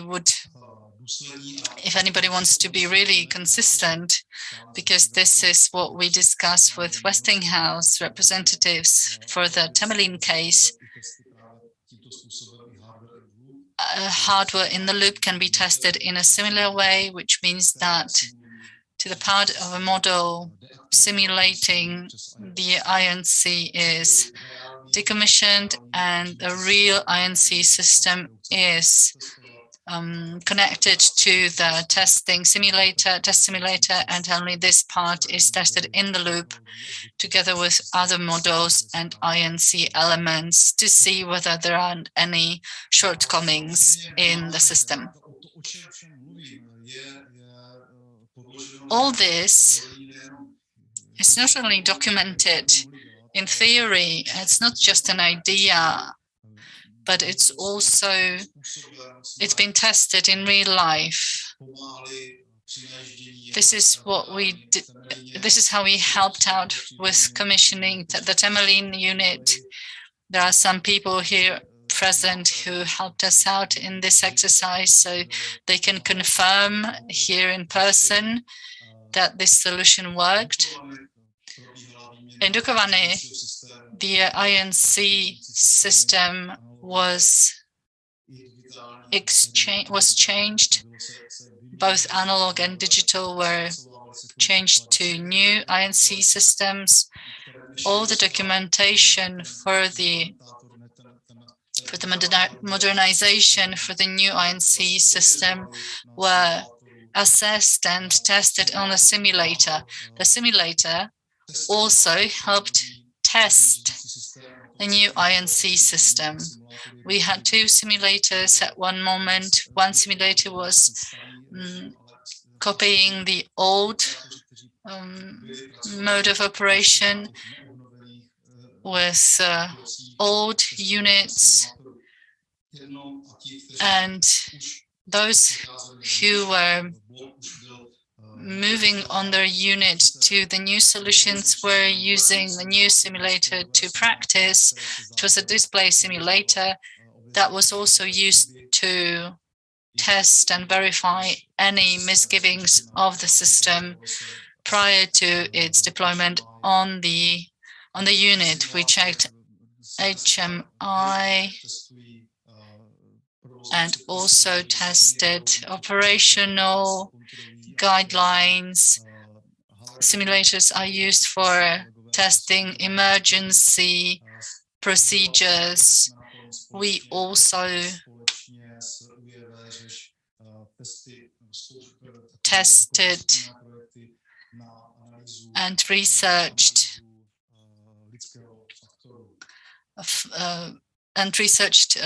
we tested these systems in terms of any possible human factors.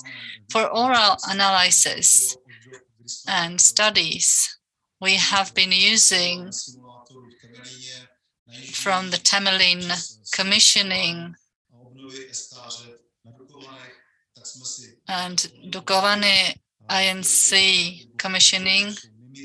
We have a virtual control room, a mimic control room. So we have a simulator with exactly the same models.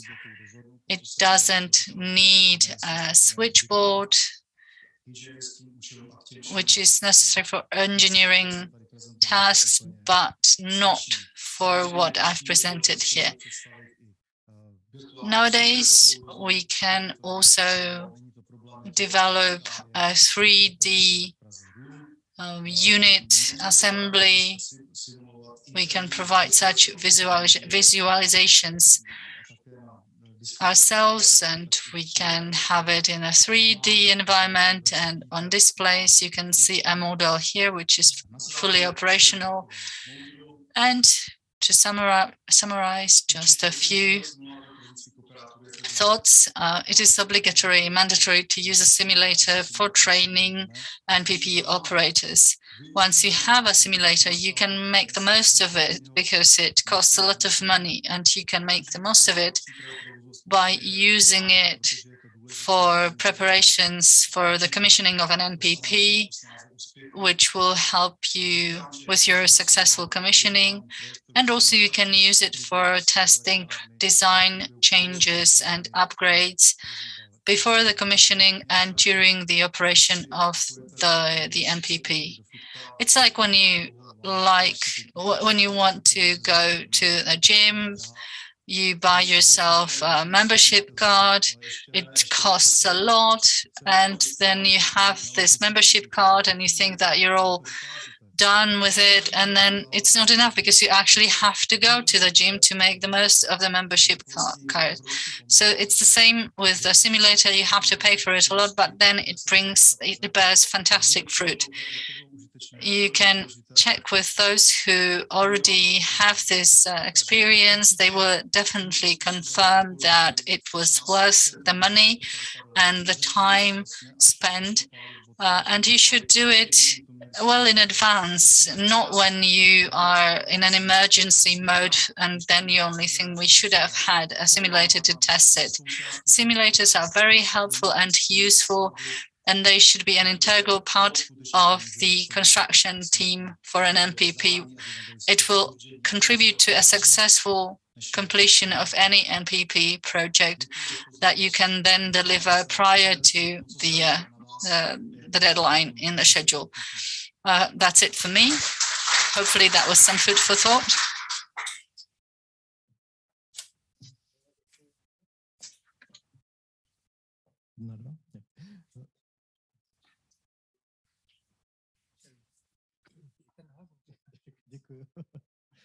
Velmi děkuji za pěknou přednášku. Thank you for this fantastic intervention. Are there any questions?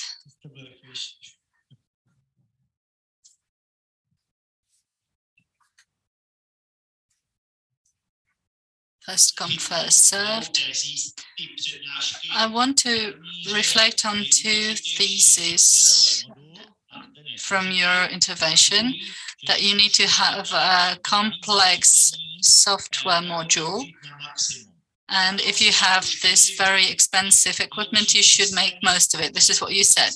On the fourth slide, you showed some electric systems, including the output installation or assembly. A few years ago, I was part of a consulting team developing a simulator, and I thought that once we have this expensive piece of equipment, we might as well use it for the operation of a unit in an assembly of units. And they said, others said that there are always two units in an assembly, and if we combine all of it, they will be affecting the work of the other assemblies. And people wanted to test it on simulators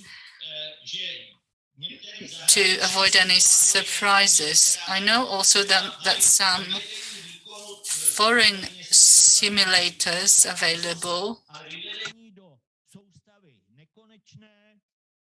have some connect points for small and medium-sized supply grids.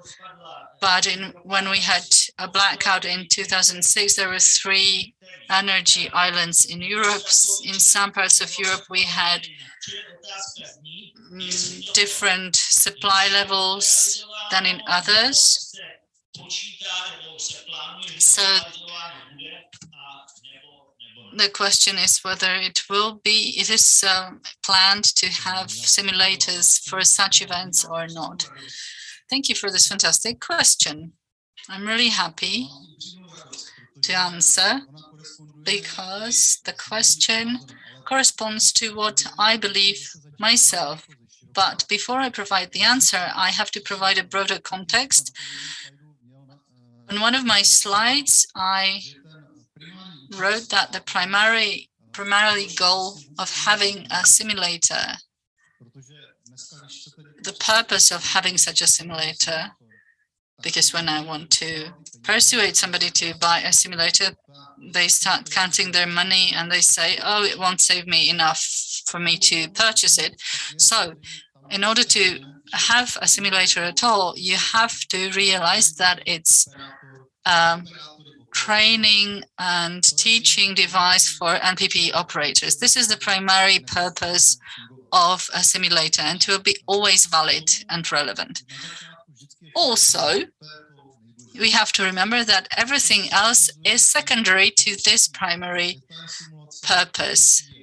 This is also reflected by the detail level of processing in the simulator, and it also affects the operations available for operators training to be NPP operators.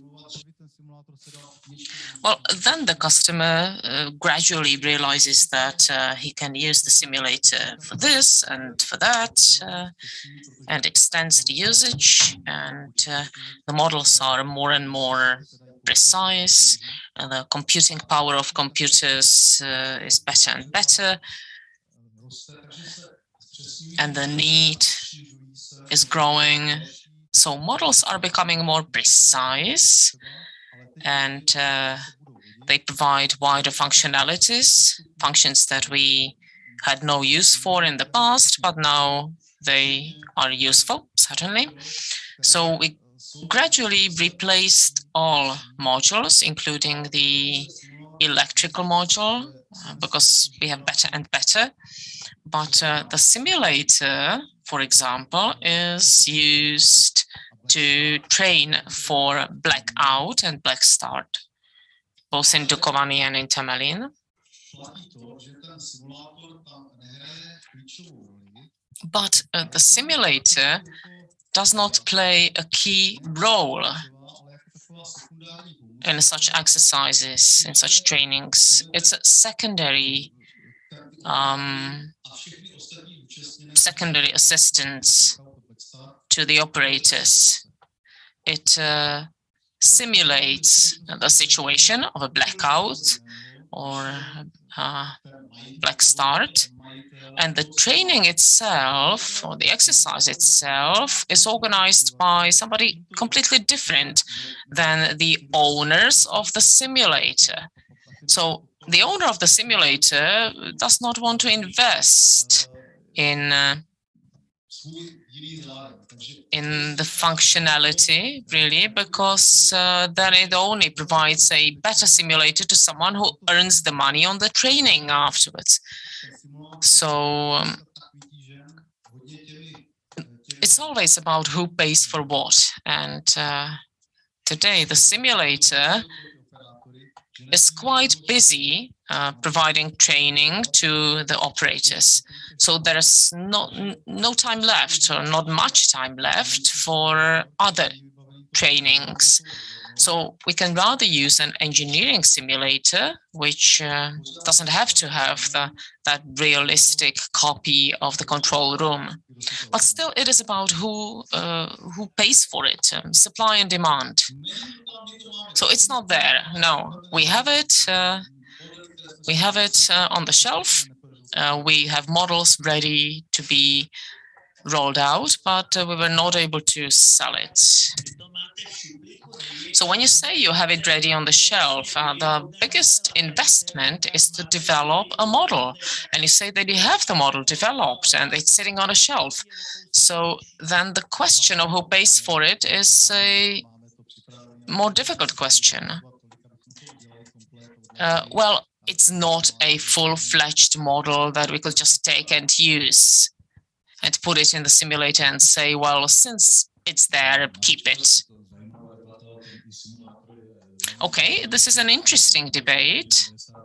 The simulator as a topic is very interesting. In the second half of the 90s, I remember accompanying one Russian specialist to Voronezh, and they invited us to a simulator. And they asked us, well, what do you want to see? Well, we want to see a failure of some kind, a crack in the pipe, in the steam generator. And they were not able to simulate that. So they took us to a different simulator. And again, they were not able to simulate the situation. So we went to 3 different simulators in Voronezh, and they were not able to simulate the situation. And then in Balakoshska simulator, there was a young guy, and again he asked a question, what do you want to see? And we said a crack in the pipe and the steam generator. And he simulated the situation perfectly and exactly. And we just asked ourselves, how come? And they told us that the head of the simulator is an ex-shift head or a shift leader at the unit. So, and he earned more money working at the simulator than working at the real unit. So what I want to say is that it's always about money, and sometimes the circumstances allow you to perform very well. Last question. Well, just as you said correctly, the simulator is primarily to train the operators, but there are also other functionalities. For example, in Temelín, when you do the commissioning, we were doing the first tests when the commissioning was getting ready, and we wanted to know whether the real commissioning of the unit will be successful or not. So we test ran it on the simulator. And we know that the chairs outsources parts of the delivery to various suppliers. So did you cooperate with ČEZ in detailing the requirements for the simulator? For example, that the simulator must be delivered in time and in advance, so that you test parts of the unit before it is commissioned? No, if we took part in preparing the tender documentation, we could not be actively involved in it later on. And we don't know the requirements, the terms and conditions in the documents. But I hope that ČEZ is wise enough and was wise enough to include at least parts of the requirements in its tender documentation. Well, of course, it is always about money. And when they start running out of money later on, you know, the simulator is a never-ending story and a problem all the time. It's a part of INC, and the INC is delivered only at the very last moment, which means that the simulator is delivered at the very last moment as well. And that can be in a stage of a project when you're running out of money and they try to cut costs. And it is not about what might be delivered, but only about what has to be delivered. So we will see. We will see what happens. Okay, thanks to the presenter and thanks to the audience for the discussion, and I'll give the floor to Zdeněk Ondráček.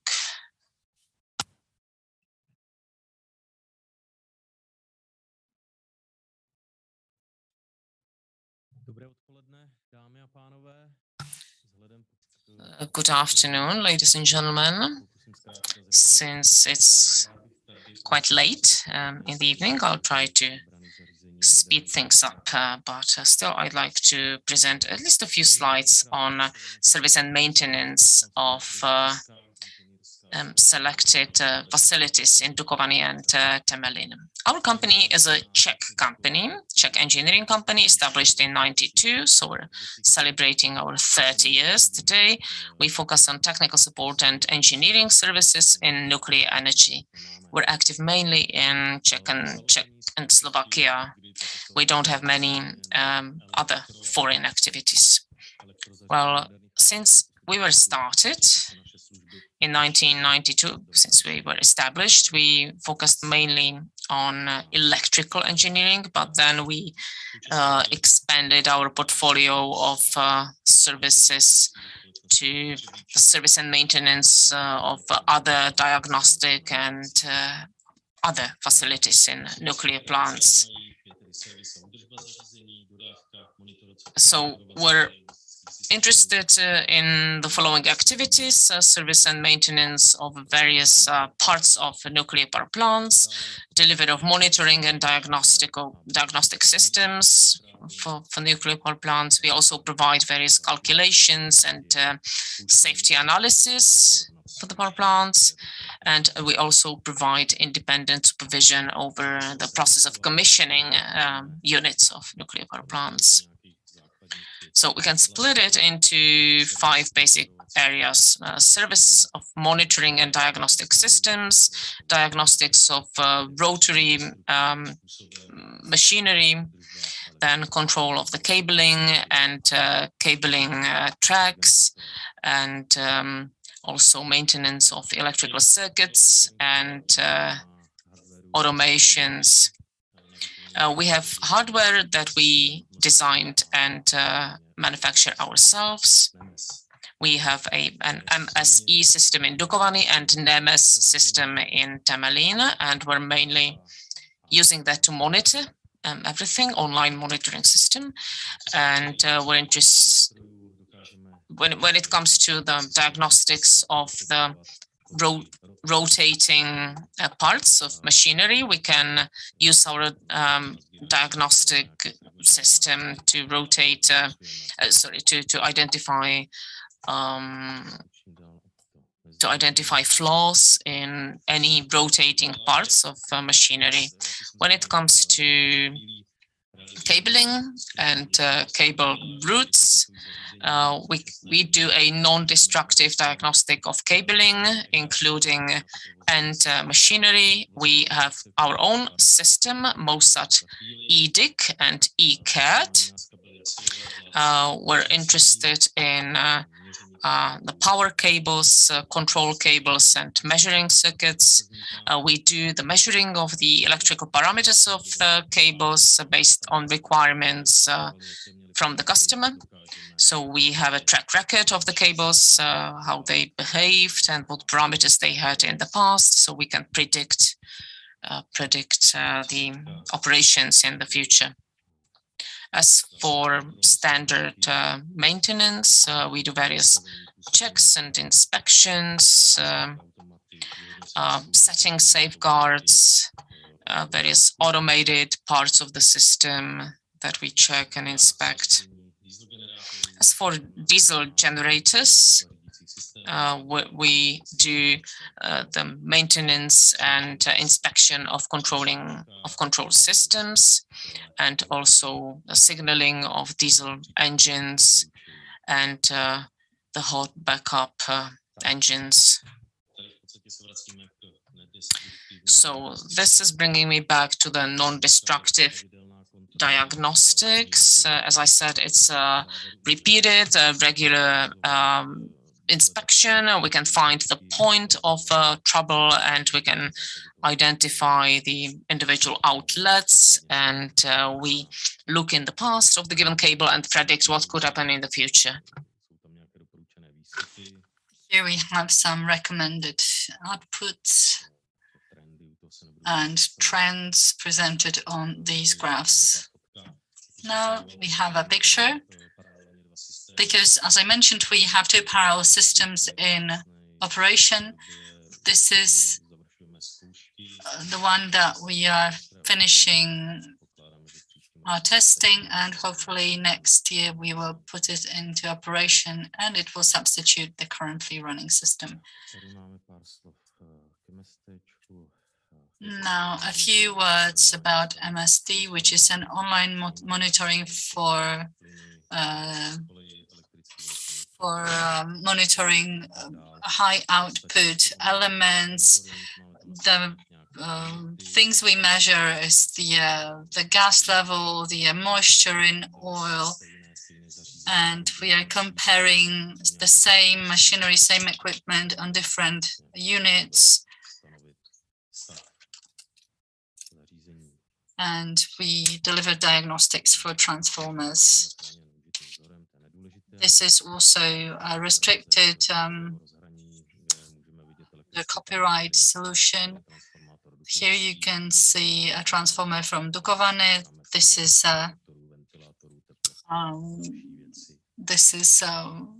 where you can see where in the system you see different control panels and control elements. That's it. And I'll be happy to answer any questions.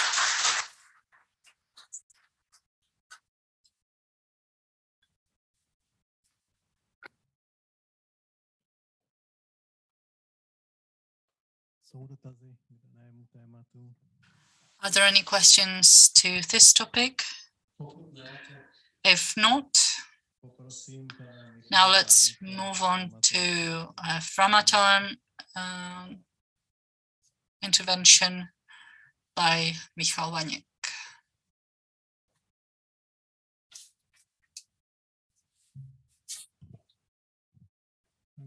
Michal Vaněk, ladies and gentlemen, I represent Framatome, and I'll have the final intervention of today focusing on cyber security in the context of nuclear energy. I have three parts of my intervention. I will start with the critical industry and cybersecurity in critical industries, where I believe also NPPs fall too. Then I want to Please forgive me for using English abbreviations, but I'm used to it. I'd rather say INC systems in Slovak as well. Critical industries. For anybody who monitors and follows this industry, knows that there are incidents happening and there is a lot of hacking attacks involving various pieces of equipment and power plants.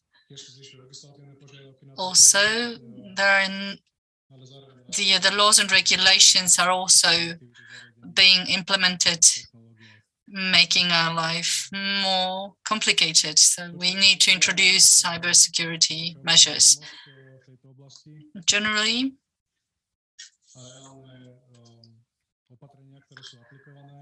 the real solutions that are put in place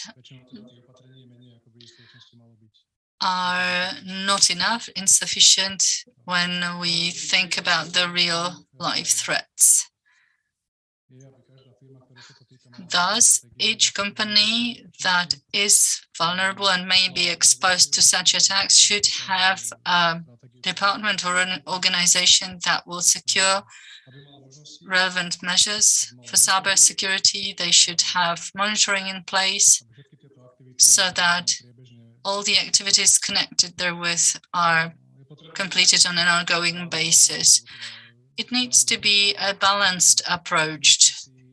There should be a balance between the level of investment and the result of such investment. As far as NPPs are concerned, a number of international standards apply. The first set of norms is ISO 27005. ISO 27001, and it is a general standard for cyber security. Then there we have a group of IEC standards that are focusing on INC systems in NPPs. In our company, we apply a special procedure that involves a number of steps. First, we complete a threat and risk assessment where we define what will be the focus point and focus area in the system. Then we assign the system to a security class, which is very similar to other industries. The third step is assessing security requirements for given systems. Then we design the system, including all the requirements from the customer. And finally, we prepare a set of measures that will be answering the demand and the contract requirements.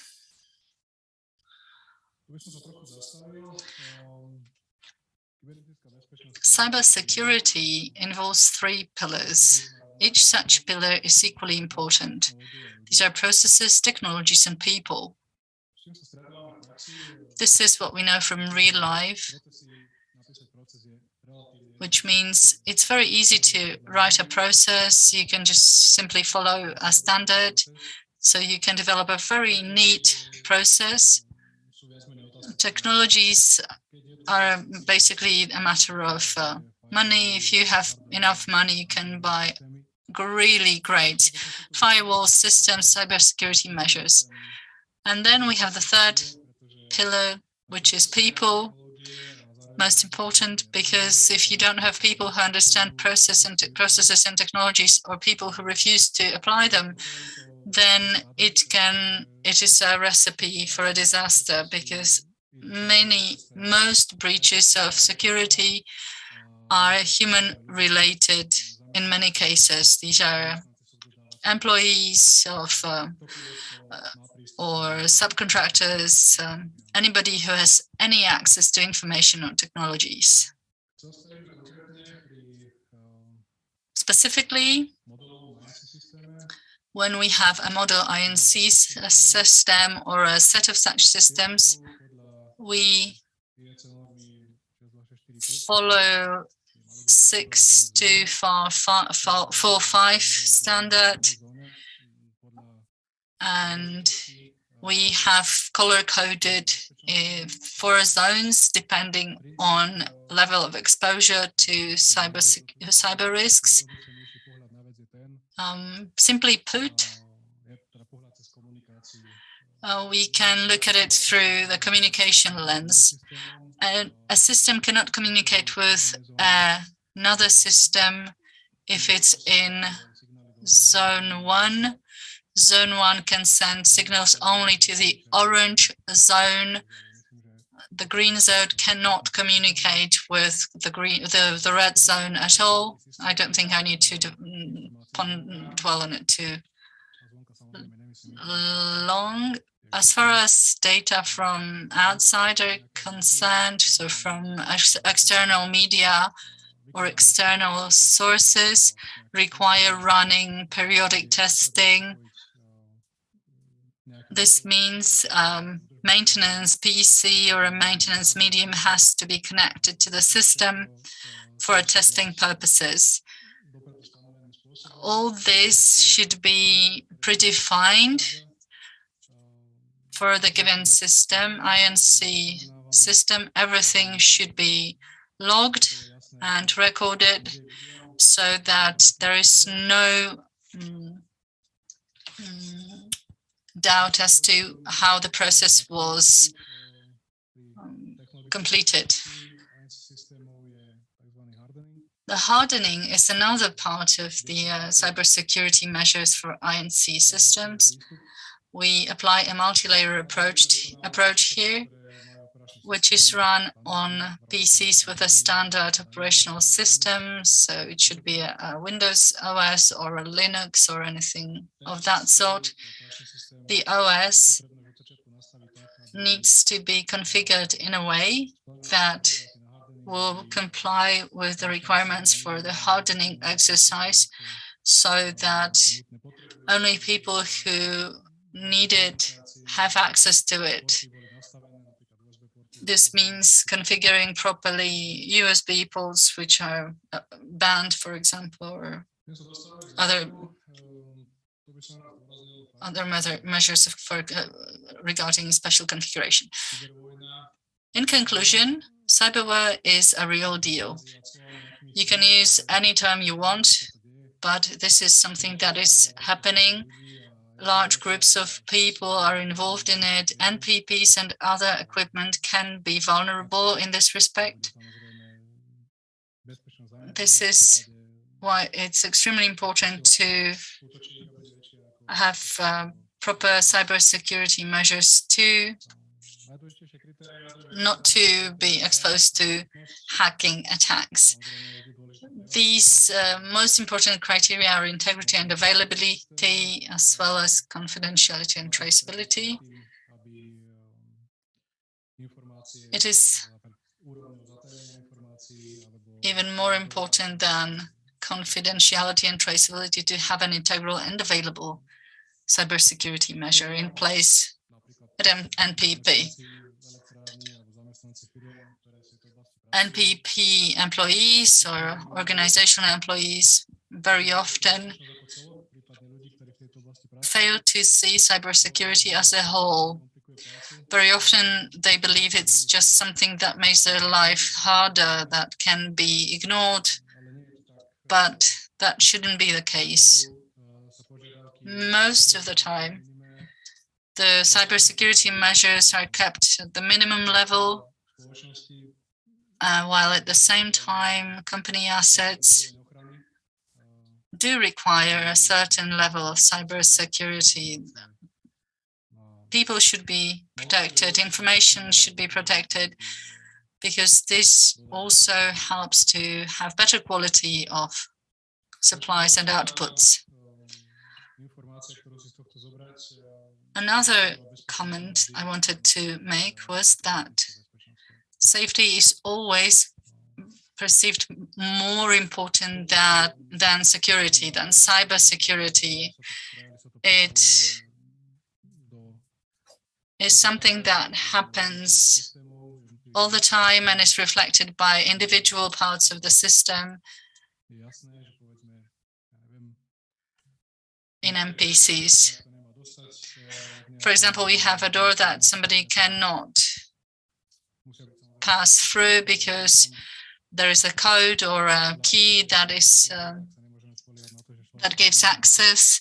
But when there is a fire, the doors has to be open because we cannot be sure that the person in danger will remember the codes. This is what I meant saying that safety takes priority over security. I also wanted to mention the NIS2 directive of the EU, which is Network and Information Security Directive, which is under development. It will introduce stricter requirements regarding cybersecurity for companies that are suppliers in critical industries.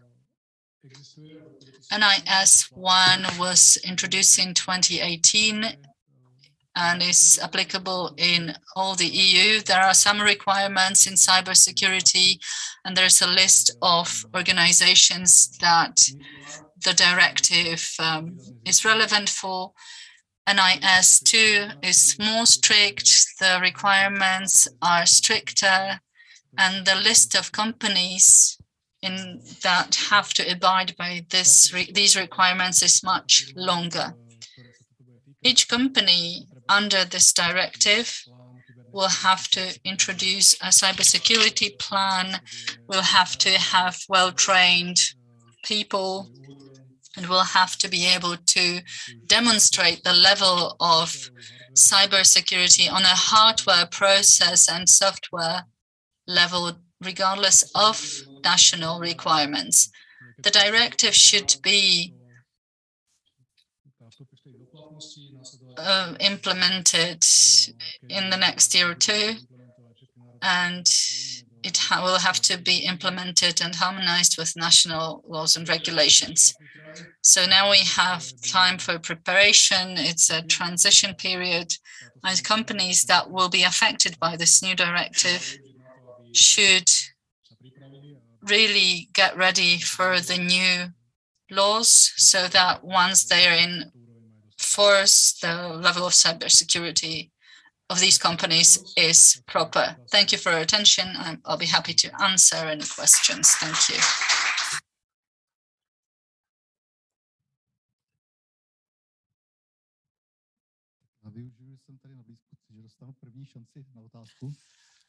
So I will use my position. So I'll ask the first question. Well, in our company, we don't do only simulators. We also do other things. So I'm not talking about simulators right now. So when a customer is used to some specific technical solution of a specific information system or a control system, I&C system, and then after 20 years, usually it's about 20 years, there's a request to renew the whole system or replace it with a new one, and new hardware, more modern hardware, and more modern I&C or other control system. You move the software from server to cloud. You have dislocated backups, and I don't even remember the proper terminology, but there's redundancy. If you have one facility in Prague which fails, you have a redundant facility in Hradec, and that takes over, and the customer does not feel or see anything. So if that is the requirement, you deliver that to the customer. Of course, there are huge requirements on cybersecurity. The original hardware and software naturally provided for cybersecurity because it was just one cupboard isolated from the outer world. It was locked in. You could not get there physically. And suddenly with that new modern solution, there's this huge threat of cyber attacks. And of course, huge requirements on cybersecurity. But in the end, from our own experience, we know that suddenly the customer says, well, you know, this hardware that we had before, you say it was obsolete, it was too old, but actually it served us well. We could download files, we could do this and that. But this new system and new hardware does not allow me to do all of this. And it's a really long process. It takes 1 hour and I have to do it 3 times a day. And I just can't do it this way. So what do you tell the customer? How do you reply to such complaints? You give him a device which is 20 years younger, more modern, but his user experience is much worse than with the older system. Thank you for the question. It's a good question and it's hard to answer. And I don't have just one answer to that. It depends on the requirements on the system, whether the requirements were exactly the same as with the old system. It's also a question of the availability of hardware. And I'm not speaking about 20 years old hardware. We can speak about 3 years or 5 years old hardware. And if hardware is not available enough, then you have to rebuild the system on a more modern base. And of course, the more modern base must comply with new standards that have become effective in the meantime. But a good answer would be probably to show to the customer a risk analysis. If the customer is a layman to some extent, we can talk about risk analysis and tell him what could happen, under what circumstances, and what impact it will have on his systems. Usually when we start talking about that, that is the turning point and the customer is willing to accept the bigger price or the higher complexity of the system. Because suddenly the customer sees that it's meaningful, that what we offer and what we recommend to him makes sense. And when you have these copy-paste projects, I know that you were talking about it, that you just take the old solution and copy it onto a new hardware, but we don't do that. I haven't seen that in the past 10 or 15 years in our company. Do we have more questions from the audience? If not, I'd like to give the floor to the last speaker, Mr. František Kurel from ZAT AS.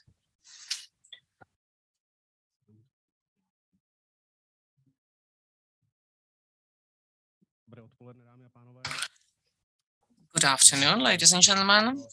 My name is František Kurel. I'm a marketing and business director of ZAT.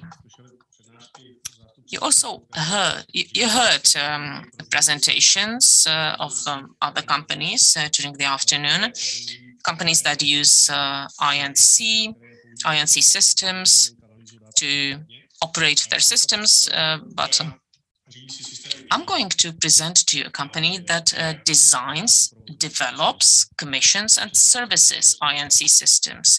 It's a Czech-owned joint stock company called ZAT. So this is the agenda of my presentation.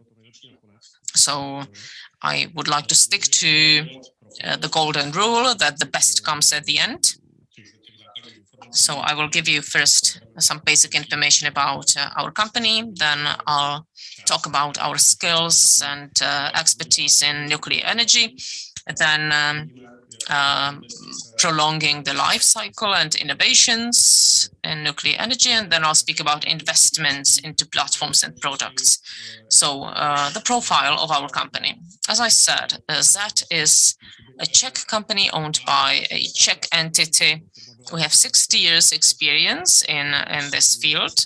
We were established in 1962, so we're celebrating 60 years of existence this year.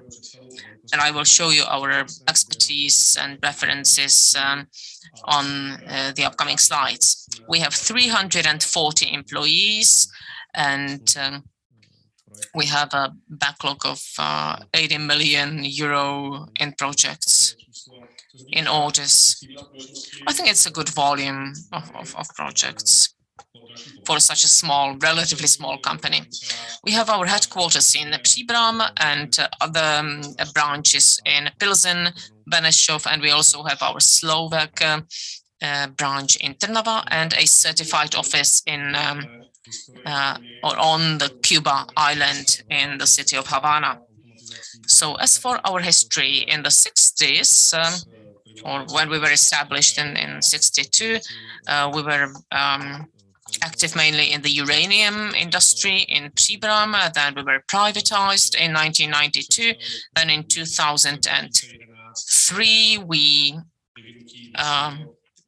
became a division of controls, Škoda Energo.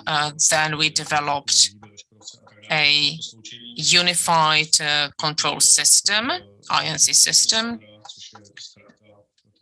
And the unified system was called Sandra, Safe and Reliable Automation. And as part of Sandra, we also developed two series of control systems, Z100 and Z200.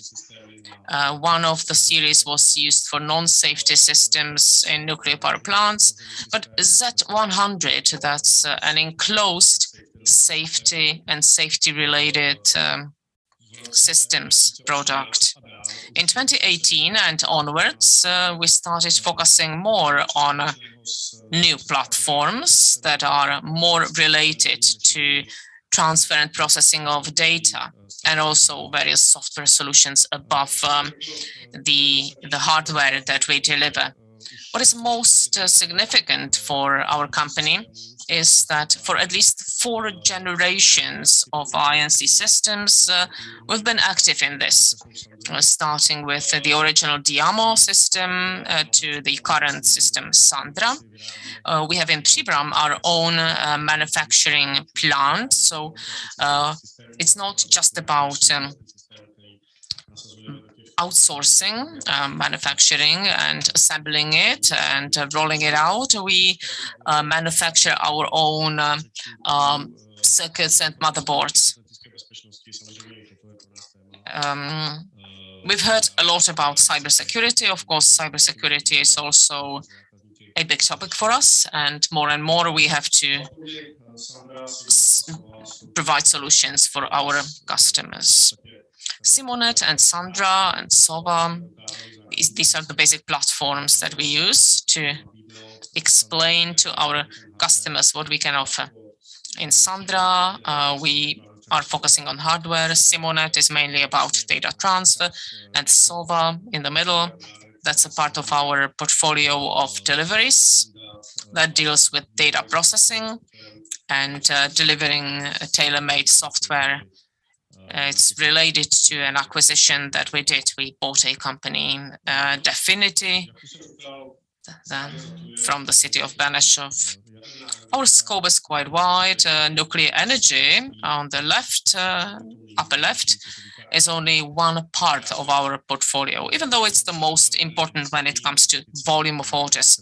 But we also do projects in thermal energy, hydro energy, solar energy in Australia, for example. Distribution both of electricity and gas. We provide INC systems for regulation stations. We're also active in transport. We have our division, medical division, that focuses on medical appliances. and so forth. There are many opportunities where a company like ours delivering INC systems can be active. Just a few numbers to give you an idea how many applications and installations we already have. What is relevant for this conference is that Z systems manage and control 42 units of NPPs globally around the world.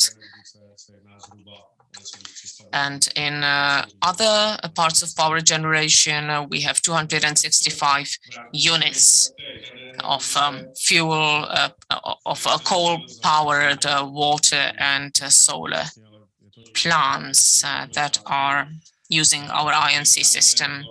Some 45 years ago, roughly, we started delivering into nuclear energy. We mainly deliver for pressurized water reactors. We're a part of the licensing system, licensing process as well. We have experience with the licensing process with various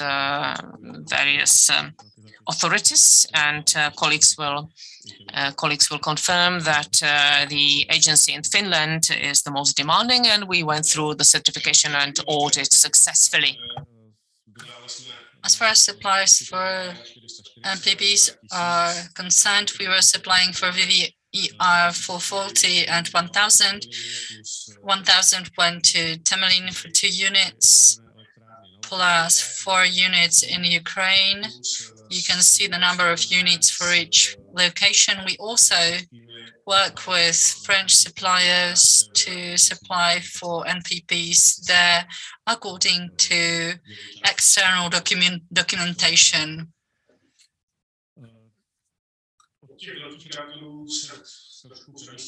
Now let's move on from these large reactors to the smaller units. We've already discussed the Vrabec teaching reactor, which also has an integrated our system.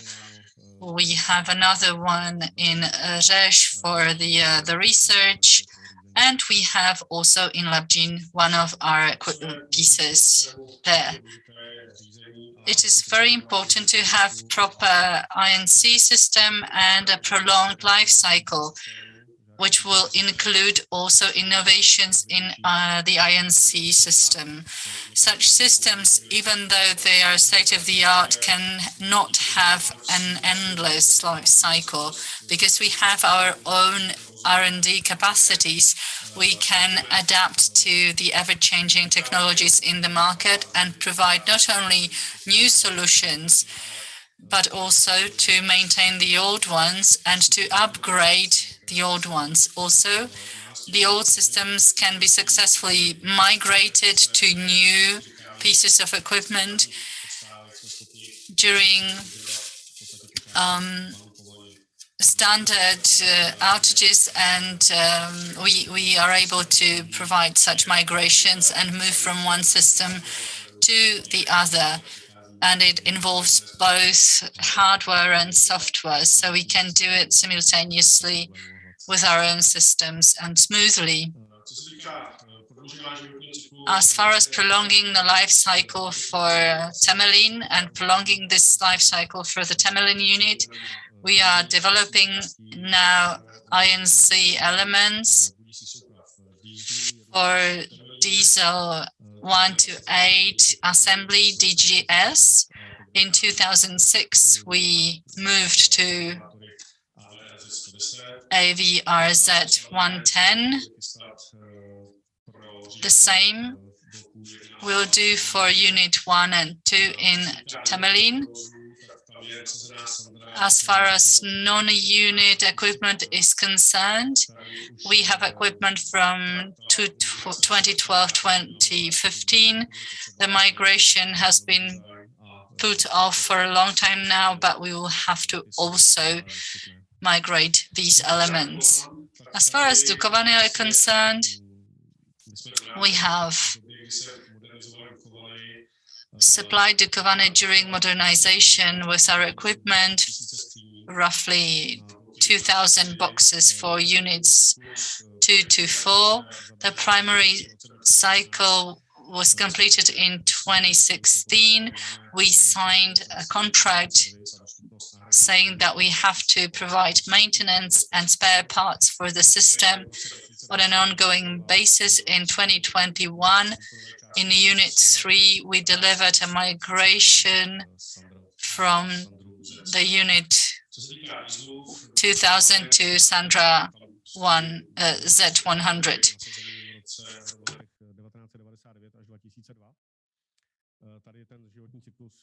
The exciters were changed in the following period. Now we are only providing spare parts for these exciters.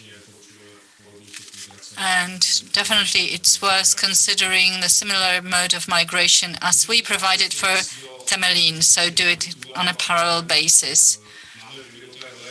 We have also provided a new solution for the WRCS system for WVEI reactors. This type can be applied also in other regulatory mechanisms for both small and large reactors.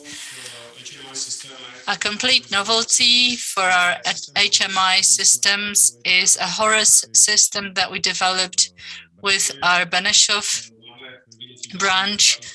We have an HMI subsystems that is compliant with all the strictest requirements for such secure systems and their security, and this is something that is under development currently. Another innovation that might be interesting for you is a completely new mechanism, SOICA, for managing requests. And we use it for internal requests in our company, but also for processing requests from our customers so that we have logs and we can process them properly. This is fully integrated with our ZAD software. What's interesting, the system was used, for example, for SIL 3 certification. Quite recently, we have certified the security system for turbine, and it received a SIL 3 class under proper relevant standards. ZAD has been traditionally providing these systems for steam turbines manufacturers. Finally, I wanted to mention a few facts. We have designed solutions from primary, secondary, and non-unit elements of an NPP.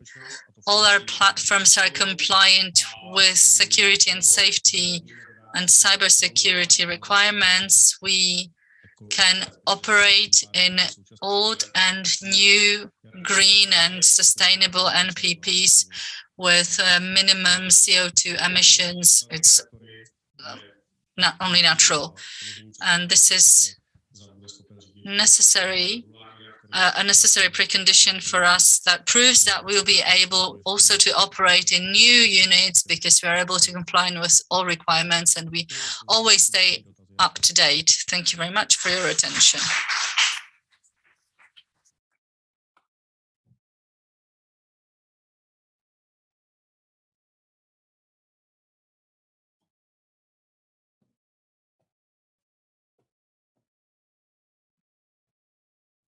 Děkuji. Tak, první dotaz. We have the first question. You are a supplier for an INC systems for chess, for example, and we've just heard that chess is reluctant to invest in systems used by other organizations. Just an example.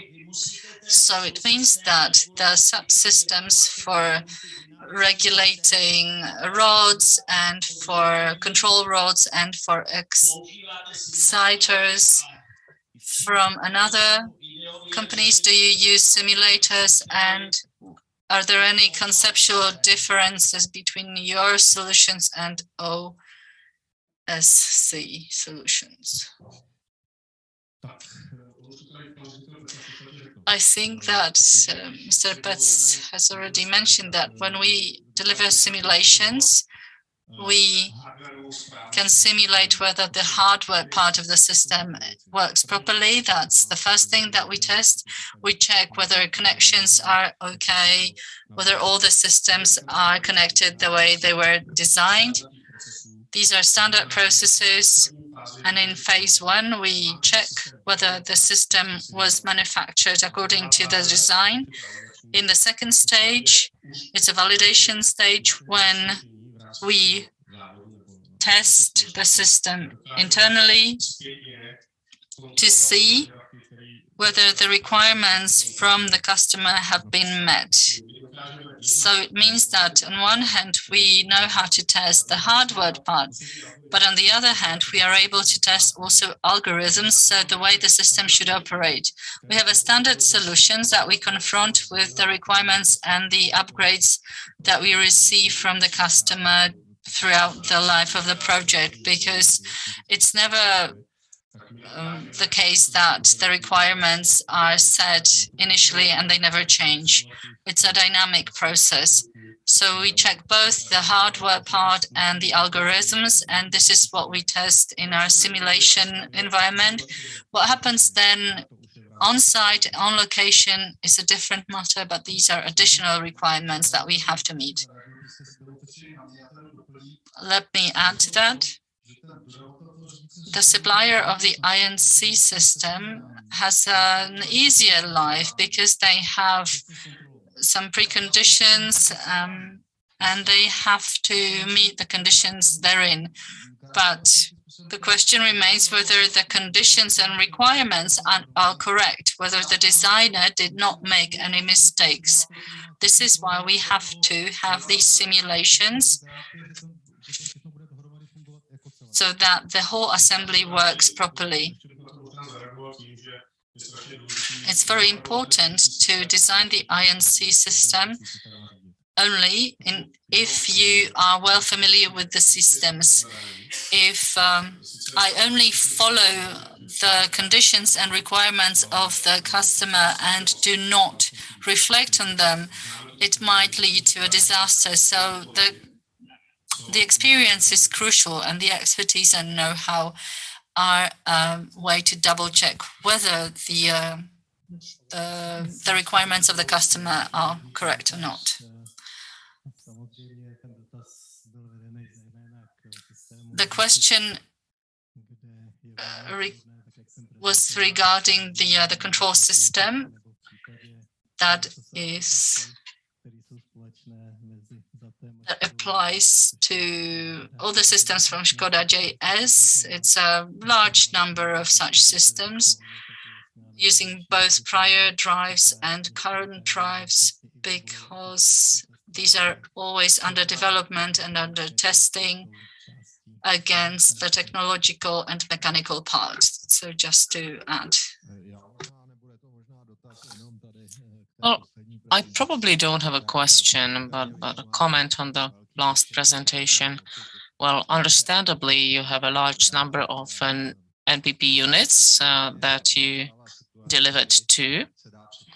And now we're in a situation when we can hopefully expect 4 more units to be built in this country, and it will not be the VVR system. So have you negotiated with the potential suppliers that you could be involved in that project as well? And also you have those VVRs. So will you be doing something, delivering something for the new PAKSH unit or not? Okay, one by one. Question number 1. Whether new units in Dukovany and Temelin are interesting for us? Well, yes, of course, definitely. The various types of reactors that were presented in the previous panel, all of that is about technology and about the terms and conditions in the tender documentation. So if the company that has the technology in its hands is willing to give us necessary information and is willing to take the INC system to control its technology with our system, then of course, why not? It's a Czech product which can be adapted in various ways. And as Mr. Zaruba has said, it is about taking the technology, showing it to us and telling us how they need to control it. And then it's just about a piece of software.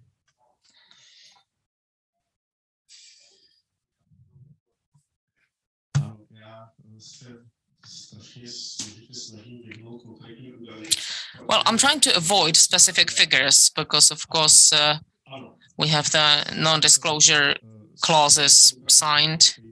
But yes, of course, we are in touch with companies that have that technology and we're working on it. And what was the second question? I forgot. Oh, yeah, the VVRs, whether we do PAKSH or not. Yes, we do. We're working on it. And I hope that the project will become reality. And the gentleman doesn't have a mic, so we don't hear.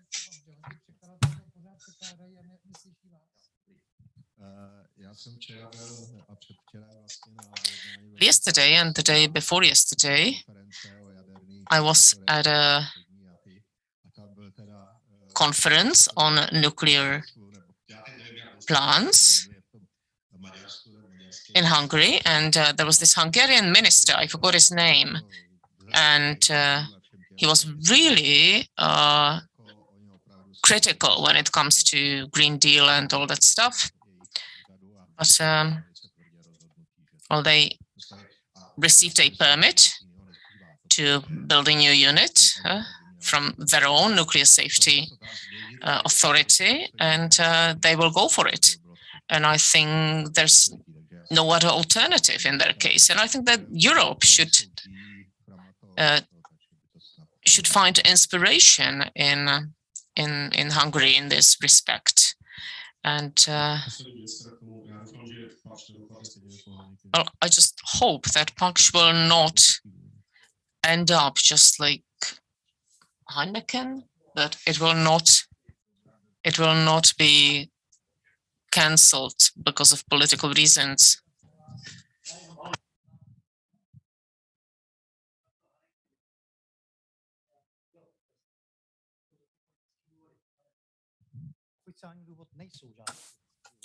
Well, of course, there were political reasons for the termination of that project, but officially, politics were not behind that. Only the price and delays. Those are official two reasons for the contract termination.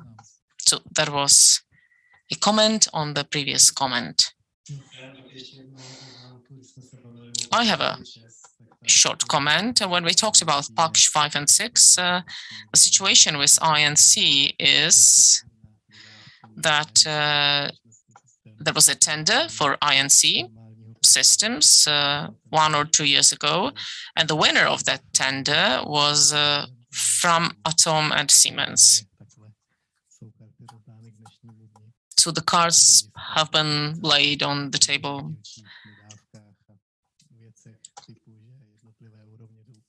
Of course, I'm not speaking about partial sub-deliveries and that some parts of the system should be based on a different platform and so forth.